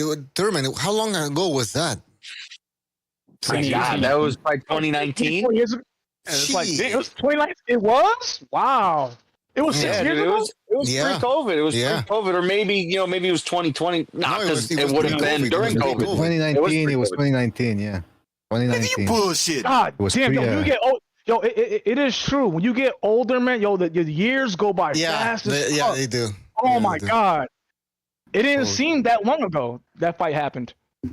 Yeah, Pacquiao made a comeback. It fucking seems to Pacquiao. Yeah, exactly. It seems to Pacquiao like it was a couple weeks ago. You guys think do you guys think Pacquiao beat Barrios? Yes or no?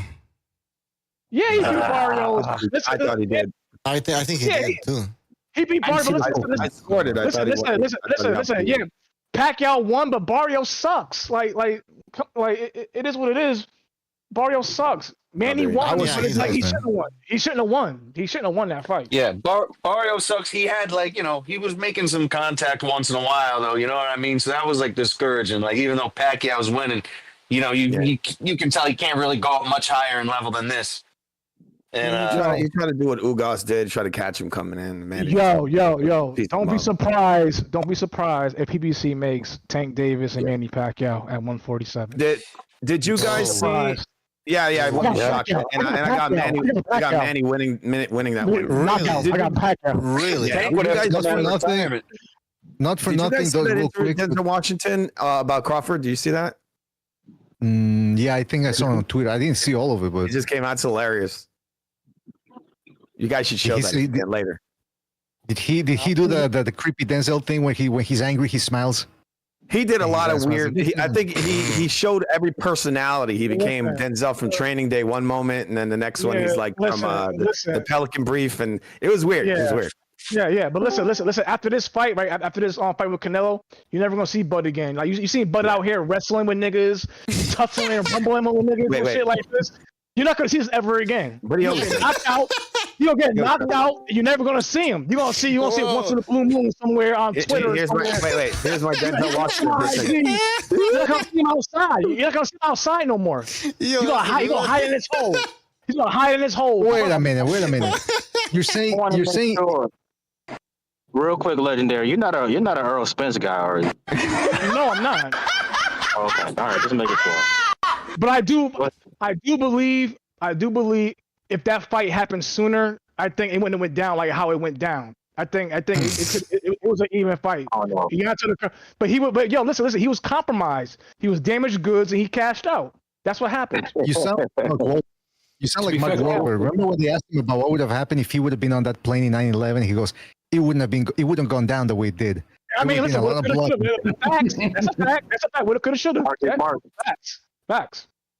Hey, by the way, Artorias Boxing, he watches the fights and scores every single shot. He puts it up on the screen. He had Manny Pacquiao against Barrios landing 77 shots, and he had Mario Barrios landing 92 shots. And he's usually pretty accurate. Yeah, so but you count rounds by rounds, right? So it's round by round. I'd have to go look at this video, but I had Manny winning pretty clearly. I remember, guys, just quickly. I remember Barrios winning the first few rounds. I didn't score it, but I remember he was winning the first few rounds, and then Pacquiao took over. So maybe all the majority of punches he threw were in the first part of the fight. I don't want to see Pacquiao again, though. To be honest, I don't want to see Pacquiao again. I'm done. Like he's a great fighter. To me, he's above Floyd. Floyd's a better fighter, but Manny is greater. He's a greater fighter. Floyd ain't a better fighter. Yeah, I mean he was. Yes, he was. He is. No, he wasn't. Listen, no, he wasn't. If you shut the fuck up, let me finish.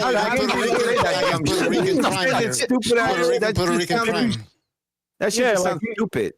No, it's a fact. Three Puerto Ricans on the panel. It's a fact. It's okay. Don't worry about it. Listen. I say Manny is greater. Calm down. Okay, he's greater. In that fight, Floyd is a better fighter. If you That's shut insane. the fuck up and let me finish. All you do is fucking talk. Shut up. You shut up. No, you cut me off, nigga. You fucking nerd. You fucking nerd. No one cut you off. You just want to talk over everybody. No, you jump. No, I don't. I let everybody talk, right? I don't cut nobody off. No, you don't. No, you don't. We need recognize to bring some order in here. You really disappointed me. Recognize. Really. Yeah. He wants some too. What's up, Recognize? Yeah. Popping. Because he want a shot too. I know. What were we talking about, guys? What the fuck? I don't know. He said something stupid about Manny Pacquiao. I got you, Bucci. We're talking about Manny Pacquiao, and I was saying that Manny Pacquiao is done. I don't want to see Manny Pacquiao fight no more. He's a great fighter. I don't want it. It's a joke to me. Watch him in the ring. He looked old against Barr, even though he won the fight. He's old. He goes against somebody who's a real champion. He gets destroyed. Tank Davis. What happens? Pacquiao might win, but shit, Tank Davis is such a fucking wash hype job. I don't know. Yeah, Manny could beat basically any welterweight right now. These guys, none of them are that great. But Even the Brian Norman, You know what's crazy? You know what's crazy? Tank might duck Manny. Tank might duck Manny. He'll probably knock Brian Norman out. Actually, will be arrested for homicide if he fought Manny. Yeah, and they all said that about the Barrios fight, and I told them they told me the same shit about the fucking Barrios fight, and I said nope, ain't gonna happen. Who here thought Barrios was just going to destroy Manny? Look, if he does a quick nobody really thought that. No. I think everybody said to destroy. I had Manny. They were all. Everybody was maybe, me, but not here. I don't think. I went to almost everybody I had. I was doing panels with and all that. All saying Manny's going to get knocked out. He's going to get his ass whooped. They were all saying. I had Manny win in the fight. Like before the fight, I had Manny win in the fight. That is how bad Barrios is. Dude, Manny will beat Brian Norman, and he will beat Tank Davis. Somebody in the chat saying, Son Night, whatever. He says Norman sleeps Manny Pacquiao. They all say that. No, they don't understand that Manny Pacquiao's still fast. He's still got a high IQ. Bro, he'll beat Brian Norman. Really? I would be shocked. Really? Would have been shocked if he stopped Brian Norman. I wouldn't be shocked. July. Are you betting money? July. I'll put money on it. I'll put money on it, bro. Look. The problem with the problem with the Barrios fight is that motherfucker didn't want to come to Manny. If he did, Manny would have stopped him. He if didn't you want Brian Norman, he gets knocked out, bro. I'm sorry. I love Manny. What are you all high on Brian Norman? This guy got pieced up by light punches. He's explosive. He's explosive. Manny Pacquiao pieced his fuck up. Yeah, but he was getting pieced up. He was getting hit solid. You got to get the nostalgia, bro. That dude, he just fought come straight in straight lines. No. Manny Pacquiao, you angles, you fuck him up. Well, fuck Show me a fighter who doesn't get hit. What is wrong with him? No, come on. You build up Booth. Mario Barrios he would also lose. Is the worst champion of all time. Mario Barrios is the worst welterweight champion of all time. I wouldn't be shocked if Barrios beats Brian Norman. He might beat Brian Norman. No, he can't. What the fuck? Barrios probably has a shot versus Boots. You guys building up bums, like guys that aren't that great. No, he can't beat Boots. If Norman would have fought Boots at 147, I had Boots winning easy. Yeah. Okay, easy. Yes. They ducked it. They ducked the fight. They ducked the fight. They ducked Speaking of Norman, he talks about Ennis more than his own son. He doesn't even talk about Haney when he goes on these shows. He's knocking out Haney. That's why. Haney's getting knocked out. That's why. That's a knockout. Yeah, they say that, but come on. Now, Brian Norman. I think it'll be a very boring win for Devin Haney. Let me ask you a question. Let me ask you guys a question. Why do you guys trust Devin Haney? Shouldn't he prove after getting knocked out, after basically getting knocked out by the trolls out there? Let me tell you why. Hold on. Let me finish my point. After running from Ramirez, literally ran. Why would you just automatically say he could be Brian Norman? Shouldn't he have to prove that to you? That's fair. But the reason, bro, he is washed up until proven otherwise. He's shot recognized. Listen. I pick everybody over Haney. Nope. Everybody. Thank you. Everybody over Haney. Honestly, the Ryan fight took something from Haney. I personally think he has PTSD. He has Ryan Garcia PTSD. Until Devin Haney proves otherwise, I got the ring versus Haney. Anybody steps in the ring. Yeah, and also this guy never had Berlanga stopping Canelo. That's bullshit. Even Rolly. Even Rolly. I got Rolly getting outboxed as soon as he touches that chin. He goes to sleep. I can't believe I'm actually, agreeing and recognized, but he's right. Thank you. Okay, no. So the reason why I give Haney a chance is because go and watch Norman's fight with Quentin Randall. Yo, Dirk, can I ask you a question? Are you betting? Are you putting money on Devin Haney against Brian Norman? Millions of dollars. No, it's a 50-50. What money these broke guys do what's gonna put? I mean, come on.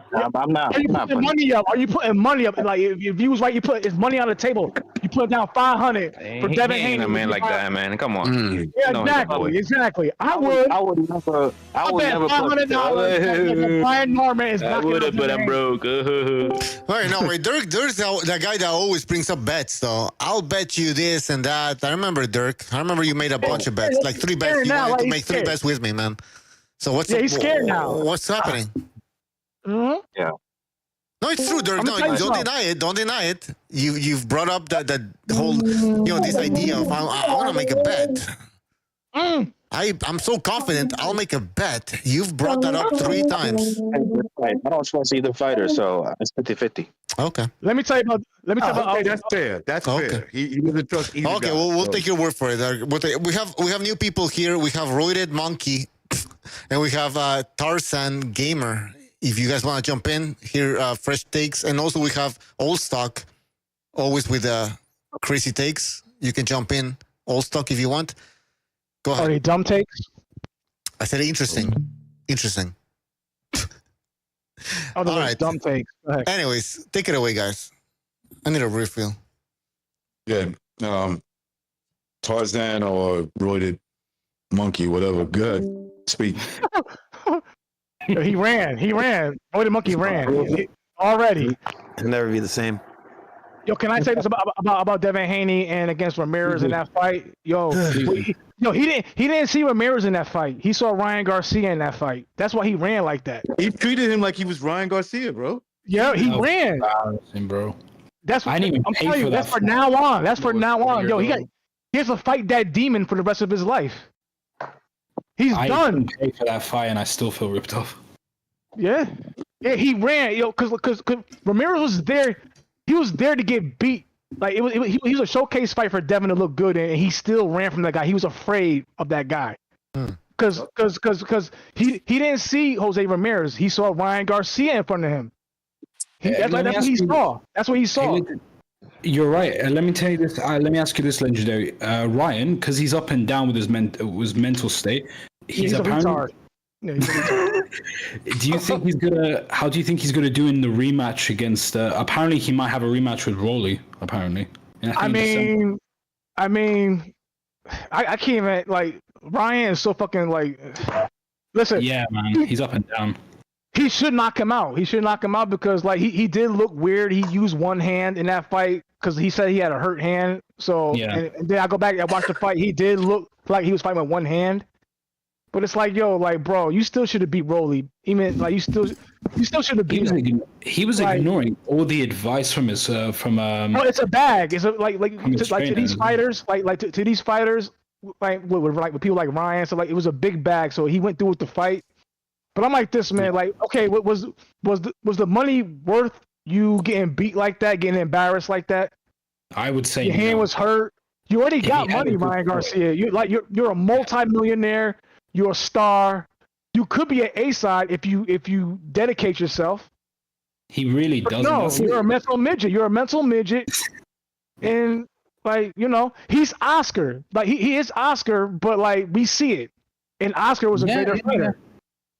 Oscar was doing the same exact shit back in the day. You understand that? Yeah, Oscar was doing the same exact shit back in the day, but he was great. Oscar was great.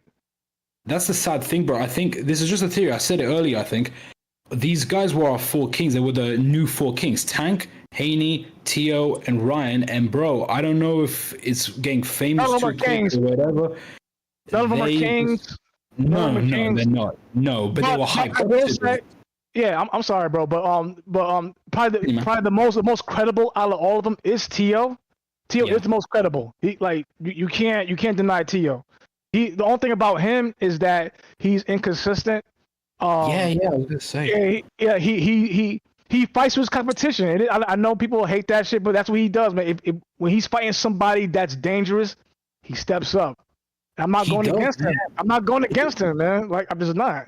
The issue with Tio is mentally sometimes he's cool, sometimes he's a jackass, but that's not the issue. He's up and down constantly. Even his dad admitted that he took away his IQ or whatever, especially with the Gambosis fight or whatever, and he said he regrets that. And he's had some people say he lost to Jermaine Ortiz. I've seen. No, he didn't lose that fight.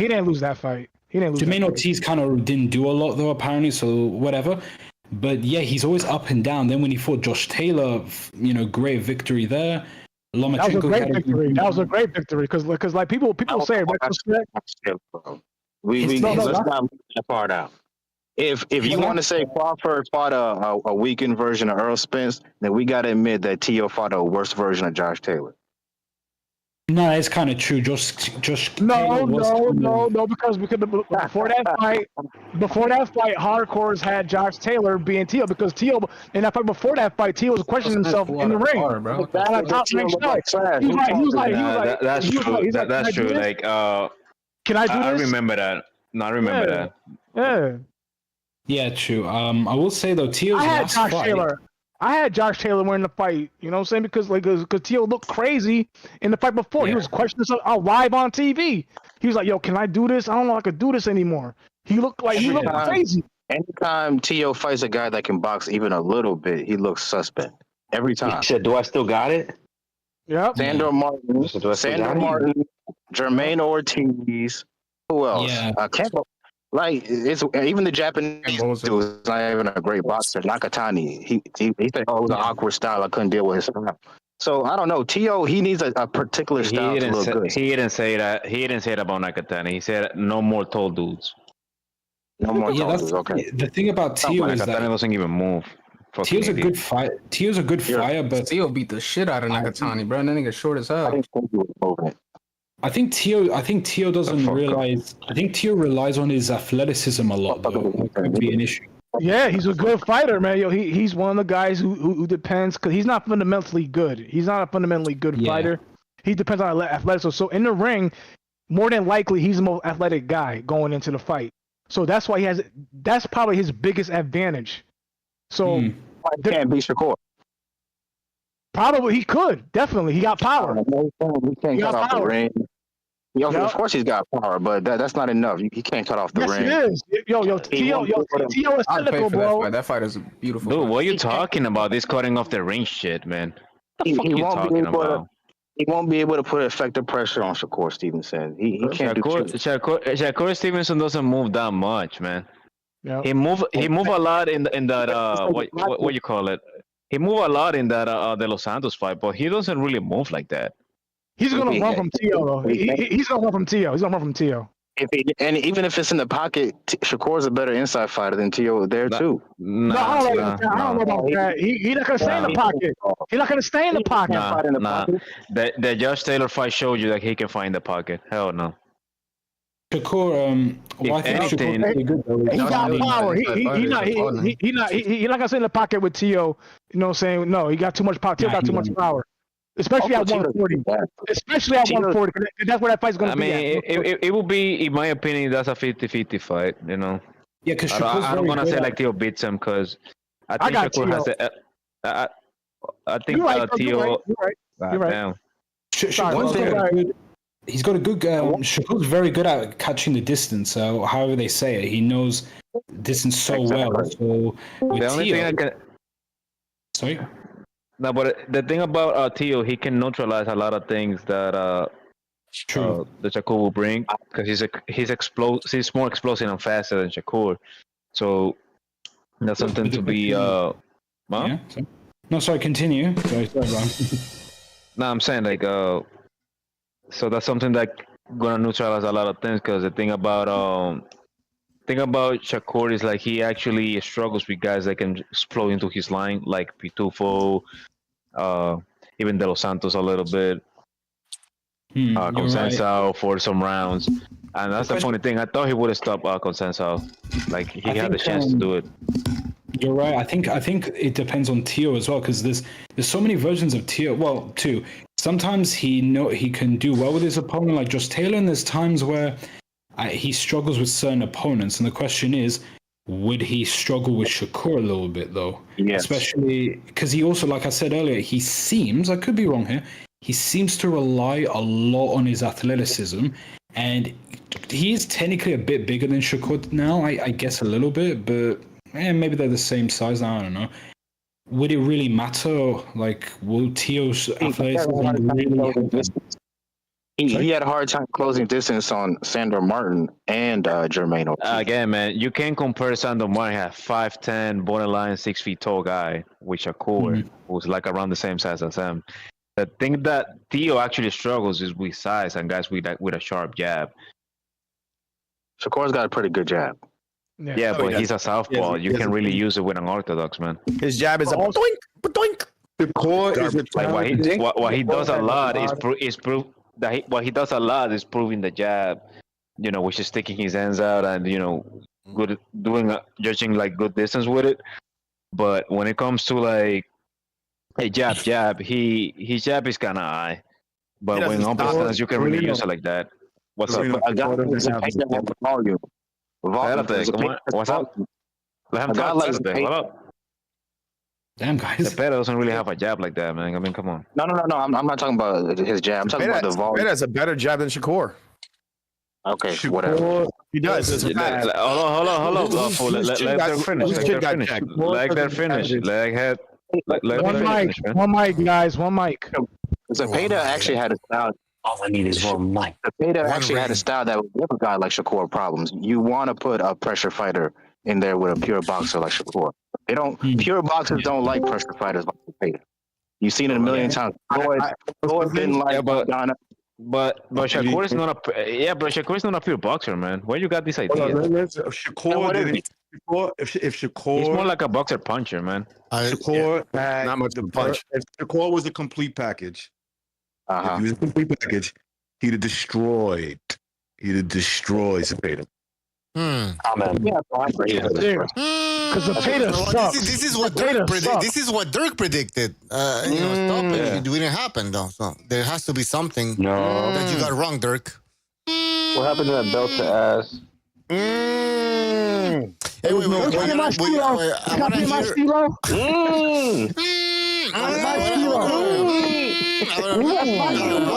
Guys.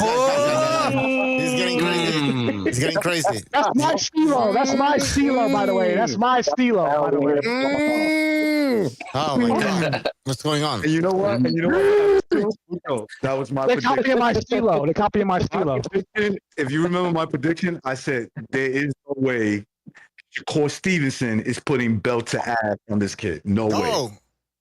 No way. That ain't gonna happen. Belt to ass, Shakur. He might win. He might get a decision, and you might get liars that are trying to sell you shit, right? Like literally dog shit. But in reality, that's not what's going to happen in the ring. That's not what's going to happen. And I knew it because he's not the complete package. He's a defensive fighter first. Dirk, why couldn't Shakur Stevenson stop Zepeda as you predicted? I mean, Zepeda's a tough guy, so. But at least I got the right winner. You picked Zepeda to win. That nigga He can't hurt a fly. That's why. Shut up, bitch. I did pick him to Zepeda win. sucks. I saw that fight, man. What the fuck does he do? Yo, he's punching into fucking Shakur's guard. He's literally They both look like they fucking suck, bro. No one was You know hurt. what? I got I was in a wrong. boxing match and no one gets hurt. Heavy bag Stevenson. Zepeda lacked power. I thought he had much more power, and zero power. Zepeda looked Zero. bigger than fucking the guy, and it's just One scorecard had him winning 11 rounds to 1. Meanwhile, according to punch stats, he got punched like 300 times in the fight. No, ignore the scorecards. We knew going into the fight that the scorecards were gonna favor Shakur Stevenson. I'm not even gonna go through that shit. But Shakur is bigger than Zepeda. I didn't know that. I mean, he looked fucking bigger. But whatever. No, Shakur. I'll give credit to Shakur for actually staying on the ropes. But I mean, if he wants to do that, if he wants to do that at 140, man, he's in a world of pain. I mean, he got trapped in the ropes. He didn't Exactly. He got trapped in the rope. And especially Shakur. Guys like Shakur. He's like, I wanted to do that. Guys like Shakur, and to a worse extent, Devin Haney. That's why I don't consider those guys pound for pound fighters, because every time I see them in the ring, they're much bigger than their opponents.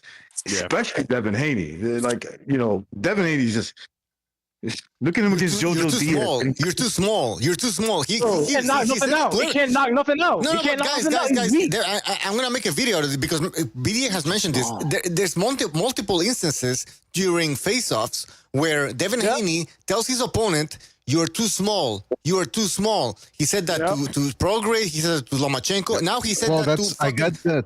Yes. You remember when? He said that to Ramirez. Real quick. Yeah, like you say, he said that to Ramirez. But also, I got that from the Exodus files because I'd never seen those parts of the weigh-in where what he was telling these fighters. Like you said, he told it to JoJo Diaz. No, I don't think he told it to JoJo, but I know he said it to Lomachenko, Prograde, Ramirez, and Cambosos. So that's what I keep telling people. When there was somebody who used to argue with me about it, it's like, he ain't no weight bully. Well, he's saying it himself that he's too big for these guys. Why is he telling them that? Because he's making it up. I mean, because do you remember Keyshawn saying that? Keyshawn said it to the Ukrainian guy. He's like, I ain't no lightweight. And he just kept saying it repeatedly. Could you imagine a Mexican boxer saying that shit? It'd be the end of the world. I mean, you're too small. You're too small. You're too small. You don't see that shit. I don't know. It's all he was yelling it to the mic. African American boxers that pull this shit. Dude, prove me wrong. Keyshawn said it at the fucking press conference for his last fight. Remember, he was like, I ain't no lightweight. And he just kept saying it over and over again in the guy's face.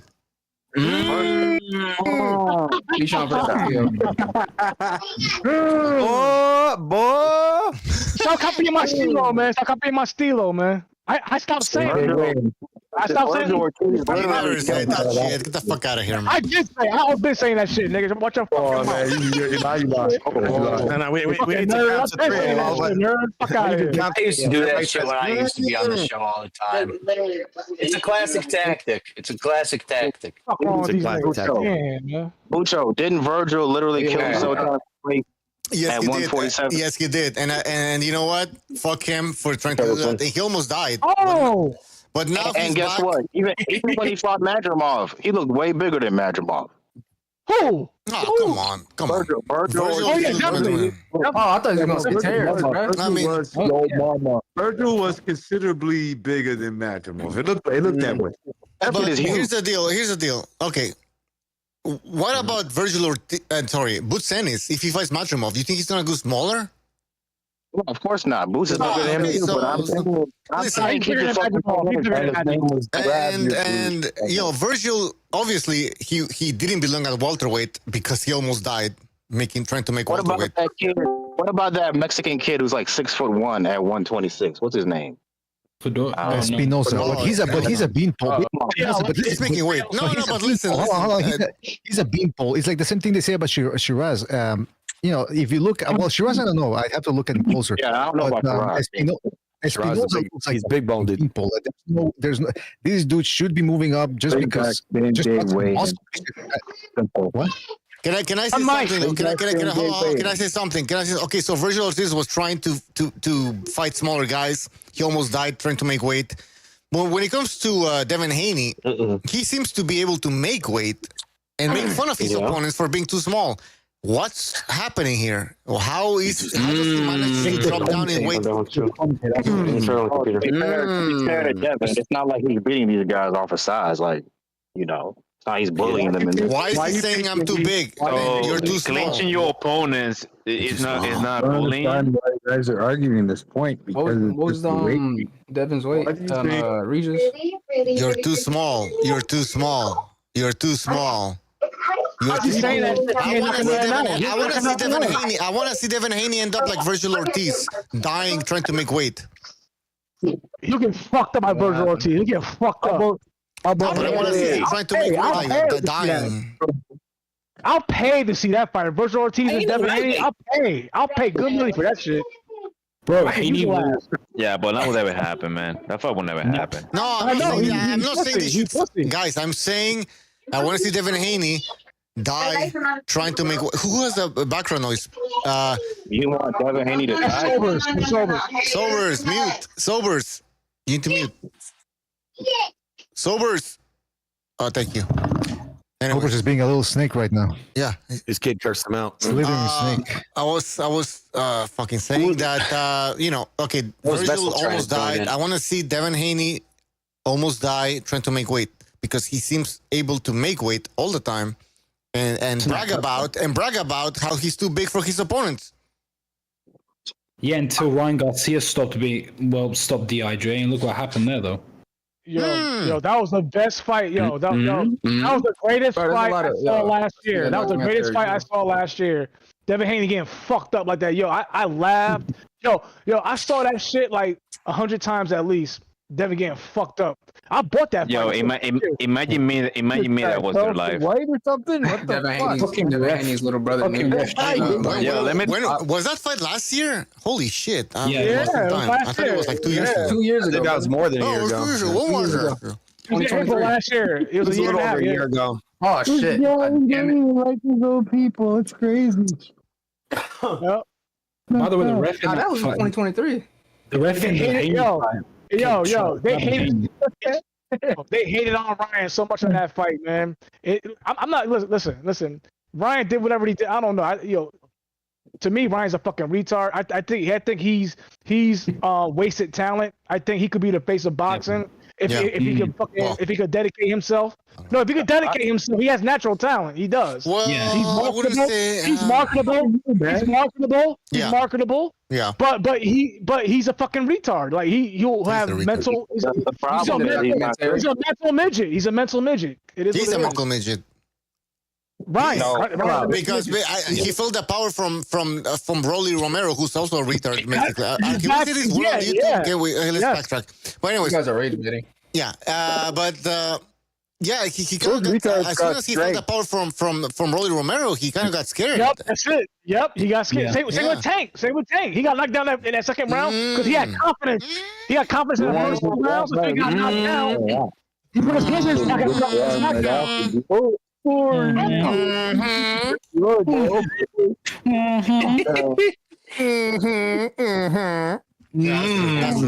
Fuck, bro. Ryan Garcia, listen. Yeah, I understand what you're saying, but I don't really give a fuck if he comes back or not. Yeah. Everything legendary said. Everything he said was right, except for one thing. Ryan Garcia is not a good fighter, bro. Yeah, he is a good fighter. Yes, he is. Yes, he is. All right, what's a good fighter? He can't put it together. He can't put it together, but he got tools. He got tools and talent. He can't put it together. He got natural abilities. All right, hold on. Recognize. Are you there? Because we've talked about this before. Oh, he's busy. Just like that Schofield kid. He's got physical tools, but he's not a good boxer. All right, let's hear Gonzalo. Gonzalo, are you there, Gonzalo? He's not a boxer. He's not a boxer. He's a puncher. He's a puncher. I'll give him that. You know who runs the whole All right, guys. I want to hear Gonzalo. ¿Qué pedo, güey? ¿Qué pedo, güey? All right, go ahead, Gonzalo. Take it. Yeah, he's naturally gifted. He's got like abilities, speed. He's got power. The combination of speed and power makes him dangerous. I think he lacks a chin and is very one-dimensional. So I'd say he's a decent boxer, but given that he has speed, it makes him phenomenal until he gets touched, which could go either way. No.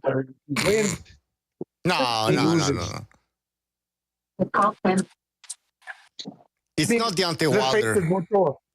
How old is he now? He has look what De La Hoya did by his age. All right. Hey, yo, Bucho, can I say this? Yeah, go ahead. Can I say this? Ryan Garcia is definitely an underachiever. Now, if he taps into his talents, he could be somebody like he's not gonna be a pound for pound guy, right? He's not gonna be a pound for pound showcase guy. He could be somebody like like a Conor McGregor. He could be like, he takes fights. He takes tough fights. About Ryan Garcia, he takes tough fights. So yeah, he's gonna be in a fight that he could possibly lose. He could possibly win. He's one of those kids. If he taps in, right, he could beat anybody, but also he can lose to anybody. That's Ryan Garcia. That's who he is. But he's marketable. He can make money. But the thing is, like, he's not going to be a pound for pound star. He's not going to be like a world champion for a long time. If he does win the belt, he can win a title. People got That dude's one. Hey guys, we're gonna have to do this again. We're gonna play a game. You wanna play a game? That guy's one fight away from being Soap again. I love Saw. I'd like to make a point about Ryan. I can't even believe you guys. I can't even believe guys. We're gonna play a game. Hold on. I can't believe the mature members of this audience are entertaining this fucking horse shit. All right, I can't believe this. We're gonna play a game, but before we play the game, let's let NPR say something and we can start. NPR, go ahead. Oh no. Okay, that was Chester that was asked talking about Ryan, the big if he could adapt. Is that right? I think so. Yes. Okay. What do you say? No. Check it out. Like he called you the N-word. Okay, so I was a teacher and I did my thesis and I owned a music school. Okay, and I did my thesis. It was basic, on the ability to learn, and how to learn. Okay. And it basically, the truth is about your tying in your physical ability, no matter what it is, if it's guitar or if it's violin or boxing or tennis or anything. The fact of the matter is that you can't learn really new skills after the age of 25. So okay. I'm not saying, no, wait a minute. Hold on. Let me qualify that. So let's say you have the foundation set for whatever skill you have. Okay, the foundation. That's a fucking lie. That's a fucking lie. Okay. Hold on. Let him cook. Let him cook. Let him cook, man. Let him cook. You know, Let him cook. Let him this is cook. my wheelhouse. Ryan Garcia fan. All right, so I'm not saying that. So once the foundation and the fundamentals are all there, once the foundation and fundamentals are all there, you could learn new wrinkles in the game. So, for instance, you saw him doing that ridiculous kind of Philly shell shit. Okay, well, he's already past the age where he could adapt and kind of throw that in. His body literally just doesn't have it doesn't have the kind of reaction time to be able to do that. You know what I'm saying? It's like he doesn't have the foundation for it.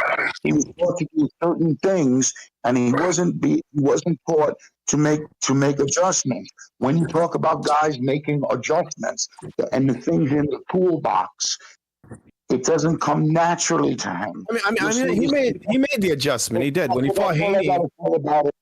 That's all I gotta say. He makes adjustments. Do you remember that little shitty Philly shell he does? Actually, if you watch that Ryan Haney fight again, Haney actually was having success with his left hook, and then Ryan did his little cowering Philly shell and actually took the left hook away completely. Took it away completely. Right. That's what Haney's throwing those. Against Duarte, that looked terrible though. Well, Romero, how do you explain Duarte? That looked pretty fun. Hold on. I know you want to talk. But how do you explain Rolly Romero, an even shittier fighter?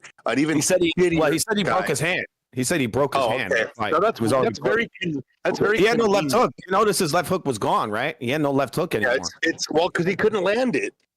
I don't know. You have to understand that Dom Andrazo is a classic Ryan hater. He like Ryan fucking girl before and he's mad. Are you a fucking boyfriend? Are you fucking right now? He hates Ryan Garcia. Hater. You call Ryan a liar? Ryan sucks, but he's a real hater though. Ryan fucking girl. This guy's not a fighter. He's a fucking Instagram fighder. All right. Are you guys sucking his balls or something? What the fuck's going on here? He's an Instagram. I mean, look, that dude's just one win away from getting back in the limelight because all these boxers, a lot of boxers, they got gerbil brains, right?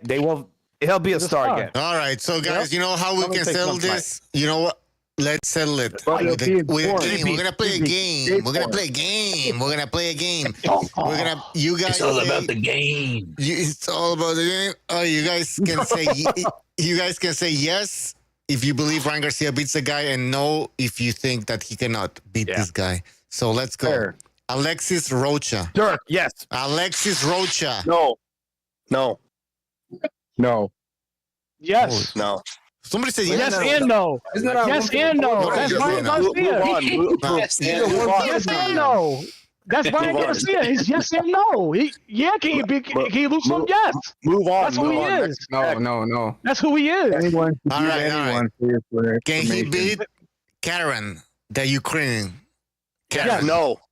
Yes, he can. No. Karen has no power. Karen has no power. Yes. He can beat him. Karen has no power. Yeah. I'm surprised. Yeah, I'm surprised. No. If he can't beat both, he can. Because look, if his left hook is on point, he will catch him. He'll catch Karen. He pretty could catch him, and his left hook is way more explosive than what Boots got going on. I'll put that out there. Just a catch. All right. This is gonna get interesting, guys. Guys, you ready? Can Ryan Garcia defeat Mario Barrios? Absolutely. Yes, definitely can. Yeah, Mario Barrios is shitty. Yeah, and Mario Barrios is a sucker for a left hook, right? That's his. Mario Barrios, he's the worst fighter in the world right now. He's the worst fighter in the world. A left hook is like the thing that lands most on Mario Barrios. You've seen his fight. Yeah, I think he beats Mario Barrios. He's shitty. Mario Barrios literally has two. That's a great fight for him, actually. That would be a great comeback fight. It's between two C- fighters. It's great. That's a good comeback for Mr. Ryan there, right? Let's go. Make sure you take off some points Right, for what's next? Legendary there, because he said absolutely, not yes or no. He broke the rule. What's next? He doesn't get a point there. I said absolutely. Yeah, Mario Barrios, yes, absolutely. All right. The rules are yes and no. Hey, calm down. My fucking computer froze. But the next name was gonna be Raul Curiel. Yes. Oh, Okay. yes. Oh, fuck no. Oh, Yes. no, fuck no. What's going on here?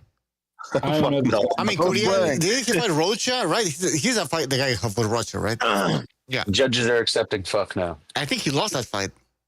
Racist. I think he lost that. No, you're right. I agree. That's fine. All right, next. All right, hold on. Yo, my computer really fucking froze. Get a better computer, Bucho. Get a better computer, man. You got so much shit open over here. Your computer's garbage, man. And you got that new 490 graphics card. Yeah, You man. need a better CPU. What's going on over there? Get an AMD, man. Get an AMD. Get you right, man. Get an AMD 9950X 3D. I'm back. No, I'm not. Yes, I am. No, I'm not. Yes, I am. Let me just go back.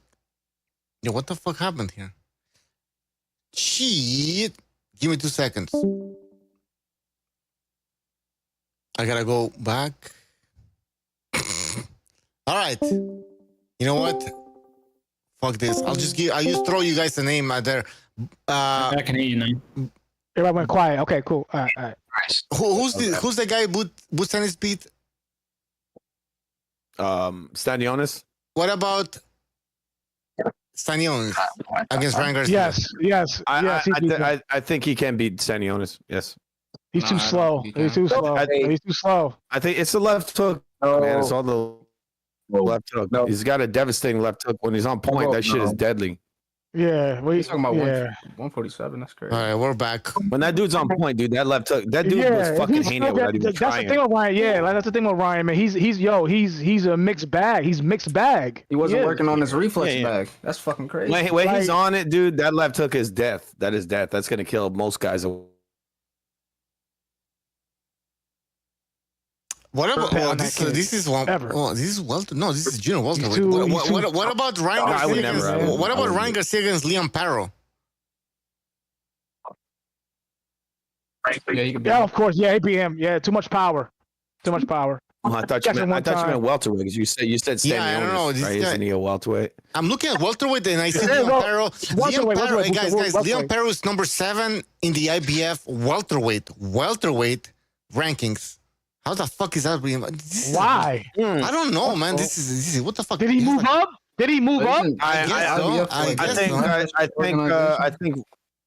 I think Ryan beats him. I think he definitely could beat him. think Ryan. If a guy got no power, he not being Ryan Garcia. If a guy has no power, he's not being Ryan Garcia. Guys, WBO welterweight. Guys, WBO welterweight rankings. WBO welterweight rankings. Jack Catterall. Rockstar, give me a break. Jack Catterall is in the welterweight rankings. Oh my God.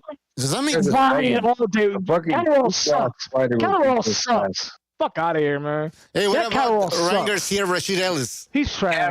Rashid Ellis. Rashidi? Yeah, Ryan all day. Knockout. Rashid Ellis, he could beat him. Hell no. Get the fuck out. Hell no. Hell no. Shitty. Ryan knocks him out in 2 rounds. Damn. No, you're bugging. You're bugging out, man. You're on that fucking bet. If that fight happens, bet within 5 rounds. Oh, here we go. Man, boy, the limit champion. He's got it coming on his A game. That's his big issue. Who the fuck is it? Ryan Garcia versus? Yeah, he's too iffy though.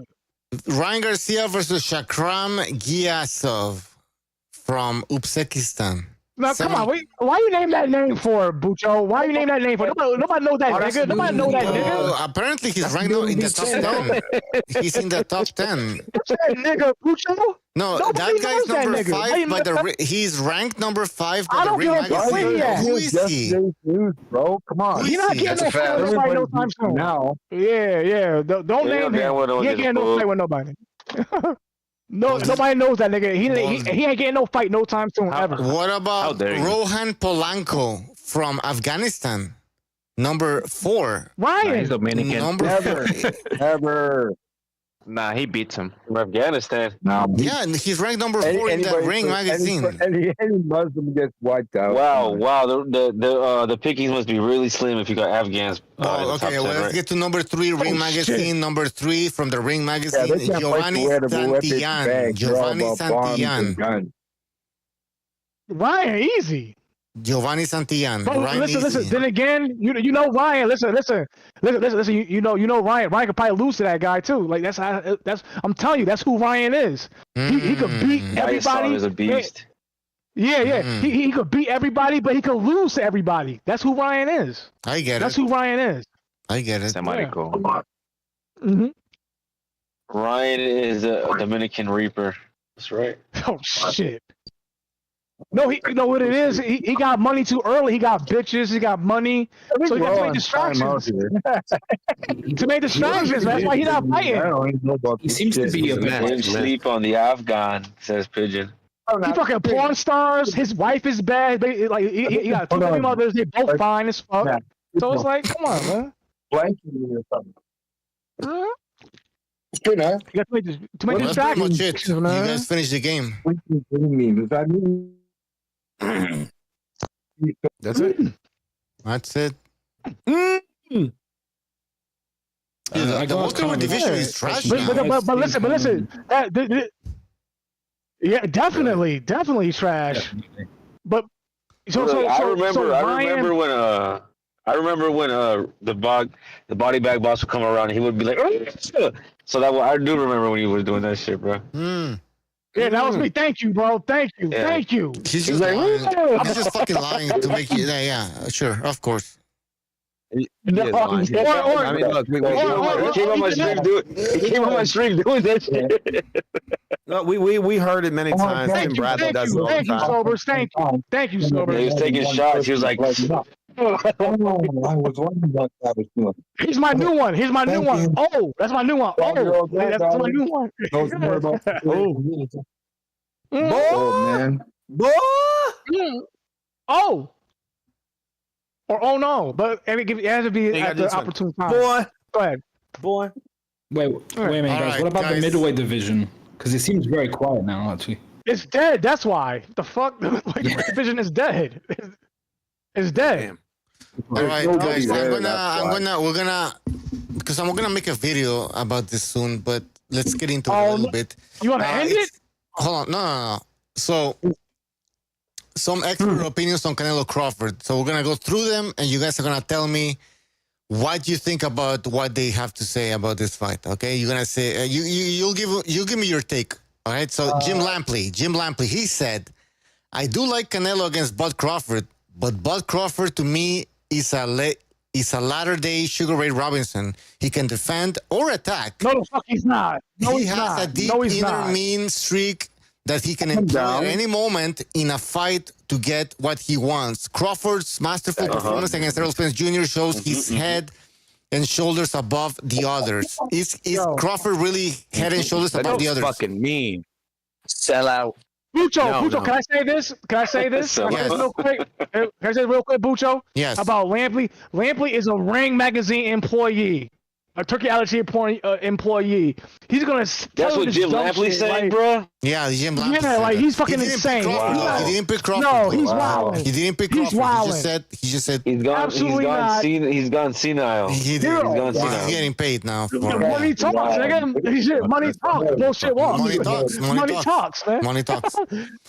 Yeah. He's on the fight. I knew something was wrong when Johnny Boy got an interview with him, Bucho.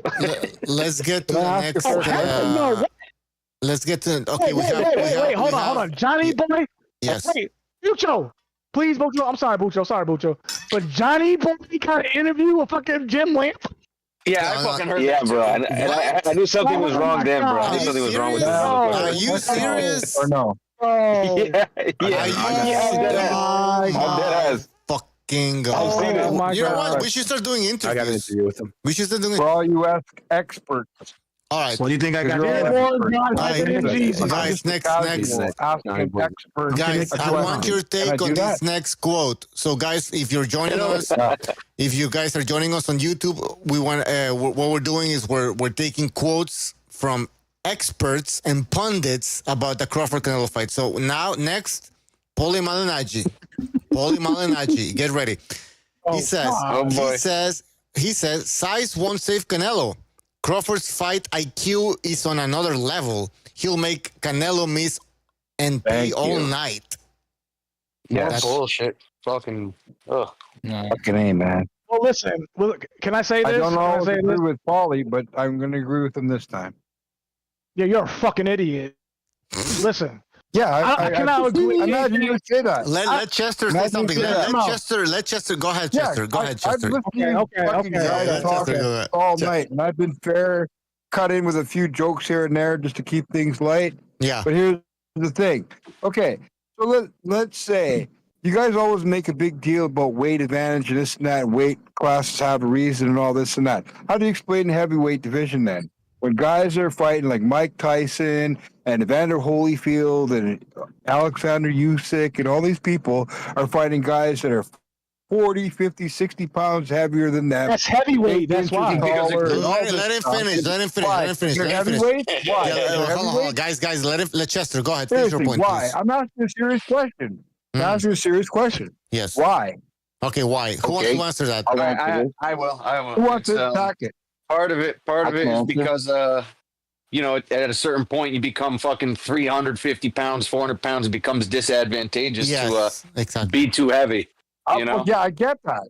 I get that. But okay, like you look at fights like Evander Holyfield versus Riddick Bowe or Mike Tyson versus any guy that he ever fought, because he was how about Muhammad Ali's when he fought Sonny Liston, he was 195 pounds or something like that.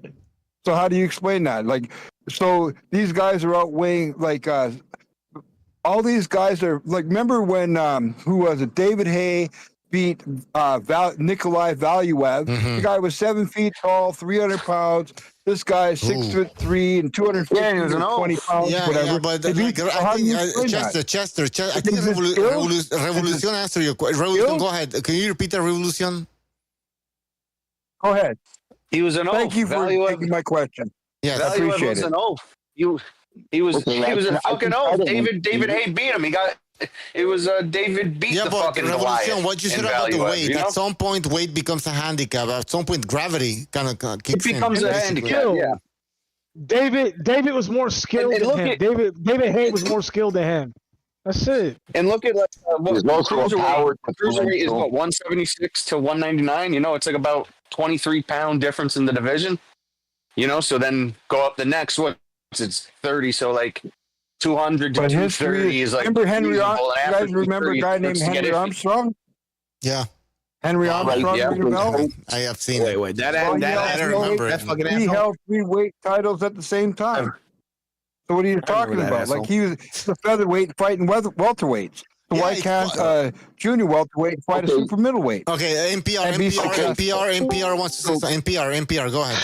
Okay, so there are physical reasons for this too, right? So in other words, the thickness of a skull of a guy at 133 pounds, 135 pounds, the guy at 215 pounds doesn't have, or twice as a thick skull. You understand what I mean? The guy at 260 doesn't have a twice as thick skull. Okay. So what I'm saying is the punch is different. That's one thing. The second thing is that the guys at lighter weights, they don't punch as heavy as big dudes. So and also it's not twice as much power. So it's the same thing with power. So let's say a guy at 135 pounds can punch a thing. The guy at 270 pounds can't punch twice as hard as the guy at 135. So it's a percentage of difference. Also, you're thinking about the percentage of difference.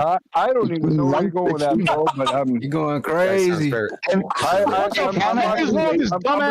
slightly disagree with you on that one. This shit is racist. Because here's the thing. What the fuck is wrong with this nerd? This shit is so racist. I can't take it.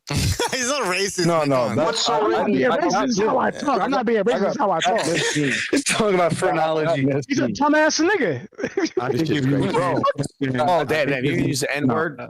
I think That's how I talk. I'm black. I'm black, Puerto Rican, and guys, I'm all fucked up. guys, let the NPR finish his fucking point. Jesus, I think NPR, exactly. NPR. Did I say a word of chronology For or the anything record, like that? I was born in 1961, and we referred to black people as Guys, Negroes. shut the fuck up. Guys, never everybody, do that. everybody, shut the Negroes, fuck. I would Shut your fucking mouth. refer to people. Let NPR fucking I talk. would never Oh my God. someone an N-word. Somebody that's twice as heavy does not punch twice as hard at 135 versus a guy at 270. Nobody Okay, punches that's twice one reason. as hard as anybody. The difference also between a guy 135 and 147, when you get up to that heavyweight, a guy that's literally 40 pounds heavier is the same differential between a guy 135 and 147. Wow. Yeah. Can I ask you a question? Why did they change the size of the gloves from the 147 down wear 8-ounce gloves and the guys up wear 10-ounce gloves? I mean, are you saying that obviously like because they hit harder? Yeah, answer that. Let him fucking answer. He has Answer that shit. And let him answer. I'll ask you a question. No, but bro, the thickness They're of the obviously skull. smaller people, right? Can you answer They're obviously smaller people, no? But the punch differential is not double because you're 270. Okay, so if a guy went up to one of those It's like why in the conversation? Why is this a conversation? Why? Why is this a conversation? Who brought this up? No, it was Chester. Chester brought brought it it up. up, man. Fucking. I don't know what the last name. Molester. Hey, I got a question. What is this conversation? What is your last name, Chester? It better not be Molester. Oh wow! He sounds like one. I guess because my name rhymes with molester, I'm a fucking molester. Yeah. All right. Let's move on. Guys. Exactly. What am I gonna do? I don't even know what we're talking about here. It's You like guys don't want to jump on me? Guys, this is Open Lines Friday. It's gonna get crazy. Yes. Sometimes the guy wears we can hear you. trunks, and sometimes the guy wears a skirt. You don't have to say hello anymore. Can I chime in something real quick No. on the bone density issue? Yes. In case people are not aware, your bone density is measured by a T-score. Every one increment on a T-score is a standard deviation, which represents about a 10 to 12% increase in bone density. For upper end athletes, it can be up to 8 standard deviations, which means someone could very well have twice the bone density as someone, like a normal person. So you could actually very well assume that even within weight classes, there are people with these huge outside advantages that you don't see. Irish Andre Ward. Wait, hold on. Nerd alert. Hold on. Irish Andre Ward. Do you believe Andre Ward could beat AJ? Answer my answer. Okay. You're out of your mind. Andre Ward. With enough whiskey in him. I mean, you got his name, nigga. You've You never got his seen the name. real So I'm gonna Irish figure out. Andre Ward. Can beat Hey, listen, you limey bastard. You've never seen the real Irish Andre Ward. Don't be confused with that This is his real, bodybuilder I knew he was AJ. faking. This is his real voice. Fucking Irish Mickey Ward. Okay, cool. If I see you in person, I'll get the fuck out. No, wait, That's right. What are you gonna do about it? That's right. I knew you were thinking that. Fuck. That's right. If I see you in person, I'll drop you off. Like Andre Ward, I'll drop you off. Irish Andre Ward. Let's fry your balls in oil, you little stupid ass stuff. Fight. What about the Jamaican? Gay. All right. They're gonna do a gay porn. This show's going to shit. All right, let's keep it. Let's control ourselves. All right, guys, let's bring some cohesion. Let's bring some guys. This is Bucho speaking. Please, let's bring some cohesion back into the show. What the fuck are we talking about? Too many voices. Somebody, please say something. Something about Nikes. How dense is your bone right now, Bucho? Oh God. We're talking about bone density. Oh God. Bucho. Crawford. Wait, hold on. Excuse me, people. That was a topic. that was a topic that Andre Ward called out Anthony Joshua for a fight. Like he's a fucking idiot. So why? What do you guys think about that dumbass fight? Guys, we're gonna. Why not call out probably, Usyk? guys, You're gonna go this is Bucho call it a speaking, so heavyweight, call out please let Usyk. me just speak the 2 seconds. This is King Bucho. This is King Bucho. So we're gonna go again through the news here. So we're gonna wait, hold on. Yeah. Give me 2 seconds. Fuck. Payday. Better not end this Payday. show. Where the fuck is that? I wrote it down. That's what it is. Holy shit, I lost it. It can be. This is what happens when you fucking drink. Tyson, I got a Canelo Crawford. Retired. Guys, let me read this shit. Retired boxing legend Andre Ward, now 41 years old, has expressed interest in a potential comeback fight against former heavyweight champion Anthony Joshua. Andre Ward, a former super middleweight and light heavyweight champion, last fought in 2017, but named Joshua as the only opponent who could lure him back into the ring. And then he says, Andre Ward called out Anthony Joshua on social media, stating, and I quote, "There's not a lot of names that make sense, but it's a name that I brought up before. That's a fight I would like to take at Wembley Stadium." What the fuck? What do you guys think about that? Now, you see, for all you feckless neophytes, for all you neophytes, for all you uninitiated, what Andre Ward's doing there is he's looking down the line. Okay, there's a lot that goes on behind the scenes in the sport that you guys just don't understand. All right, now you see what makes sense. Okay, it depends on what makes sense. So you just don't understand. Goblin. Lucky Charms. What's wrong with Andre Ward? What's wrong with Andre Ward trying to get a payday, guys? What the fuck's wrong with that? He's a hardworking man. He's a hardworking man. Look. Trying to get paid. Hold on. Bucho, can I say this real quick? No, look. Let me say this shit real quick. Look. His fucking career sucked, his fucking book sucked, and his fucking podcast sucks. No one gives a shit about Andre Ward, and he's trying to be relevant, bro. No one gives a fuck. You suck, dude. How about this? Wait, hold on. How about this, Bucho?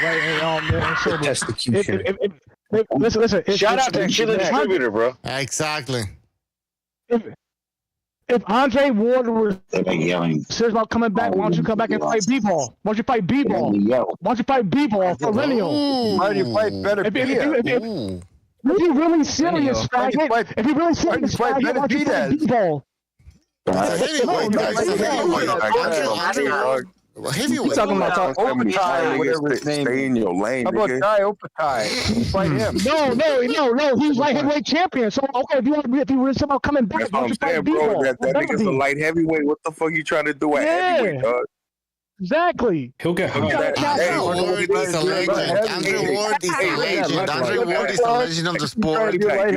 Andre Ward is trying to go for a legendary status. Right he just Even Crawford's getting a bag. He's mad because Terrence Crawford is getting a bag. So now he wants a bag. That's all it is, bro. Yes. You know what? Hey, who's saying that? Miklo. Who's the black man's worst enemy? Let me ask him a question. He'll come back and do something. What's a successful black man's worst enemy, Miklo? Oh, he already got exposed by. It's another black man. It's another black man. Right? It's an unsuccessful black man. You're right. It's an unsuccessful black man. Is it impulse control? Like a black man. If you don't believe me, ask Nipsey Hussle, bro. What is impulse control? Facts. It's over. You know what's gonna happen to you? But 5 years. Hey, headlines. Hey, fool, check this out. It's gonna be headlines, fool. Terrence Crawford murdered, hired by Hitman, and it's gonna be Andre Ward. Hell yeah! Seriously. Jesus Christ. That happened to That's what happened to Vernon Forrest. That's what happened to Vernon Forrest, fool. Yeah, no, either him or Bradley. Mark my words, dog. Hey, write this shit in stone, nigga. It's either Ward or Vernon Forest sounds like it's a great place to go on a walk. handprint. Hey, you guys think Andre Ward Yeah, can Andre sell Ward's a out? fucking You think clown. Andre Ward? You guys think Andre Ward and Joshua can sell out Wembley Stadium? That fight's not happening. We don't care. That fight's not gonna fucking happen. He's cloud chasing. That's why he said that. That's why he said that. He knows that fight's not gonna happen. He knows that. Right. That's why he said it. He's just talking. Is he jealous? He's a cloud chasing I'm with cocksucker. Professor He did the here. same thing with fucking Canelo, with Gennady Golovkin. Yeah. Yep. No, but Yeah, he's jealous. He's a hater, We bro. gotta keep it 100, dog. We gotta keep it 100, bro. He's a fucking hater. Yeah. Hey, bro, come on. Hey, bro. Hold on. How are you Hold gonna on, retire hold on. at 32 years old, bro? You're the light heavyweight champion of the world, and you retire at 32 years old. And now you want to come back when you're like 45? Hey, guys. Miklo, he knew. Yeah, no, hold on, guys. Miklo, he knew. B-Ball better be was coming up. He knew it. Yeah, guys. That's why he quit. That's why he retired. I read this earlier, guys. Coming up. Anthony Joshua replied to what Andre Ward had to say. He said the following. He said, "Bro said," he's referring to Andre Ward. He says, "Bro said Wembley Stadium like it's a casual low 90,000." Like he's basically making fun of Andre Ward, bringing up Wembley Stadium like it's easy to sell, as if Andre Ward is not gonna be able to sell Wembley Stadium. He's a clown. He's a clown, basically. So He couldn't even sell out his own hometown in Oakland. Fucking give me a break. That guy couldn't sell- Exactly. Like, give me a break. Hey, bro, look, What check are we this out. talking Hey, about hey. here? Check this out. Like the Hey, bro, Shakur check this out. You know Stevenson, how I that's know why him Andre and Ward Shakur are so close. he's feeding for money? Hey, dog, you know how I know Andre Ward is he needs money? I saw that nigga, I swear, fool. I saw him post a picture on Instagram, and he's wearing the Mexican Jordans. No, he's not even wearing like way. the original Jordans. He's wearing Mexican Jordans. No. Hey, those that know, what I'm talking about. The difference between a Mexican Jordan and Air Jordan It's or like a Michael $80 Jordan. Jordans. They're not even like the $300-$400 Jordans. It's the $80 Jordans. Nigga, he crazy. That he's wearing the air. Nigga, he crazy. The air Odales. Bro. Nice man, What the fuck ever? So what the fuck you saying, homie? Bro in, bro out, Miko. If you couldn't pay your rent tomorrow, you think Michael Jordan would pay your rent? Nobody cares. I love Hey, that no, that's movie fucked too. I love up, that bro. Yo, that's Andre not Ward is true. getting fucking burned That right can't be now. true. That's pathetic. He's wearing The the. boxer made Yeah, he's a no. The bottom line is this: that faggot should have stayed in boxing and fought better Beaven Bill, because that's why he retired. Because he knew that. What you mean? No, He knew those guys were coming up. He put the fuck his ass up, because he already robbed Kovalev. He couldn't rob these two guys coming up to get his ass beat. Better Beaven Bill would have fucked his ass up. That's why he retired. That's why he retired. That's true. He knew it. When Vosdick, He knew it. when Vosdick and Probably already made generational wealth. on the come up, he retired. Yo, guys, you guys say the F word here. You guys say the F word. Fucking YouTube. I'm sorry. Yeah, I'm sorry. I'm sorry. LGBTQ. Come I on, think bro. Ward about this? admitted. How about this? Get fag. How about that? It begins with a G. Get fag. How Yeah, about you can that? say that. Get I guess so. fag. I It guess begins so. with a G. Get fag. He's a get fag. He's a get fag. All right. Cool. Don't overuse it. Yeah, don't overuse it. I won't. What's wrong with you? Anyway, All right. look, You guys are fucking crazy. Driving me crazy here. Don't tell what the f- do, nigga. Don't tell what the fuck do. Thank you. Back to Canelo. Hey. Andre Ward ain't fighting. Andre Ward's not fighting AJ. Get out of here with that. He's not fighting What if he nobody, wins? bro. He's just talking. He's just talking, bro. He's fighting recognize. You said AJ was making fun of Andre Ward when he said you think basically you can sell out, that's a big. Wembley Stadium that easily. Ha ha ha. Yeah. That's what he said. You're nobody. Yeah, nobody. Let me- Yeah. Yeah. If you were Andre Ward And or I any other quote- boxer that made his living boxing, would you not want to make money off the losing after you've done all your winning, because you know you're eventually going to be on the downside, but you still have a correct name. People are going to want to see you, whether they want to see you for nostalgic reasons or for reasons they don't like you, want you to get beat or whatever. You're still going to draw money, and then you're going to make money. Chester, So, like, why wouldn't you wanna buy- Chester, why would I mean, I Andre get Ward? why- Hold on, Chester. But Sorry. why would Andre Go ahead. Ward? Why would Andre Ward want to fight to be in the UK, United Kingdom, instead of the United States? Because he knows it's big money. He would think, well, why would Andre Ward want to fight anywhere other than Oakland? Because he can't draw money anywhere wherever he goes. So he has to pick an opponent that he thinks he's going to draw a big crowd with and make as much money as he can, knowing full well he's probably going to lose. Well, and like all the great fighters of the past, Probably. like tried and true, right? No, everyone. Look, why did Muhammad Ali fight Trevor Berbick? Give me a break. Let's be real here. This is what boxers do.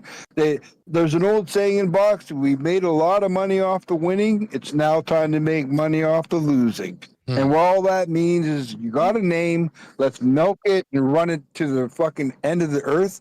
And I don't think Andre Ward needs money, but why? This is not a legacy He fucking fight. sucks. Listen. No, he doesn't. This is not a legacy fight, though. If he really wanted a legacy fight, why wouldn't he fight like Jai Apatai or any one of the light heavyweight champions or Alexander Usyk? Why him? Because people look at a Fury Joshua fight as like, ooh, this. To me, it's like a Ali Fraser fight when Foreman was champ, two ex-champs going at it, trying to see if they can recapture the glory, maybe get another title shot and all this kind of crap. It's the same kind of idea, but why would he come Joshua? There's nothing to offer other than let me tell you, guys, I want your thoughts. I want your thoughts on this. All right, this shit's slowing down. Fuck. Bucho, can I tell you this real quick? Yeah, go ahead. I'll be real quick. Bucho, I'll be real quick, okay? Yeah. Sorry, guys. Andre Ward never was shit. Andre Ward never was shit. He was a narrative. He was an internet narrative for Gennady Golovkin, right? And Canelo Alvarez. Nobody gave a fuck about him in real life at all. Nobody gives a fuck. That's why HBO gave up on him. Andre Ward never was shit. Never. In life, never in shit. He was a bad fighter. He was a narrative for Gennady Golovkin. He was a good fighter. That's it, bro. Bro, yeah, he was good, but not great. He's not black. He's not black either, bro.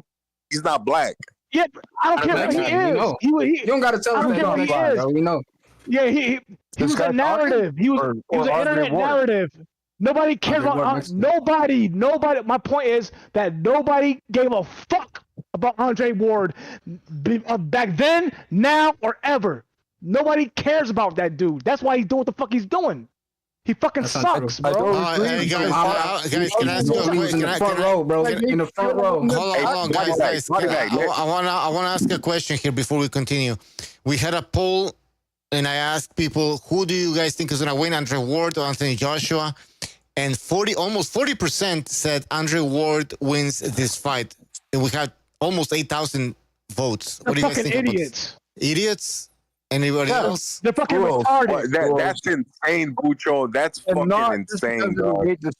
They show a lot of respect for Andre Ward. Because AJ lost to Dubois. That's because AJ lost to Dubois. Come on, dog. And by the way, if Andre Ward would have fought Canelo at 168, he beats Canelo handily. He got beat. No, he doesn't. He gets beat. He gets stopped. No, he gets stopped. You're out of your mind. It is what it is. And he also beats Triple G. He's too big for Triple G. This nigga delusional, dog. I swear, dog. In a fucking heartbeat, man. You damn near lost Anthony Jacobs. You almost lost Anthony Jacobs. You're losing to Andre Ward. Get over it. Triple G from middleweight, moving up to super middleweight, would have stopped Andre Ward. He would have stopped him. No, he wouldn't. He couldn't even stop Danny Jacobs. Why couldn't you stop Danny Jacobs? Oh, man. Yeah. Why couldn't you stop Danny Jacobs? Go ahead. Tell me why. The only fight that happened because Andre Ward trying to A-side him, nigga. What the fuck? Oh, what does that He's trying to A-side do with anything? Danny Jacobs Danny Jacobs fought Triple G, damn near won the fight if he didn't get dropped. So Dirk, are you surprised that 40%? Dirk, are you surprised that 40% of people chose Andre Ward to win this fight? Dirk. I mean, no, I'm not surprised. He's under all-time great. But no, he's not beating AJ. He don't all-time great. What are you talking about? Put it like this. You don't deserve to be in the I ain't gonna lie. He only fought. And when I hear all that N-word Sergey. stuff, I wanted to say it myself. He won the Super 6 tournament. He won the Super 6 tournament. Say what? He retired undefeated. Yeah, he's an all-time great. I don't give a with your fuck. chest open, Listen. my nigga. Say with your chest Yeah, open. don't blame him. I'm not going to say that, though, but good saying it because I might end up letting it slip. That's all I'm asking. You know I say it all the time, bro. Come on, dog. He just wants to borrow a pencil. Fuck, man, come on now. I say the N-word all the time. I do it in the privacy of my own self. Nah, bro. Listen. Look, that's the only black dude. Person in here. Like when you cut off in traffic. Oh, yeah, right, my N-word. Who's yelling, man? Everybody, come on. It's fucking. So I don't want to do that. Hold on, Bucho. That first Kovalev fight, let one fly. Let one fly. He won and he fucking won. How surprised he was when he won the fight. You know how surprised he was? Oh shit! What? Scream a little louder. Yo, this is getting out of control. I know you can hear me, nigga. I know you're fucking hearing me, nigga. I'm telling you, right? Andre Ward is happy as fuck. He won the fight. He fucking lost. That's just the guy. He freaking lost, nigga. Holy shit. Like, oh shit. Get out. You try to beat me with. I'm scared. Come on, man. I'm not going to break it up. Where my That's completely dismissed. Can I ask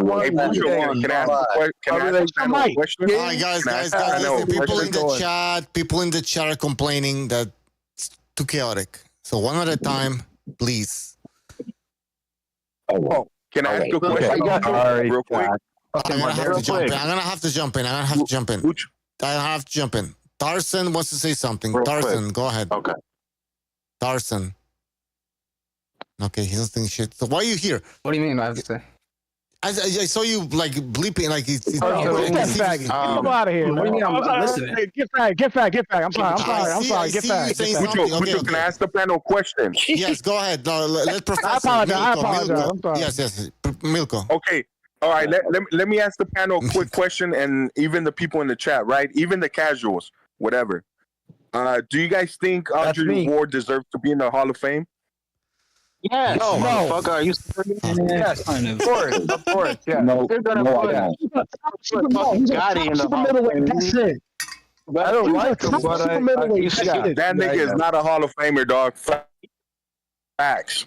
Bro, what kind of dumb mind? Arturo Gotti's in. Arturo Gotti was an entertaining fighter. Arturo Gotti was a gladiator, bro.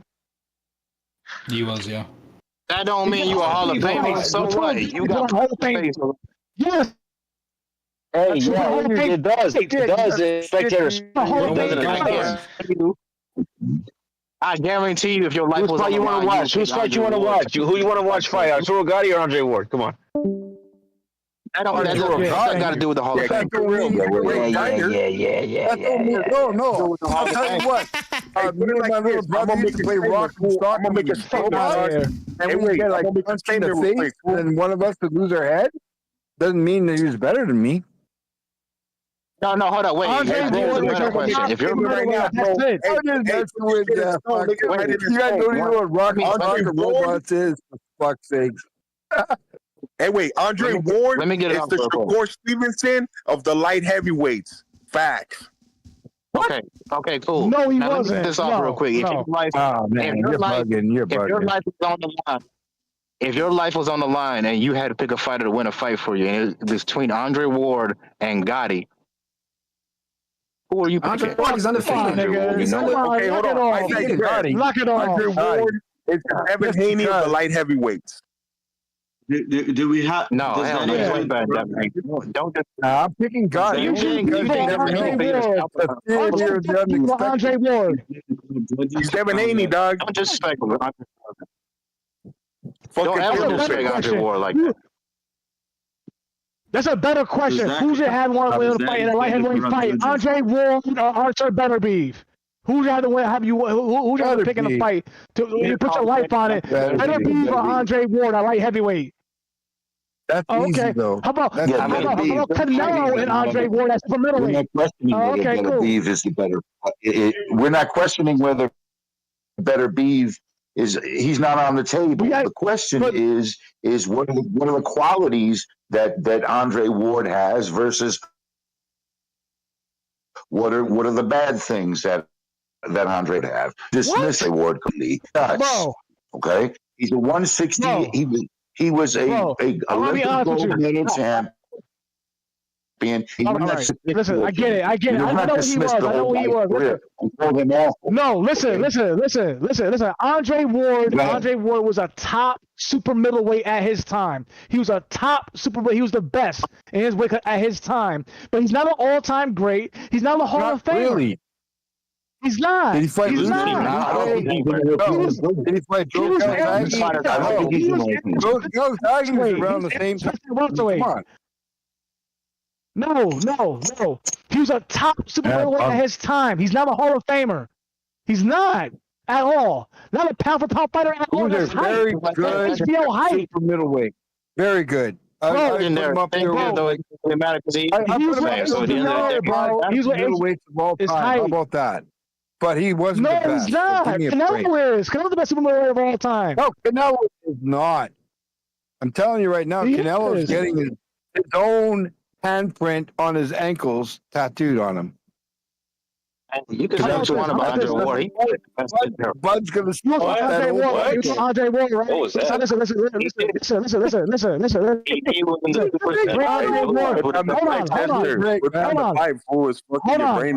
I'm messing with you guys. Hold on. After Crawford, bring Andre Ward to fight on Canelo at 168 after Crawford. Who you got? Bro, I'm gonna do that on a song. I'm gonna be like loop that. You go. Yeah. What'd you say? Did you say Andre Ward versus Crawford? I'm gonna go. No. After Crawford, have Andre Ward come out of retirement and fight Canelo at 168. If he's that great, I will give Andre Ward Anthony Joshua. He knows. He knows. Bro, He knows nobody wants that fight. Nobody. Okay, calm down. Give him a two. I'll tell you what. You beat him. You're asking a question whether Andre Ward could beat AJ, and then in the same breath, you're asking if Andre Ward who would win between Andre Ward and Canelo. And in fairness, actually the same breath. They're not actually the same.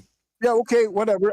I might have misheard you, but all I'm saying is if Andre Ward and Canelo were to fight today, who would you pick?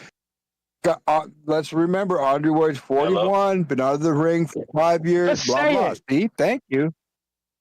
But I'm just why do you think Andre Ward would have a chance against AJ when people don't even think that he can beat Canelo at 168? Like, come on. What are we talking here? He's a little cloud chaser, bro. He's a little fucking cloud chaser. He wants you to buy the book. He wants you to buy the book. It's on sale now, 40% off. Don't get it while it's hot. You know what I mean? Hey, wait, what? I won't get one free. Bottle of book selling. What's the book called again? The promotion, I the know marketing. people are getting their ass clapped up in here. Hey, yo, this one was off already. I think it's called Ebony and Ivory, the tale of two cultures. The fuck out of here. The fuck out of here, man. I'm an Indian. I'm North American. Nobody Indian. cares about Andre Ward. That's my point, though. That's my point. Or brown or anything Nobody like that. cares about Andre Ward. I'm totally unbiased. Nobody cares. When it comes to race, I'm totally unbiased because you know what? I like to say I hate everybody the same. Oh, that's a good point. Well, fuck I believe it. How about that? You think that plant, Chester? He's fed up with the world. Yeah, but the whips. Like I thought people would be shooting say back the at me so N-word. fast. Well, no, I wouldn't do that though. But there you go. I said Negro earlier. Apparently, that's not cool. Why you anymore. scared? Why you scared? Bad word. You scared to say it? I was born in 1961. What do you want? that was That was borderline. the polite That was way to borderline, describe too. a black This guy doesn't give a God. fuck. when I was growing up. Otherwise, That was what a was borderline one. N-word? That No, he almost does down give a that. fuck. That's why he won't say the N word. He won't say it. We're not saying the N-word. We're not saying the N-word. You're gonna get canceled, huh? You think you're gonna get canceled? Besides, it's fine. implied. Come on. Let's be real here. Fuck. All right. What's going on here? Thank you. Let's By the talk way, about- guys, this live stream is sponsored by Paramount Plus. Yeah, exactly. The UFC No, is going to be sponsored there. by beer. You go to the liquor store, it says beer is the cheapest.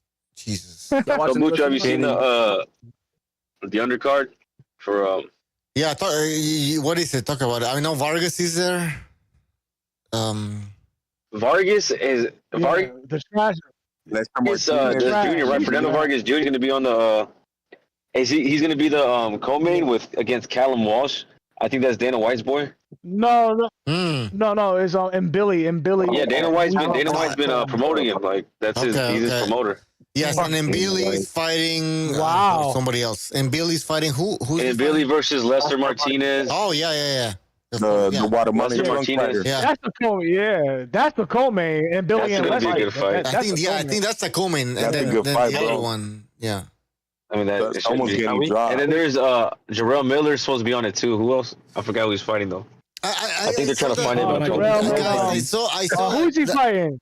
Michael Hunter. Yes, Michael Hunter. Michael Hunter. Big baby. I saw an article. Who cares? You know, Relevant like 10 years ago. Zurdo Martinez versus Okaya. That's a good fight. That should have That's a been good fight. Everyone's talking over each other. the co-main. One at a time, fellas. One mic. Go ahead. Yeah, one at a time. Hey, but no, my partner is not in that fight anymore. He doesn't have a fight right now. Jared Miller. No, he's right. He doesn't have a fight anymore. Miklo, who were you saying? What were you saying, bro? Nah, I'm saying, bro, it would have been good if the co-main event would have been like Zurdo versus like J.O. Pataya. Oh yeah. No, that's I thought they wanted to put Junto on the card. What happened to Junto? Bro, they can't afford all these people. They're saving it. Yeah, He can afford anybody. Yeah, What the that's fuck? a big fight. Bro, Turkey, come on, bro. Hey, Not with Canelo Crawford. Not with Canelo Crawford. Not with Canelo No, Crawford. you know what? All of a sudden, Turkey can't afford all these fighters. Why not, bro? Why not? You know what? I think Hey, it's gonna be the card. Hey, let it be the card of the century, bro. Yeah, but I think Turkey hits his limit at this It point. would have been Guys, I think that. Hold on. Yeah, guys, give me 2 seconds. I think that this fight's so big, Chester. I think this fight's so big. That Turkey believes that the only thing that matters is the main event, and nobody's gonna watch the undercard because the fight is so big that nobody's gonna really give a fuck about the undercard. It's gonna be, people are gonna have parties. They're not gonna fucking sit down. Maybe you're right. Aren't that great, though? The Canelo undercard is real quick. Hold up, legendary. So all the real quick in the past fights that did good pay-per-view numbers were fights that were, I don't want to use the word marinated, but fights that had a long time to build up. Mm-hmm. Crawford and Canelo popped up out of nowhere, bro. So if you think it's just going to do great, No, it hasn't. No, it didn't. No, it didn't. This shit's been brewing. Yes. Look. Yes. This fight's been brewing ever since Crawford said that Canelo avoids undefeated black fighters. He was talking about him. He was like, me. He was like, me. I'll beat him. He was hinting at it back then. Okay, that was like 2-3 years ago. Sobers. How come He's been wanting that shit. Sobers. That's been a long time coming, motherfucker. Sobers. How come some people are trying to Sobers. How come some people are trying to downplay this fight now? Like, it's not a big deal. It's not a big fight. Who cares? But, It is But reality setting in. Reality setting in. Yeah, exactly. I'm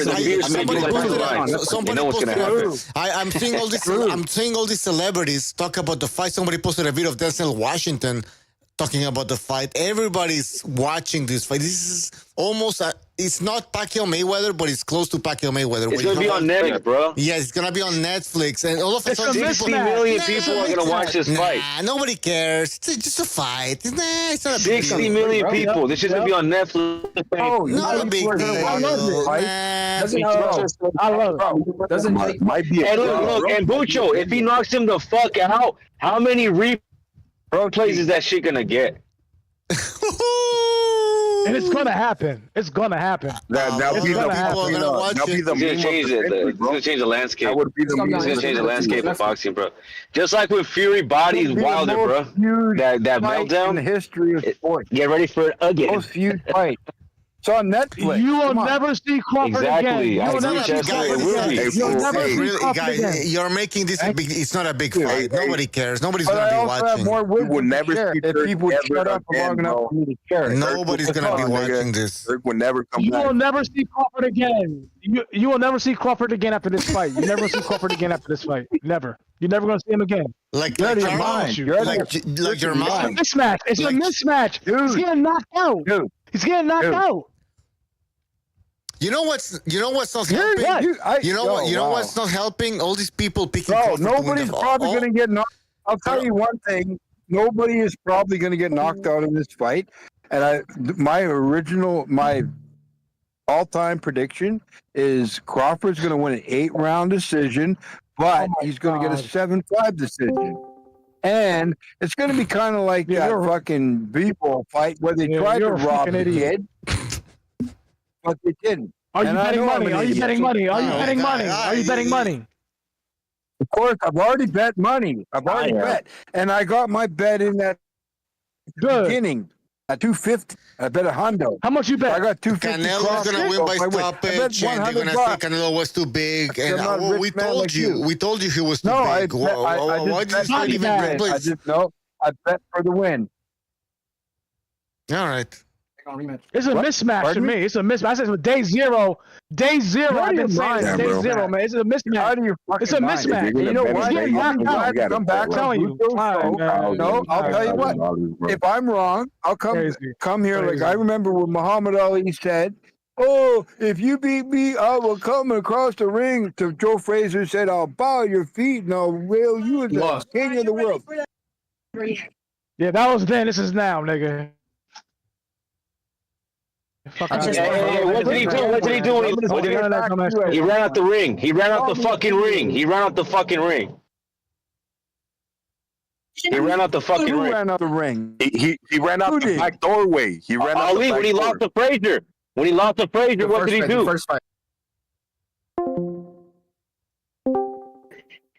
He ran out the fucking ring. He ran out the back doorway. What the fuck is wrong with the sound? Hold on. Yeah. Hey, somebody threw the rope down from the fucking head down, bro. All I know about what history is. Hey, yo, Anyway. Bucho, can I recommend? Bucho, can I recommend after? I want you to do a 24-hour stream after. I'm recommend a 24-hour stream of just. You want us to do a 24-hour stream? Joking, okay? Or if you want, I'll donate a 24-hour stream after the fight. After Crawford gets knocked out. Okay. I'm gonna let you in. Okay, Guys. I'm gonna let you in. Hold on, Yes, go ahead. hold on.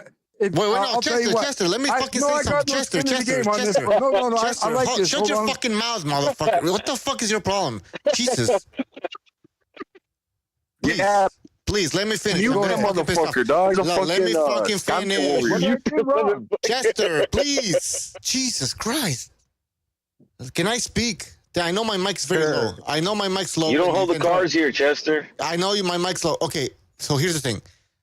Legendary brought up a good point, and I was gonna say he read our minds because BDA and I had this crazy idea of leaving a 24/7 live stream running before the Canelo Crawford fight.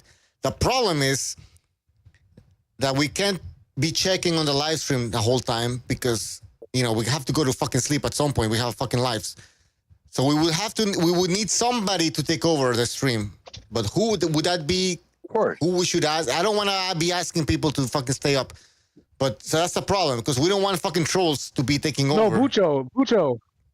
Oh, I was going to say to the Canelo. No, Bucho. After the fight, do 24-hour, Bucho. Bucho.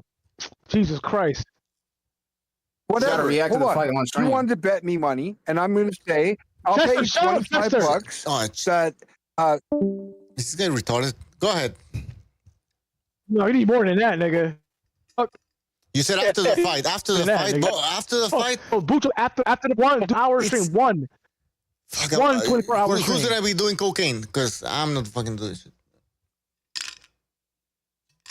Who's staying 24 hours after the fight? I'm not staying after fucking 24 hours after that shit. 24 hours non-stop? I mean, you and BDA. No, after the fight, if Bug gets knocked out, okay, how about that? Bug gets knocked out 24 hours maybe after the fight. Yes, maybe we can do some. Or do 12. 12 hours. Well, let's see what happens, man. No, you're right, Bucho. Do 12. Do 12. Like BDA do 6, you do 6. I'll come through and I'll support it. I mean, how much you need? I'll pay you. No, it's not about money. All right, so we'll try and do it, man. It's gonna be crazy though. But like, do you guys think that if people are gonna be interested in the 12-hour fucking show, 24-hour show? What if the fight is boring? It's gonna be a movie. No, but Bucho. Yo, if Crawford gets knocked out, bro, the after fight show, do 12. Do 12, Bucho. Okay, do 12. Okay, do 12. That's it. Do 12. I guess we could. No, you know what? I'll do it. I'll stay up. It's gonna I'm telling you, that fight is so amazing. It's gonna be a movie. It's gonna be a movie. No, it's big. This is big. Bro, 6 hours, like after the fight. This is big. This reminds me of those fights when I was a teenager, man. Big fights. You know, you would feel the fucking energy, man. If I do it only $25 super chat, and if he loses, he has to give you one. That's all I was gonna say. You guys cut me off. No. If I lose, no, hold on. This is binding though. Chester, go ahead, Chester. Supported Bucho's channel. Sorry, I was just saying. Nigga. If you win, yeah, okay, I'm a dumbass N-word. Go ahead, ignore him. Win, go ahead. I give Bucho, I give Bucho a $25 super chat or whatever. If you lose, you do the same. Is that about what? What's the bet? Binding right here now. What's the bet? What's the bet? It's a bet. What? I don't know. I'm calling. Oh, guy, no, don't give me shit. I don't give a fuck. Like, no, I don't know what you're talking about. I want you. I know. He don't agree. Yeah, And I hit you with the. I've already got a bet on the fight, so I don't need another one. Well, I believe you have a bet. Just post the receipts, and that's fine. Just post the receipts. So you're watching. No, I already said this before. You do a watch party? Do you agree to it or not? Agree to it, because I'll pay. I've already supported the channel. I don't know what the fuck you're talking about. I don't know what the fuck you're talking about. Okay, we got a contract then. I don't know what the fuck you're talking about. I don't know what the fuck you're talking about. Hey, Chester, how about the loser? Hey, Chester, how about the loser never shows up to Chester? How about the loser never shows up to this channel ever again? All right, that was better. I didn't agree to that. Okay, that's it. I'll do it. You'll do it? That's a detriment to you because you donate money all the time. Whatever. We're gonna lose money here. We're gonna lose money. Well, I mean, I'll be gonna be really what the fuck you talking about. Canelo's winning. Nah, tell in my mind, Canelo's gonna win. I think Canelo's winning. He's different. Canelo's gonna win. Tell in my mind win. It's different. What did I do wrong? Yeah, it's just like, am I a terrible guy? He's special.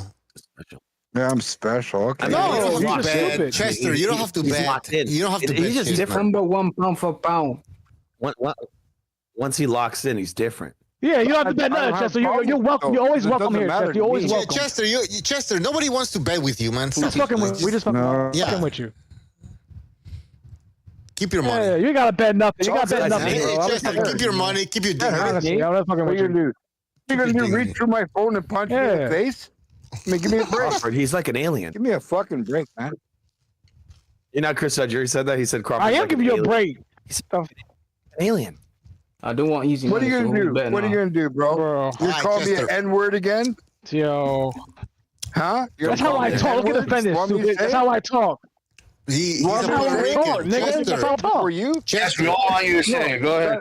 Chester, he's I'm a Puerto Rican and black. He's Puerto like Rican and black. He's not Puerto Rican. That's how I talk. That's my He's slang. Puerto Rican. Yeah, Legendary. Are you Puerto Rican? Legendary. Hey, legendary. When you're legendary. Are you Puerto Rican? No, he's Guatemalan. Yeah, so Puerto Rican. See, I told you he's Puerto Rican. What the fuck? He's Guatemalan. Puerto Rican and French. I'm all Yes. You cut him off. He's You cut him off. Yeah. He's Irish, German. I'm on that fucking Irish, Dominican German, black. I'm a beautiful man with a long ass dick. I'm a beautiful with a long ass dick on 14 inches. Fact. All right. He's getting out of control. Hey. It's too much. There you go. Too much at that point. It's 14 inches. It's like a word. But it's thin like a pencil. Like Conan the Barbarian? It's 14 inches. Yo, guys, if we actually do a pre, if we do a Canelo Crawford pre-fight fucking live stream, it's gonna end up like this, man. Fucking crazy ass fucking shit. You know what?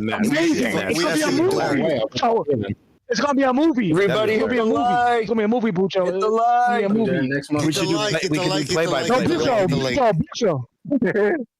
It won't be a long fight. Do 6 hours, Bucho. 6 hours. Yeah, let's do it. Hold on.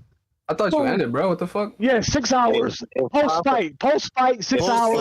I'll stay up. Post fight, 6 hours. I'll stay up. We're gonna do this shit. Fucking hey, man, I'll be here. And I'll be here. I'll be here.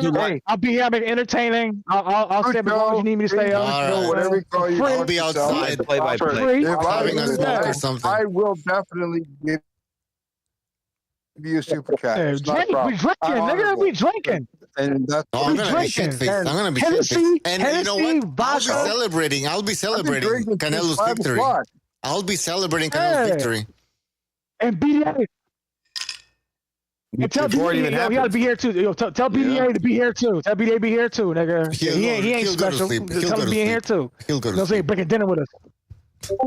Hey, nigga. You know what's important for Canelo to win? If Canelo wins, bro, this is one step closer for the Benavides fight. This nigga got an announcer voice. God damn, Malik. I mean, the Benavides fight. Went full R too. I hope so. I hope so. You like let me get that happening. He is never happening. I think. Nah, hey, Turkey might make that fight. Yes, he is. Yes, he is. Yes, he is. He's gonna fight him. Yes, he is, bro. 168.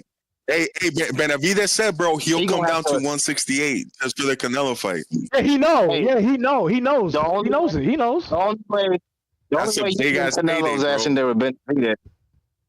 The only way you getting Canelo's ass in there with Benavides is if you drug him, tie his ass up, and drag his ass to the ring. That's the only way he's getting there with Benavides. That's it. It's not happening. No. It's gonna happen. It's good. Because Turkey's gonna pay him $500 million. That fight's happening. Bro, we're talking oil money. That's chump change. That's chump change. Yep. He's gonna pay him whatever Canelo wants to get in the ring. He's gonna pay him. Now, like I said before, though. The longer Canelo, like prolongs that fight, the harder it's gonna be for him. So that's how it's gonna go. Yeah. So if he fights 2 years, the final showdown. The final showdown. That's it. Last fight. That's gonna happen. That fight's gonna happen. That fight's happening though. So wait, hold on. Why is aging? It's too much money. No, he's not. But real quick, why does Benavides why does Benavidez need to come down from 175? Just fucking big. 75 It's too big. Dumb nigga. That was an A-side, dumb nigga. That's why. He needs to drink. How much advantage does a nigga need? You guys hear me? Too much money in Canelo's This A-side. question level the playing field. Yeah, it levels the playing field. I hear you. But so It does not level the playing field. You're draining. Canelo's the A-side, dummy. Canelo's the A-side. He's the money. Why is this conversation? Dirk, come on. Hey, Dirk. It's the program, Dirk. It was the program. Really? Tyson was the A-side. Hey, wait. Hold up, Canelo fan. Holyfield. What are we? So you gonna pull him down and wait and put a rehydrate clause on? Why don't you just put it out of niggas' hands? Yeah, he don't know rehydrate clause. Dirk. There's no rehydration. Dirk. Hold on, Dirk. Benavidez has stated himself, bro, that he'll come down back to 168 just for the Canelo Only fight. for Canelo. Yep, only for Canelo. Yeah, only for Canelo, bro. $40 million. Come on, dog. We're talking life-changing money, bro. You don't think he'll do it? Yep. He will concede. He will concede for Canelo. He will concede for Canelo for all that money. That's a $1 billion fight. That's a $1 billion fight, bro. You understand? To a billion, because Canelo's gonna want $500 million. I'm telling you, by the time that fight can't sell shit. By the time that fight, by the time that fight happens, it'll be 2 years from now. He's gonna want at least 300 to 400 million, maybe 500 million. Okay, Turkey's gonna pay him what the fuck he wants to get him in the fucking ring. So what were the pay-per-view numbers for Benavidez' last fight? Nobody's getting paid $500 million for a fight. Calm down, man. No, he has to. He will. I'm just saying. Wait. Why not, Chester? That's what I'm saying. Why not, Chester? That fight's happening. Bro. Sorry, what? It's happening. Real quick. It's like 2 years from now, or that fight's happening. 2 years. It's happening. There's too much money on the table for both fighters. That scene in Gladiator before the last battle. That's what Turkey said. It happened in 2 years. Turkey said it happened in 2 years. Guys, legendary. I'm sorry. You're good. Just let somebody else talk. Dirk. Yeah, you remember seeing in... Yeah, man. Holy shit. Let me go real quick. You remember that scene in Gladiator where the commander or Commodus, whatever his name is, he stabbed the Spaniard in the stomach before the last battle. Yeah. Is that what Canelo's gonna do to Benavidez to get him in the ring? Oh, here we go. No. Hey, Dirk, you're acting senile right now, bro. You're acting real senile right now, bro. Come on. What's up? Dirk, I want to see that fight. Canelo's pulling a Crawford.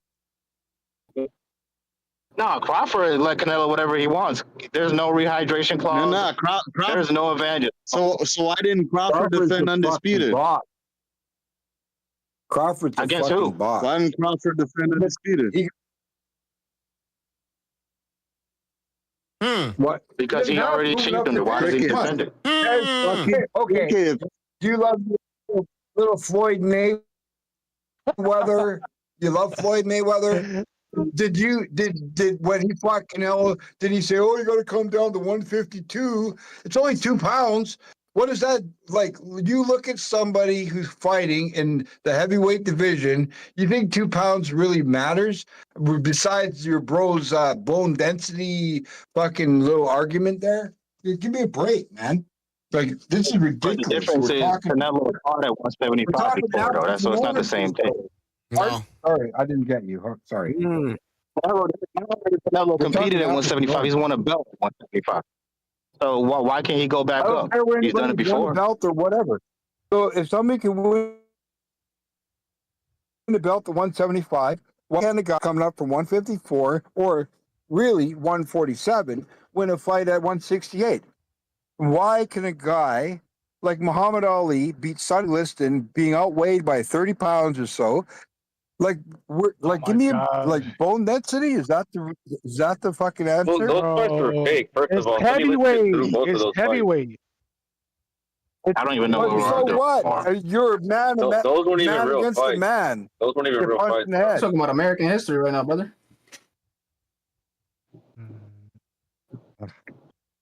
I guess I'm wrong. You're right, then Yeah, I'm but wrong. I guess first you of guys all, convinced it's no me. point arguing I'm a anyways because casual. I've been Canelo's watching not fights fighting. since 1966. One So I mic, guess I one don't know mic. anything. Dark rage baiting with that shit. But Muhammad Ali and Sonny Liston was when the fight staged. happened, Yes, it was. I'm coming back on September the 20th to this channel, and I'm gonna watch everybody.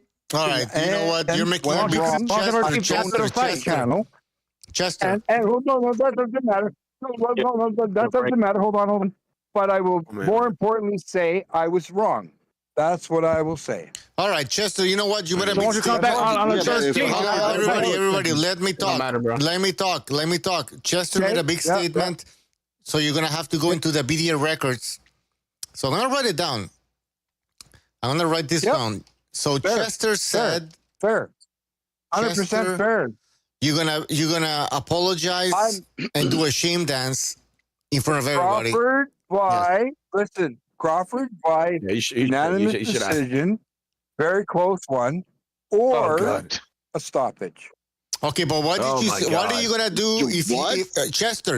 No mames, way. Hold on, Chester. What are you going to do if that doesn't happen? Yep.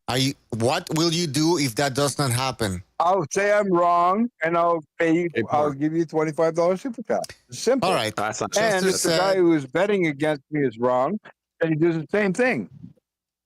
The guy challenged me to a bet. So you know what? I'm willing to bet an extra $25 on a fight. I've already got a bet on it, but that's okay. But you know what? I'm willing to bet to benefit your channel. No, that's all I'm doing. Yeah, I don't really care about the money. It's nothing. Yeah, take care of your friends. Take care of your friends. Can I ask you a question, Chester? Has been brainwashed, bro. Sure. Yes, you can. If Crawford stops Canelo, what round do you think that would be? Oh shit! I would think he would if he was to do it, it would be overtime, probably around 10th or 11th round on probably. My God! If he was to stop him, he's not going to stop him by knocking him out. Hey, this guy Chester has been brainwashed by the media, bro. My God, he's done. He's cooked. His brain is fucking cooked. It's over. It's over. That's it. He's gone. He's gone. He's gone. He's gone. He's a fucking pod person. So Chester, you will give us $25. No, you're good. It's like talking to the bum at the liquor store. It's like talking to the bum at the liquor store. Yeah. Oh, sure. Shit. These tartar sauce. He's right. That's what, You have to eat your crow. You He's know right. what? I tell my wife all the time I'm right. I'll be back. I'll be back. Might be right. Sorry, Dirk. Whatever. He's not going to be right. He's not going to be right. He might be right. I'm always right. I'm always right, bro. That's where you're wrong. I'm always right. Right out Canelo, bro. Don't be You're all surprised. in the big fight. I picked, and it is. You're bugging. Only reason I'm giving Canelo a retards. I don't really care, man. I know what's going to happen. I don't see it. I can't see it. That's a bold statement, Doug. He'd have to be 1,000,000% shot. Nobody saw Buster Douglas beating Mike Tyson. Nobody saw. Oh my God! What's a big motherfucker? Oh, come on. Mike Tyson was partying, doing cocaine. That's a heavyweight division, bro. Also, that's a heavyweight division. Anyone got a punch? That's a heavyweight division, bro. You're out of here, dude. Anybody got a puncher's chance in the heavyweight division? Anyone. Look, Asian pussy is a whole new level of pussy. Okay, Asian pussy is the best pussy. Let me ask you a question, dummy. It really let me is. ask you a question. Have you ever gone out to a bar and seen a little guy beat the shit out of a big guy? Have you? I'm sure you have. Yeah, those are drunken retards. Those aren't high level fighters. Don't even come at me with some stupid argument. Hey, Chester, you're a fucking basic, dog. You're a basic. Smart, small guy. Those aren't. Shit, Conor McGregor was those are not high level fighters. Those are bro. Because they got No. Dude, you're comparing drunks at the bar who fucking do plumbing to guys who actually fight for a living. No, I'm not. You know, it's not the same thing. But you are fighting people. Dude, I grew up. Did you ever see? You're saying just because he's big. Hold on, you say he grew up? No, you dude, grew up no, there. You say you grew up, man. What the fuck? You say you grew up? You said it, nigga. Yeah, I see fights. Chester, you said it. You grew up. But Wait, these are high level. When you were in school, when you were a little boy, you are now. Yeah. But when you were a little boy, Crazy as fuck, did nigga. you ever see a fucking little guy beat up a big guy? Ever? Come on. Once again, you're comparing regular people fuck to off. Well, like professional players. Canelo, Two everybody wants fighters. Canelo versus beating up big guys. Not the, Like, give not me the a same break. thing. Like, what is this? Canelo's gonna win. Canelo's gonna win. Canelo's gonna win. This is my opinion. Canelo's gonna win not because he's bigger, because he's better. He's better at most everything, almost. Exactly. He's gonna win. He's It's bigger. not about the weight. This is what people get wrong. He's better. He's a better boxer. He's a better fighter all around. He's a better fighter. Exactly. All around. Thank He's you. a better fighter. Okay. All around. Problem for Have the same energy on September 20th. That's all I can say. I'm willing to admit when I'm wrong. No problem. If I'm wrong and I go, wow, guys, you were totally right. Oh, but I would never give it a caveat. Hey, I would never give it an asterisk and say, oh, well, it was only against a guy coming up 2 weights in class. I'm not going to do that. Chester. No, it's fine. Listen, you don't have to give us money. You don't have to give us money. You don't have to. No, I mean, it's your pick. That's fine. I just think you're crazy. Wait, hold on.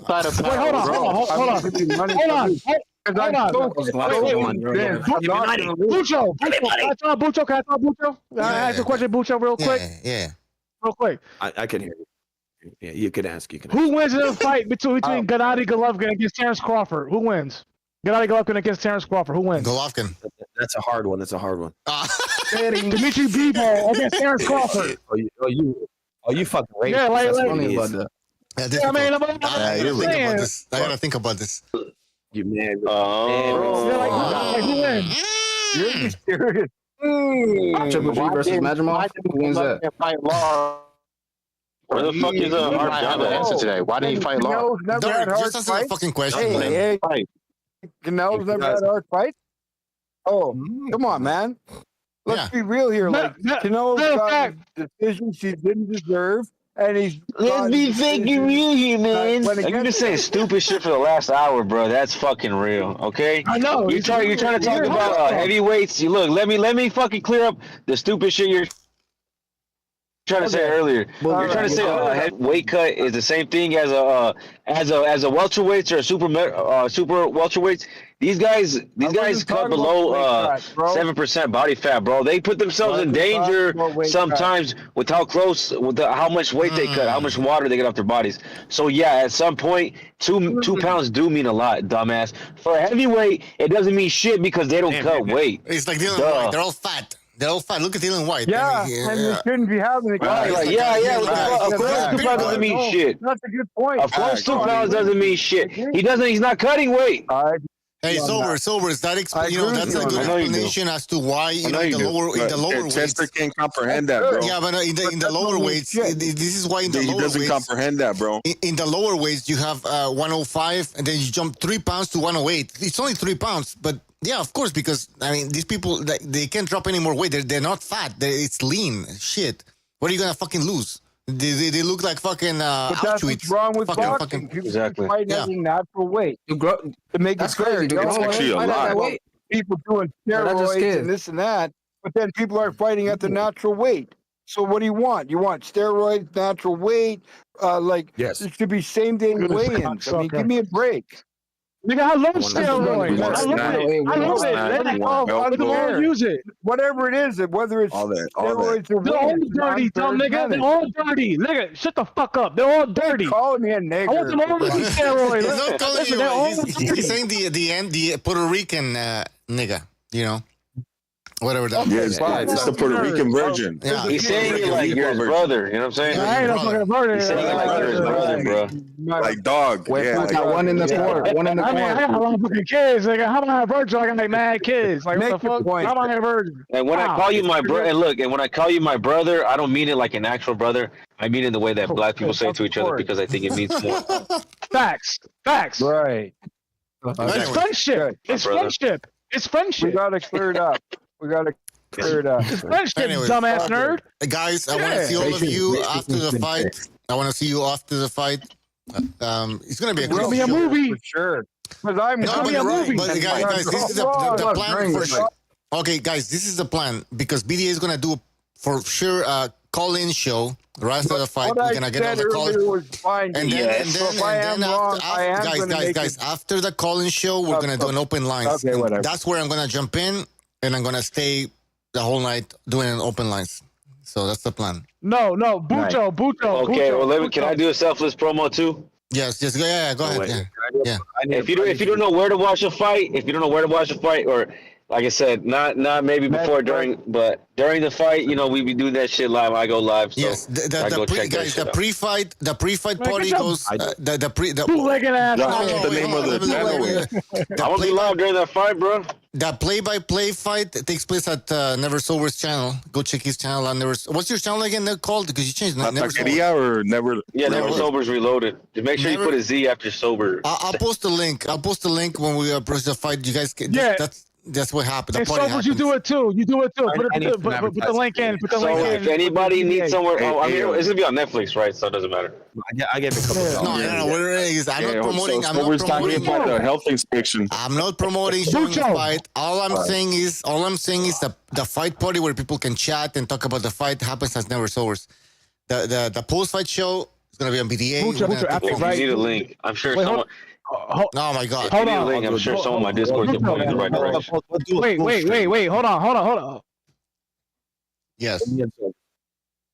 Go ahead. Hold on, Bucho. After the have a party, you sober. Advertise me. AMAC. He's a. Yeah, we're gonna do something. We're gonna have to do a post fight. You know what I'm saying? Ramble. You know what I'm saying? Because it's gonna be a movie. Okay, it's gonna be a movie. FUTV. FUTV will be live too. The real FUTV will be live too. Yeah, FUTV is gonna be live too. I love FUTV.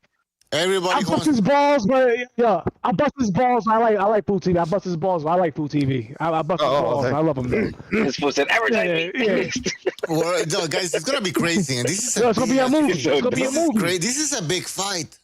I don't care what the fuck people have to say. This is a big ass fucking fight. And big dark too. You know what the best thing that could have happened was? Too, man. The best thing that could have happened was Canelo not looking amazing. The best thing that could have happened was Canelo not looking great against William Skull because that gave hope to all these fucking Crawford fans. Now they think Crawford can win the fight. It gave them hope. Yep. Dumbass. I mean, it built. Casual. That's okay. Exactly. I'm on record saying all he if I gotta do is lose, I'm he's okay gonna your get voice. $25. Yo. That other guy that I was watching food. loses, he has to give. Waffle House sucks and way too expensive. Who said that shit? Everybody in the chat, everybody in the chat, I promise you, Canelo's coming out the corner. He's gonna walk him down, bro. He's gonna from round one, he's gonna walk him down. I'm telling you, he's gonna stop him. I'm telling you, bro. I promise You're out here. Walk him down. Walk him down. Whoever doing the watch party, put your shit in the chat. You gotta show me you great, bro. You gotta show me you great. Walk him down. Walk him down. That's what it's doing. You gotta show me you're great. You gotta show me you're great. You gotta show me. You gotta show me. Prove it. Hey, wait. Legendary. What's your prediction? K-stand. The bet. Okay, hold on, guys, please be quiet. Legendary. Give us bet with some legendary guy. Guys, hold on. Chester. If he loses, you gotta give him Chester. You're a fucking retard. This guy's fucking stupid. No, mute him. He's retarded. He mutes everybody and just talks. Yeah, exactly. Legendary. Give us your prediction because I'm gonna write it down. Be specific. Prediction. Canelo. Mm-hmm. Fight. Canelo by Netflix. Canelo by Netflix. No, get the fuck out of here. Give us. Come on. Legendary says. You know what that means? He's getting out within 4 rounds, 5. You cut out. You cut out, bro. I don't know what that means, man. Give us a you know how you play Call of Duty or Gears of War? No. I'm gonna tell you. You know how you play Gears of War or Call of Duty, and you get fucked up. So going to Netflix. All right, cool. Yeah. So that's what happened. Canelo by stoppage, knockout between 3 to 5 rounds. Knockout, body bag, knockout, body bag. American stoppage. 5 rounds is too long. No, but hold on. American style. Yeah. No. 3 to 5 rounds. That's Kirkland style, bro. Okay. Kirkland. 3 to 5 rounds. He just starts Jersey dancing. Canelo just starts Jersey dancing. All right, seven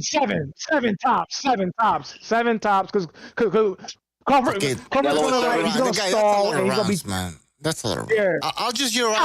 I'll just write Canelo stoppage, Kirkland style.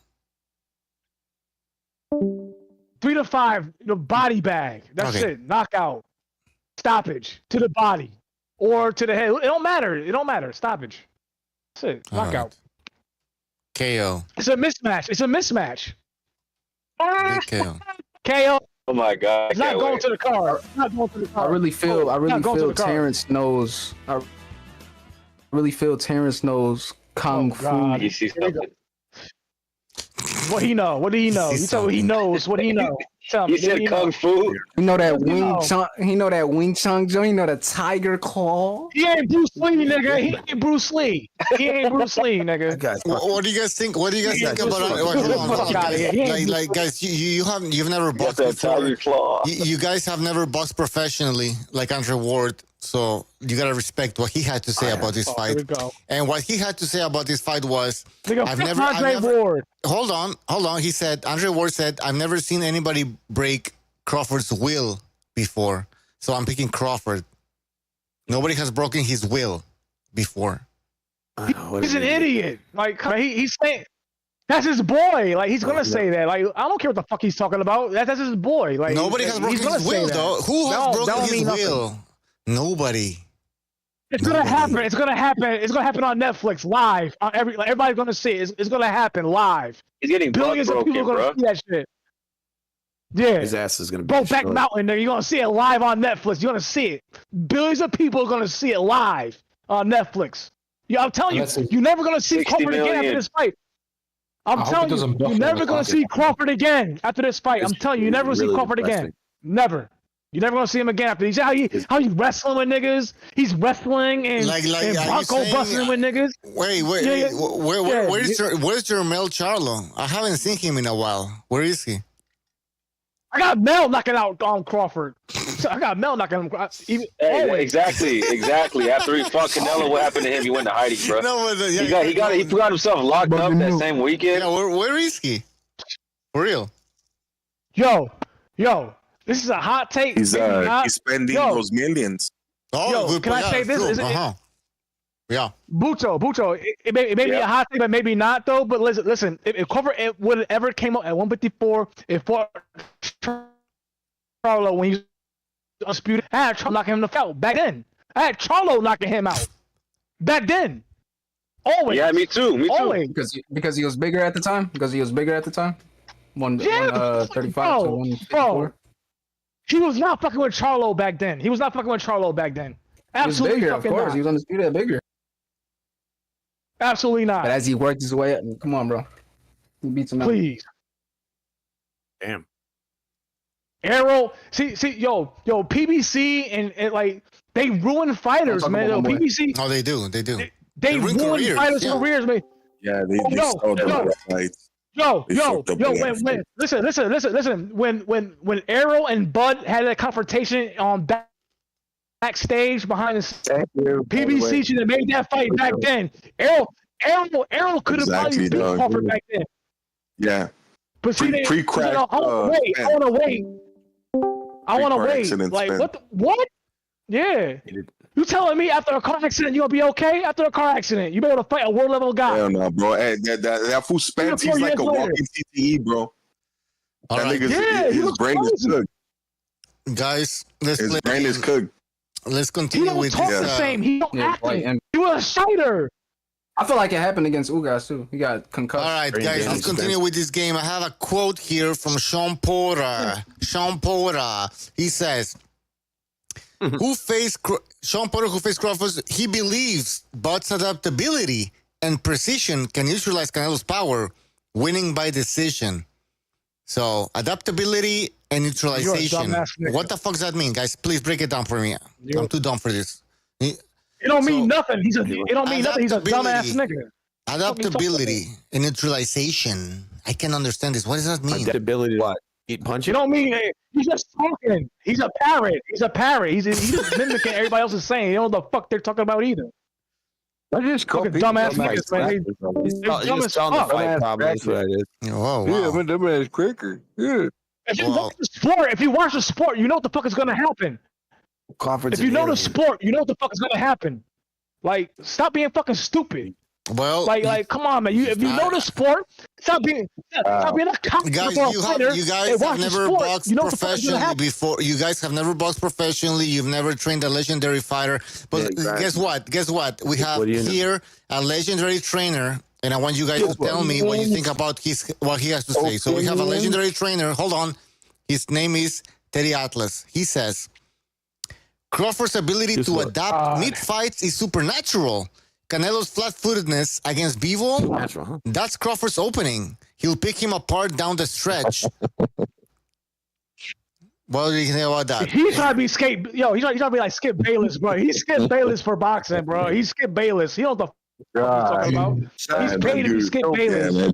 Teddy Atlas, For bro. combat sports. That guy is unbelievable, bro. Yeah, show this. Always, bro. Every fucking pick, every prediction. They pay him. They pay him to be Skip Bayless, man. Him to be skillless, man. I don't know. I think the boys got shit. And he say some of the most outlandish shit ever. Supernatural. So what are we talking now? Fucking voodoo magic or what? Yeah, supernatural like that. Yeah, imagine if you're breaking down a basketball match and you say, well, this other team, the LA Lakers, they're supernatural, man. Fucking LA Lakers are supernatural. What the fuck does that mean? Only in boxing can you come up with this bullshit. Dude, it's different. That's Teddy Atlas, bro. That's his fucking boxing vocabulary. By the way, guys, he's got the intangibles. He didn't have a job too long, though. He doesn't have a job too long because all this shit is talking about like it's gonna catch up to him. You know what the fuck he's talking about. He got those intangibles. That's what it is. He don't got a job. He don't use it forever. Damn right. I'm all about I wonder if fucking custom model. Yeah. What touched Mike Tyson? Hey, yo, Miklo, are you on the boxing voice, Miklo? You sound like somebody on the boxing voice, Miklo. No, I'm not trying to be funny. I'm just he said something. No, they can't handle him. I got kicked out of the Discord. BDA boxing has a lot You sound like H-Town. No. I'm not trying to be funny. I didn't even last. I didn't even last an hour. They kicked me out. BDA boxing has a lot of exiles. BDA boxing has a lot of exiles. People who have been exiled from other channels. I don't know why. Oh, you know why? Because he's listen. CYP. Hey, you know what it is, Bucho? You know what it is? Your server is like a sanctuary server. Speaking too much truth. Yeah, exactly. Sanctuary. It's a sanctuary server. It's a sanctuary. BDA and Rep It. Like, yo, BDA and Rep It. Rest in peace, Rep It. Like, I don't know what happened to Rep It, but like BDA and Rep It. Like, they were like, R.I.P. bro. Yeah. I put on classes on Rep It. I put on class Rep It. Please believe me. Hey, let me pour out a drink for the homie Rep It right now, dog. Let me sip a shot. Go ahead. Love that nigga. Love him. Love that nigga. Drink. I want to drink again. Are you guys serious? Somebody died from the chat? Well, apparently. That's what they said. I don't know for sure, but that's what they said. According to Gonzalo. He's the one who's just the moniker. I haven't seen him. Yeah, just the moniker. He talked to Gonzalo. All right. I got some Henny right now. I'm pouring some Henny right now. Put some Henny. He could imagine it. Really drunk. Because I rep it. He put on a class. Guys, I wrote. Body back the fuck out of him too. I wrote some of the key reasons as to why some analysts predict Terence Crawford to win the fight. So we're gonna go through this. Number 1, superior boxing IQ and technical skills. Crawford is widely regarded as one of the most technically skilled fighters in boxing, with an exceptional ability to adapt mid-fight. Analysts like Andre Ward and Floyd Mayweather Jr. highlight his defensive mastery, precision, and ability to outthink opponents, comparing his potential to Dimitri Bivol. That's fucking crazy. Perfect boxing IQ and ability to see everything in the ring. Yes. Yes. Oh, but real quick, Canelo. You're breaking up, man. Canelo learned from his losses. He learned to like move his head more and to go to the body against movers. And he the ring off from Gennady Golovkin. Yeah, but he learned because the ring from Gennady Golovkin. He learned how to lose. He learned from his losses. He learned from great fighters. Crawford learned how to lose. Let me think about that one. Crawford lose? Oh yeah. So you think Crawford's ever been defeated in any amateur bout, professional, or what? Never lost a fight. The dream off. Sure he has. What are you talking about? Hey guys. Sure he had Okay, then shut up. Hold on, Chester. Don't make me fucking be. All right, guys, we have a comment here. Guys, we have a comment from Starboy who says, "You guys so concerned about who's coming back here if Canelo wins. I'll be more concerned about the main characters here. There might not be a BDA post-fight show after Crawford gets that win." Whoa. This guy's calling us out. He says we're not going to show up after the fight. That's nice. Are you coming back? No. Are you going to come after the fight? I would respect them more if we're actually on the Discord. He's going to be making a bunch of excuses. He lost. He lost. He was too big. It's because he was too small. He was... Crawford won 2 rounds. This is going to be one of the greatest comedies. Crawford, look. There's only 2. He won all the rounds. One of us Canelo knocked him out. Like, well, what? This is the biggest. Have you ever been wrong before? Have you ever been wrong before? N-word? Yes. Of course. Yes. But not this time. I'm not going to be wrong this time. We're all human, Chester. We're human, of course, dog. Wait. Yes. I hear you. You're calling me an I like being wrong. Yeah, I like being wrong. All right. But not now. I call everybody N-word. Everybody N-word. Everybody. Chester, what are you drinking? Exactly. We're all in that Chester, word. we're going to be honest tonight. What are you drinking, Chester? I'm drinking vodka. Canadian beer. Canadian beer. And I'm smoking weed too. So what? Molson. I'm just saying, I am drinking vodka. I'm not shitting on you. I'm drinking as well, man. I'm just asking. Good for you. Me too. Henny. Yeah, Henny all day. Henny. Playing gears. Yeah, just asking. Hey, whatever. Playing gears. Henny, I'm playing gears. 5. Hold on. I'm drinking Henny. Your girl. Yeah. I'm drinking Henny. I'm playing Gears 5 and Call of Duty Black Ops 6. That's what I do. Oh, I like shit. You know what I'm saying? I like beer. That game is What's shit. the deal? My daughters come see me. My sons come see me. Low in alcohol. Which Canadian beer are you drinking? Which Canadian beer? I don't care, man. Oh shit! I'm not trying to outdo anybody. I'm not out here trying to think I'm better than somebody, regardless. He's smoking Scante. He's smoking Scante. I'm just asking, man. We'll see who's joining the party. I want to see who's joining the party. That's it. I can afford to smoke whatever I want. I want to smoke. That's right. Cocaine or whatever I can. Put the pizza down, dog. Oh, there you go. Good. I smoke weed. That's it. He's a Pookie monster. Yeah, he's the Pookie monster. I like I believe you, Chester. I believe you, dog. And Marlboro cigarettes. Okay. All right, let's I'm go not trying down to the list here. piss anybody off, man. Let's go. No, I'm no, just it's fine. speaking my mind. That's fine, man. Yeah, listen, we want different that ain't opinions. cool, guys. That's I won't fine, come here no more. Chester. That's You guys fine. hate me. No, I'm just saying. I'm a Newport smoker. You smoke. All right. Fuck. Yo, you listen, want to smoke. Now you might want to go He smoke. likes the Mentos. He likes the Mentos. I'm trying to. They got banned in Cali. Why?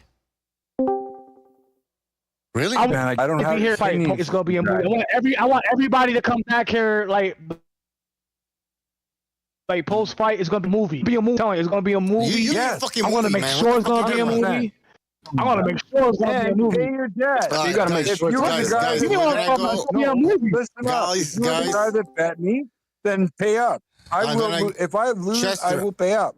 Chester. $25 was the bet. I don't want your money. I don't want your money. I don't want your money, nigga. I don't want your money. Oh, you're not gonna get my money, guy. No, You're Chester, gonna go to the post show, man.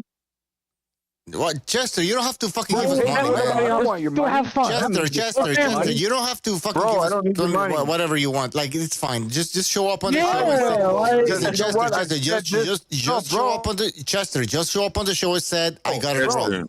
Just say I was wrong. That's enough. You don't have to fucking. Through. The man. Just come back and say I was wrong. Family, just come through. Exactly. But All right, guys, let me give you another. It's family. Come through with family. And I will also pay the $25. That's not an issue. You'll see. No, That not doesn't matter. 25, 100. $100 super chat. $100 super chat, nigga. $100. Yeah. Chester, you want to give us $100? It's family. Yeah, it's family. Just come in. Nah, I'm kidding. Nah, guy, you don't have to give us. You don't have to give us shit, man. You got the power. No, I'm not even kidding. Chester, don't give us any money.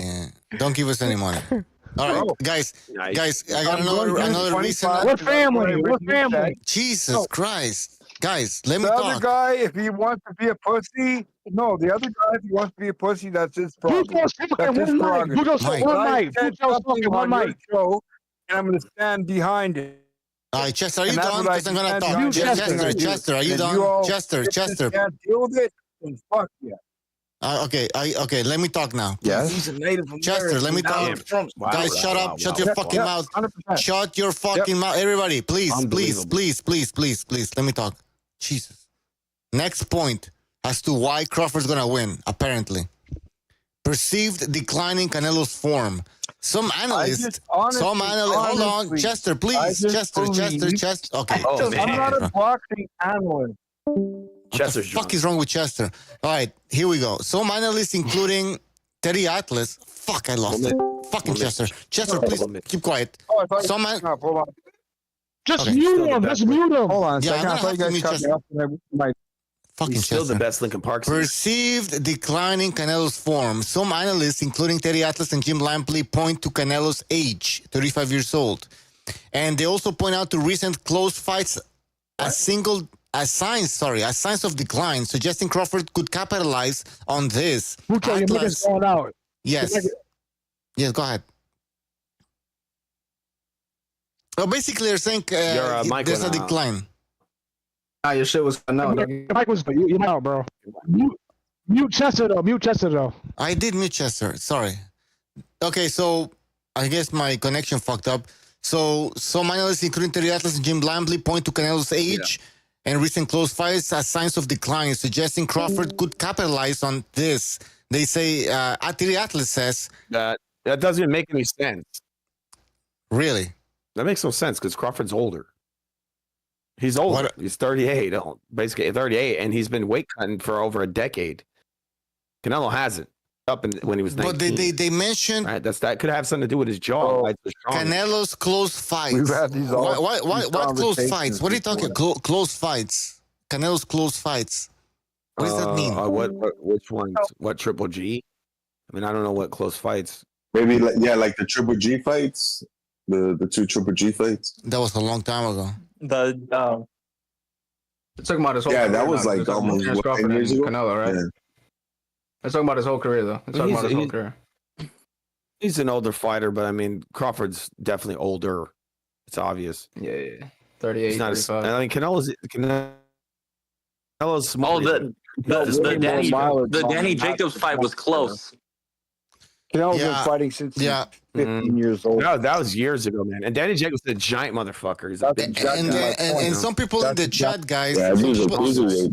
Some people in the chat are saying. Some people in the chat are saying that Canelo's younger than Crawford. So why are they bringing up why are they bringing up Canelo's age when Crawford's older? But then we get to this next point. 4 miles. Yes. Who's this? Chester? Yes. It has 4 miles on him, though. Exactly, Chester. Thank you, Chester. Please hold on, Chester. I don't hear the shit. Look, dude. Look, Bucho. Look, as soon as he gets knocked the fuck out. Yeah. But Chester, give me 2 seconds. Give me 2 seconds because Chester just brought up the next point. Fresher legacy with fewer wars. Khan and others have noted that Crawford has been in fewer grueling fights compared to Canelo, who has endured multiple high-stakes bouts across weight classes. This could give Crawford an edge in stamina, durability, especially in later rounds, because he's fresher. Very doubtful.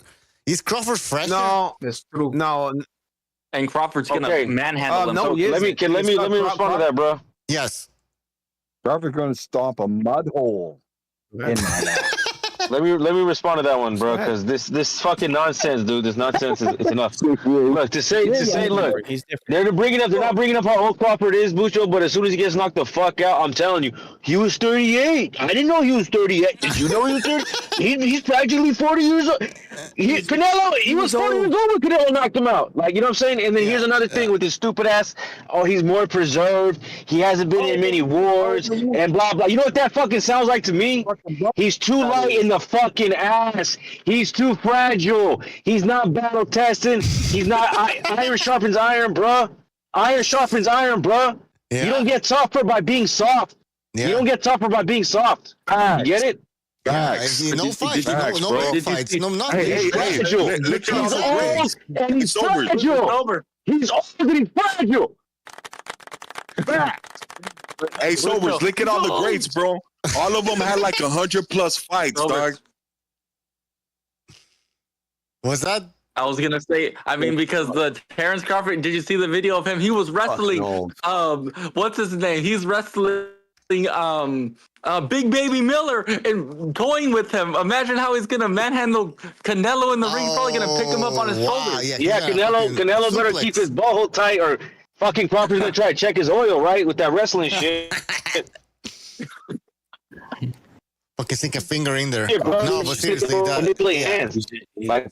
He's just Crawford is so underratedly strong. It's gonna be magical. Sobers brought up a supernatural, as he called it. Sobers brought up a good point about how all of a sudden after Canelo wins, these people are gonna bring up, he was 38. Oh, he was a smaller guy. Like they didn't fucking know this already, right? He was 40. Yeah. He was 40 years old. He's a smaller guy. Oh, I didn't know this. Like, you know all of this, and you're still picking Crawford to win the fight. So you gotta, you can't backtrack now. You can't fall back on these narratives all of a sudden and claim that, he was just too small, too old. No, you're picking him right now. You're picking him to beat Canelo Alvarez, knowing all the variables, knowing all the facts, knowing that Crawford's 37, knowing that Crawford's moving up to weight divisions. You know all of this, yet you still pick Crawford to win the fight. So shut the fuck up. No excuses. Hey, Bucho, can I say something real quick? Yes, like, bro, and just to clarify, it's not even the Crawford's fan base that are pushing these points or these narratives. You know who it is? It's the cucks like Chester. It's them, bro. Seriously. No, I want to hear Chester. Chester, too, I guess, right? Chester, can you tell us again why you think? Oh, did you know Crawford plays grab ass? Well, Bucho, did you know Crawford plays grab ass with his friends in the gym? He's gonna win, obviously, right? Like, what the fuck is this? The power. God. No, but Crawford, I mean, the way that he was manhandling Big Baby Miller. Oh my gosh. Yeah, the way he touched his ass. What about White Claw? Big Baby Miller's he's not just fun, dude. Like 400-pound bench press from you I'm know, on my way now. I'm just gonna walk and listen, talk. Chester, where are you? Chester, where are you? I'm just walking to the beer store right now. But what's up? That's great. I was in an elevator. Go get some beer, man. 'Cause this is gonna be go get some beer. Yeah, he's pretending 72 years old. It's gonna be a long night. 72 years old, Canelo. That motherfucker, that dude is just fucking built different. You know what they're gonna say? Look, Bucho, I already got it. I just realized what they're gonna say. Give me a second. Look, after Canelo knocks him out brutally, right, Amir Khan style, and he's on his hands and knees praying for him to get up. Please don't die. Please get up. This is what they're gonna say. Oh my God! No, we're supposed to give Canelo credit for this. He's older than when he fought Triple G. He's older than when he fought Triple G. You know what I'm saying? Hey, Sober. Didn't you say that Canelo's gonna be trying to calm the people down after he knocks him out? Like, hey, he's gonna be like, hey, calm down. Me tell it. Stop cheering. Stop cheering. I think he's dead.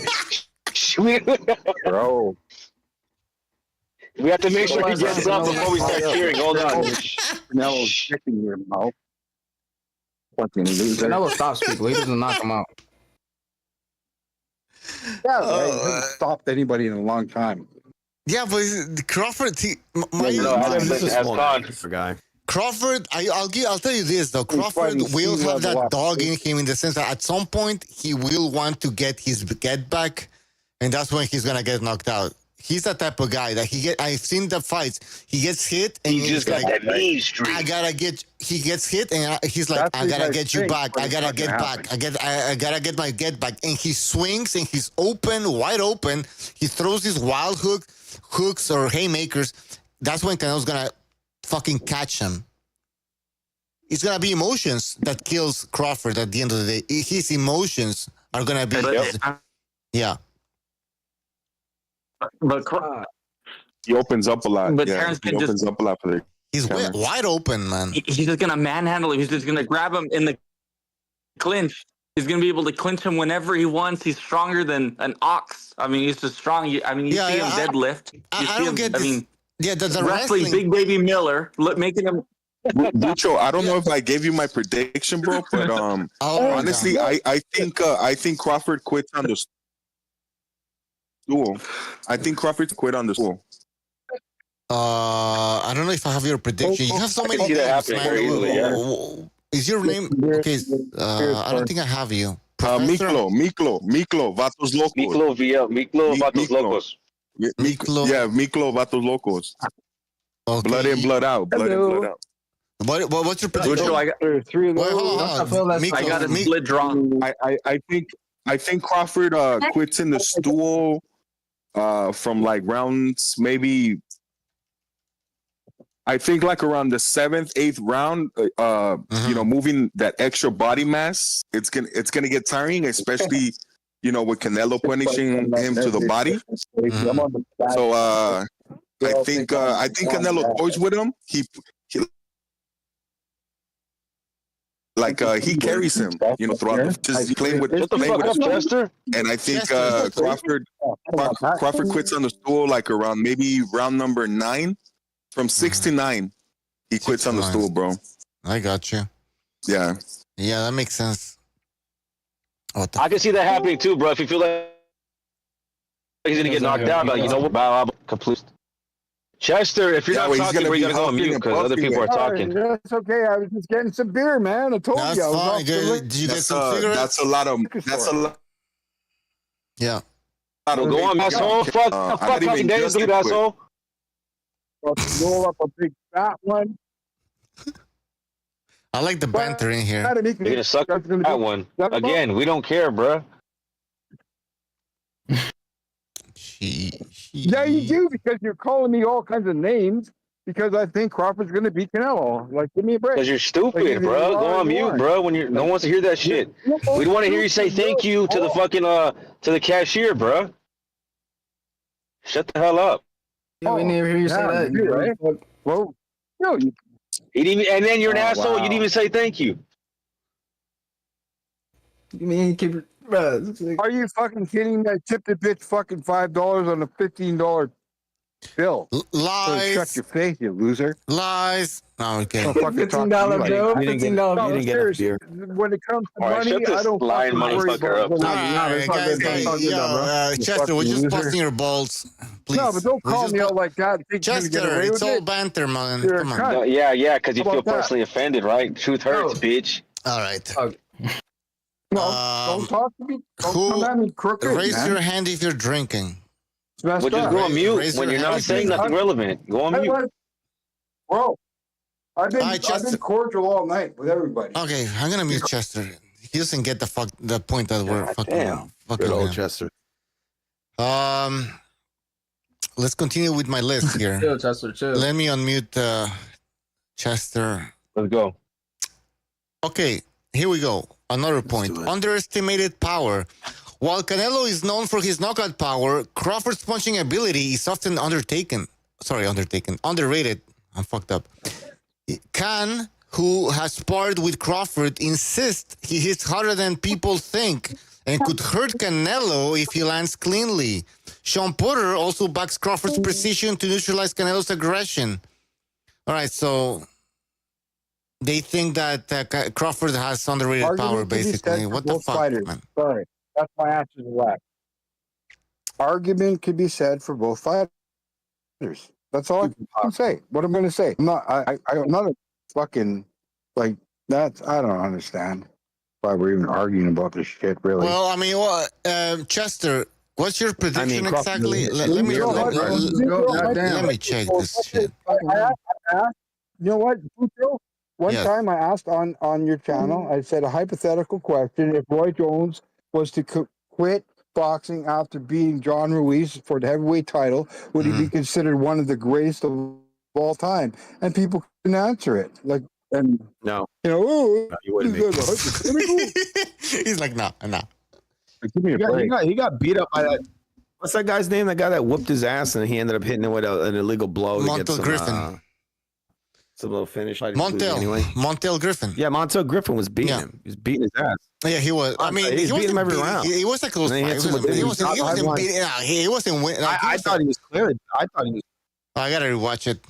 But I thought it was very clear when that dude was owning him. And then he hit him with one good punch, and then he hit him with an illegal punch after. Yeah, but then he fucked him up in the second fight. Like, he literally fucked him up like with one punch in the second fight. So he was taking it easy, maybe. I don't know. I mean, he wasn't that bad. I mean, it's weird. Yeah, but after beating John Ruiz, our first fight.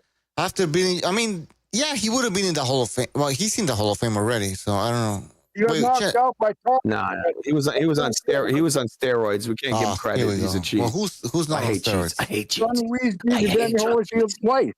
I mean, come on. Okay, and everybody says John Ruiz beat Holyfield. I mean, seriously, like that was Holyfield after Lewis. Exactly. That doesn't count. Holyfield hit him on a lot of good elbows. But I'll give Roy Jones credit for beating John Ruiz. Yeah? He's a bigger guy, but come on, it's not like he beat Lennox Lewis. Yeah, I guess. He didn't beat Lennox Lewis. He didn't beat Lennox Lewis. That dude, look, Roy took the whole drugstore, man, for that fight. You see what he looked like? What the fuck? He looked big. He had like his tiny little head and his gigantic body. What the fuck? There's something wrong with him. Yeah. That was peak Roy Jones. That was peak Roy Jones. 2003. 2002. Yeah, exactly. He even showed up on The Matrix. I was watching The Matrix, and I was like, oh shit, that's Roy Jones. And I'm not a Roy Jones fan. Yeah, I know, he was in there. To be clear, I'm not a Roy Jones big fan. All right. Look like a frog. He a black frog. Yeah, but he's down, he can be a bigger Ray Robinson. What's the point of this discussion about Roy Jones? I don't get it. You guys talk boxing. I don't get this Roy Jones. Roy Jones, he sucks. All right. I liked him as a kid, then I got older. It's just sort of like Jim Carrey, you know. When you get older, you realize he's trash. Bro, he was all right. If he doesn't fight Tarver, go back down in weight, he goes down as one of the best fighters ever. Listen, you told me you were born in 1961, so I can understand why you believe this shit. Because I was old enough. I was old enough to remember that Roy Jones hype. And people at the gym, everyone's like, "Oh, nobody can beat Roy Jones." I don't think anybody's gonna be able to beat Roy Jones. And I was like, I was a teenager. I was like, "Oh shit, these guys, they know something I don't." Roy Jones is really, and then all of a sudden he gets fucking knocked out by fucking Antonio Tarver. So, listen, let's all calm down. Roy Jones was fighting a bunch of after he had to drain his back down, light head from 205. Even before that, but before that, he wasn't fighting anybody. He was fighting Clinton Woods and that fucking garbage man. Roy? Yes. Remember when Roy just put his fucking hands behind his back? I agree. Muhammad Ali was fighting nobody. All right. He was amazing. And beat Glenn He was a bit overrated. I'm not saying he was a bad boxer. I remember it perfectly. He didn't even hit him hard. All right. The guy was a bum that he knocked out. You remember the old saying, "Bum of the month club"? Well, that's what he was beating. And then same thing with Muhammad Ali when he was between Muhammad Ali losing to Joe Frazier and then to fighting George Foreman. He was fighting a bum of the month club to get himself back into the fighting contention, blah, blah. Fights George Foreman, wins a big fight. Then what does he do after that? He fights a bunch of bum of the month club until he gets beat. I mean, in the chat, Timmy says right? Roy was 35 when he got KO'd. Best Roy was in the 90s. Yeah, of course.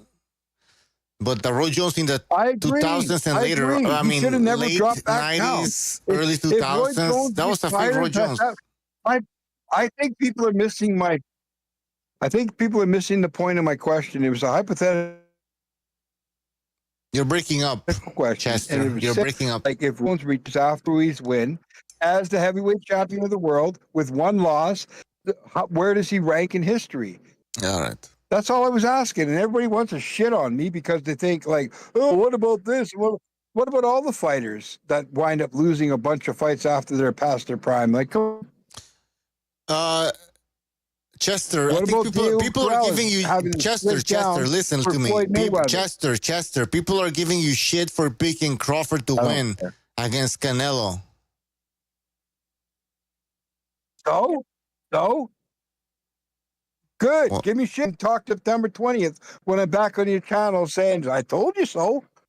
Like, what about then? Like, we're still a few weeks away. So what about then when I'm back here going, I told you? What about then? Chester, you have time to retract your prediction, change it.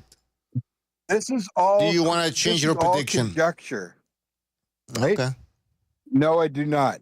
And I stand by what I said earlier. And I won't even repeat it because you will tell me, oh, don't say it. It's all good. But I stand by it. And you will see. If I lose, I will stand by everything I said on your channel tonight. Because I'm an honorable person. That easy. So if Crawford wins, do you expect anything from us?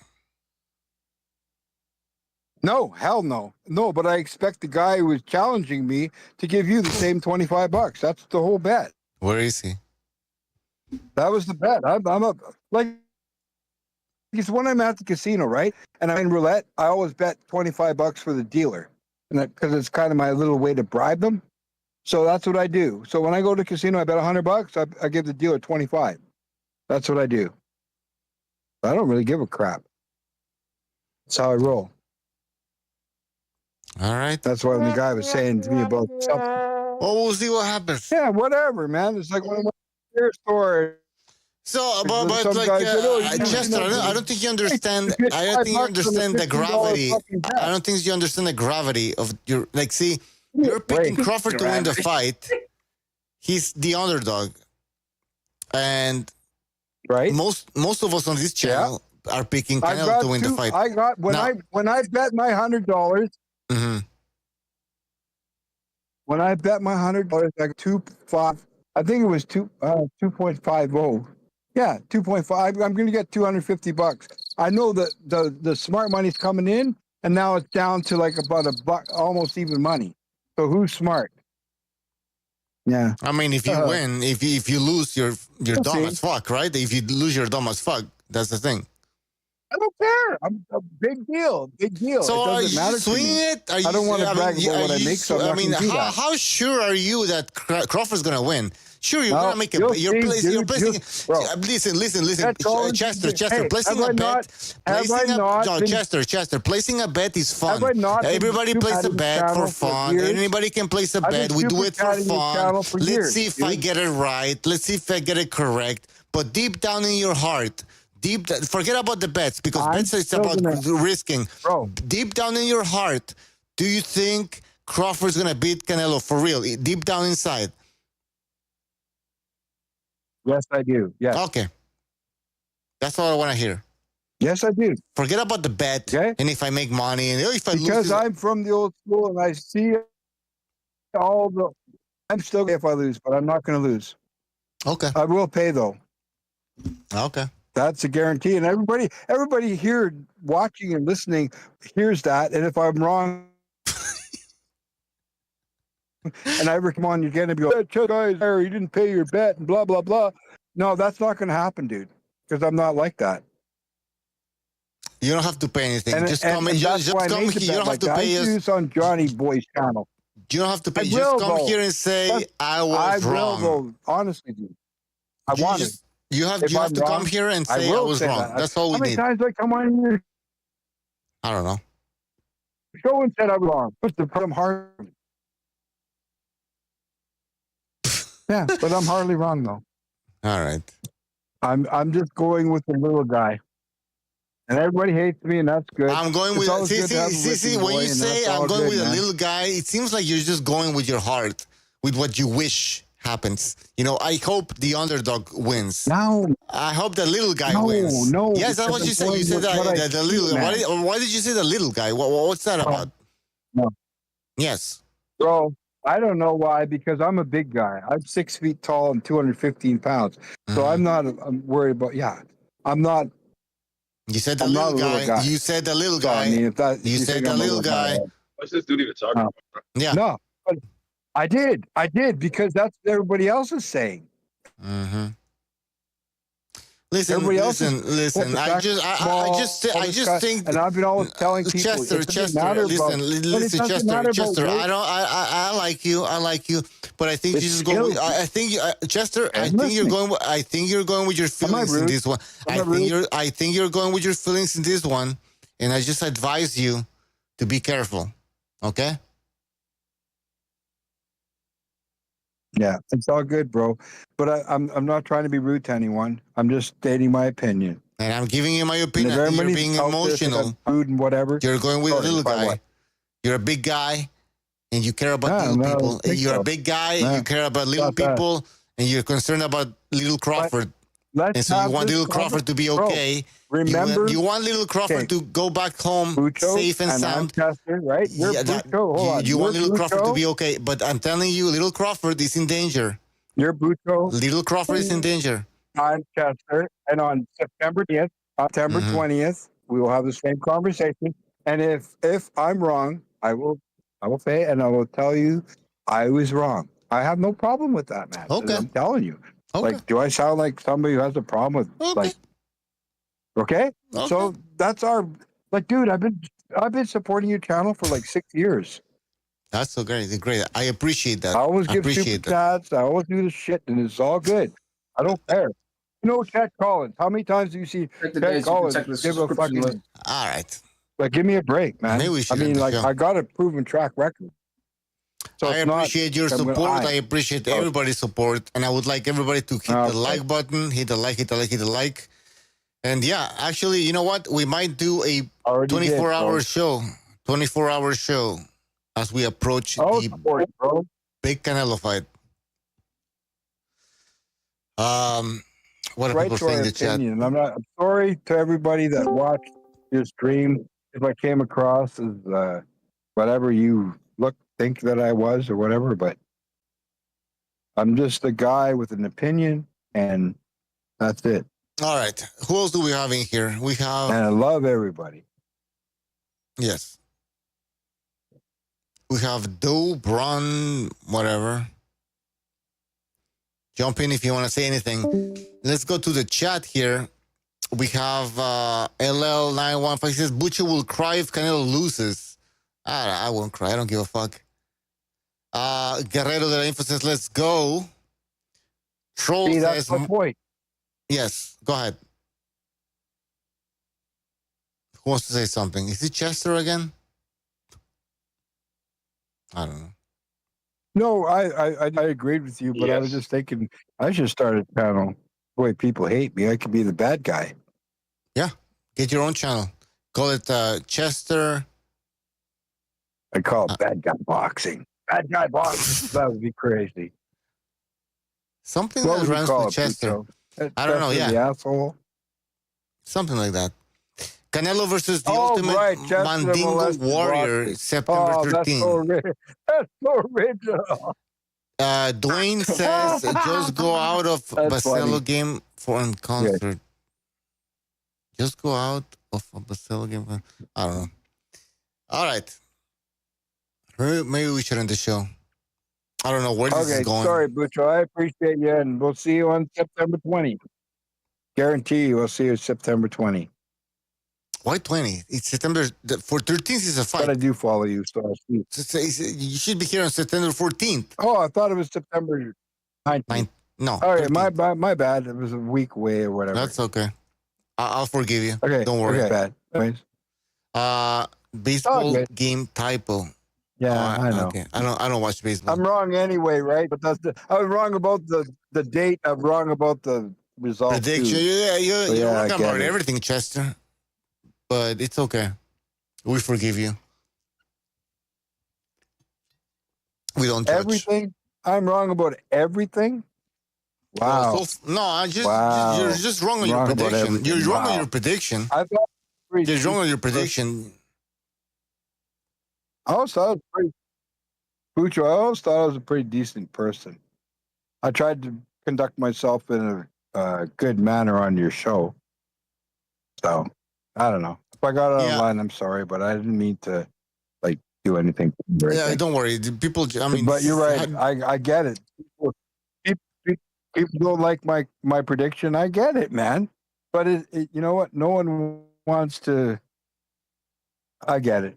It's all good. All right. Well, I know you know Crawford, what? so it's all good. Let's go through the predictions that we have so far here. Let's see if we find anything unusual. So we have myself. I said Canelo wins by stoppage. Everybody's speaking Canelo. Oh, wait. We have Tone Deaf, Crawford by knockout. Tone Deaf. Hello? Yeah. No, he said Crawford by stoppage. Tone Deaf. And you're in the chat. You're crazy. Who else? Everybody's speaking. Oh, wait. We got another Crawford pick by Mirage. Are you guys surprised? Mirage says Crawford by decision. That's it. Oh, no, wait. We have Jose, Gonzalo's brother. He says Crawford outboxes Canelo easy. Easy. Okay. That's Gonzalo. Sorry, that's Jose. Gonzalo's brother. You know what? You know what, though? Growing up, I'm a native Canadian, a Cree from Manitoba. From where? Are you from Manitoba? No, You're breaking up. All great. You know what? What they want. Where are you from? Sorry. Where are you from? Anyway, Bucho, you have a good night. I love you. Jesus, I don't know what the fuck he said. I take care, live man. in Vancouver now, but I was originally from Winnipeg, Manitoba. Oh, Winnipeg. Yeah, that's what I said. Okay. All right. Well, you take care too, bro. I love you. If I back to you. No, you're breaking up, man. Take care. Yeah. Take care. I'm sorry if I didn't. Okay. You take care too. Thank you. All right. We're breaking up here. I got Crawford by first round knockout, says Matonces, and what the fuck? Yeah. I think we should end the show.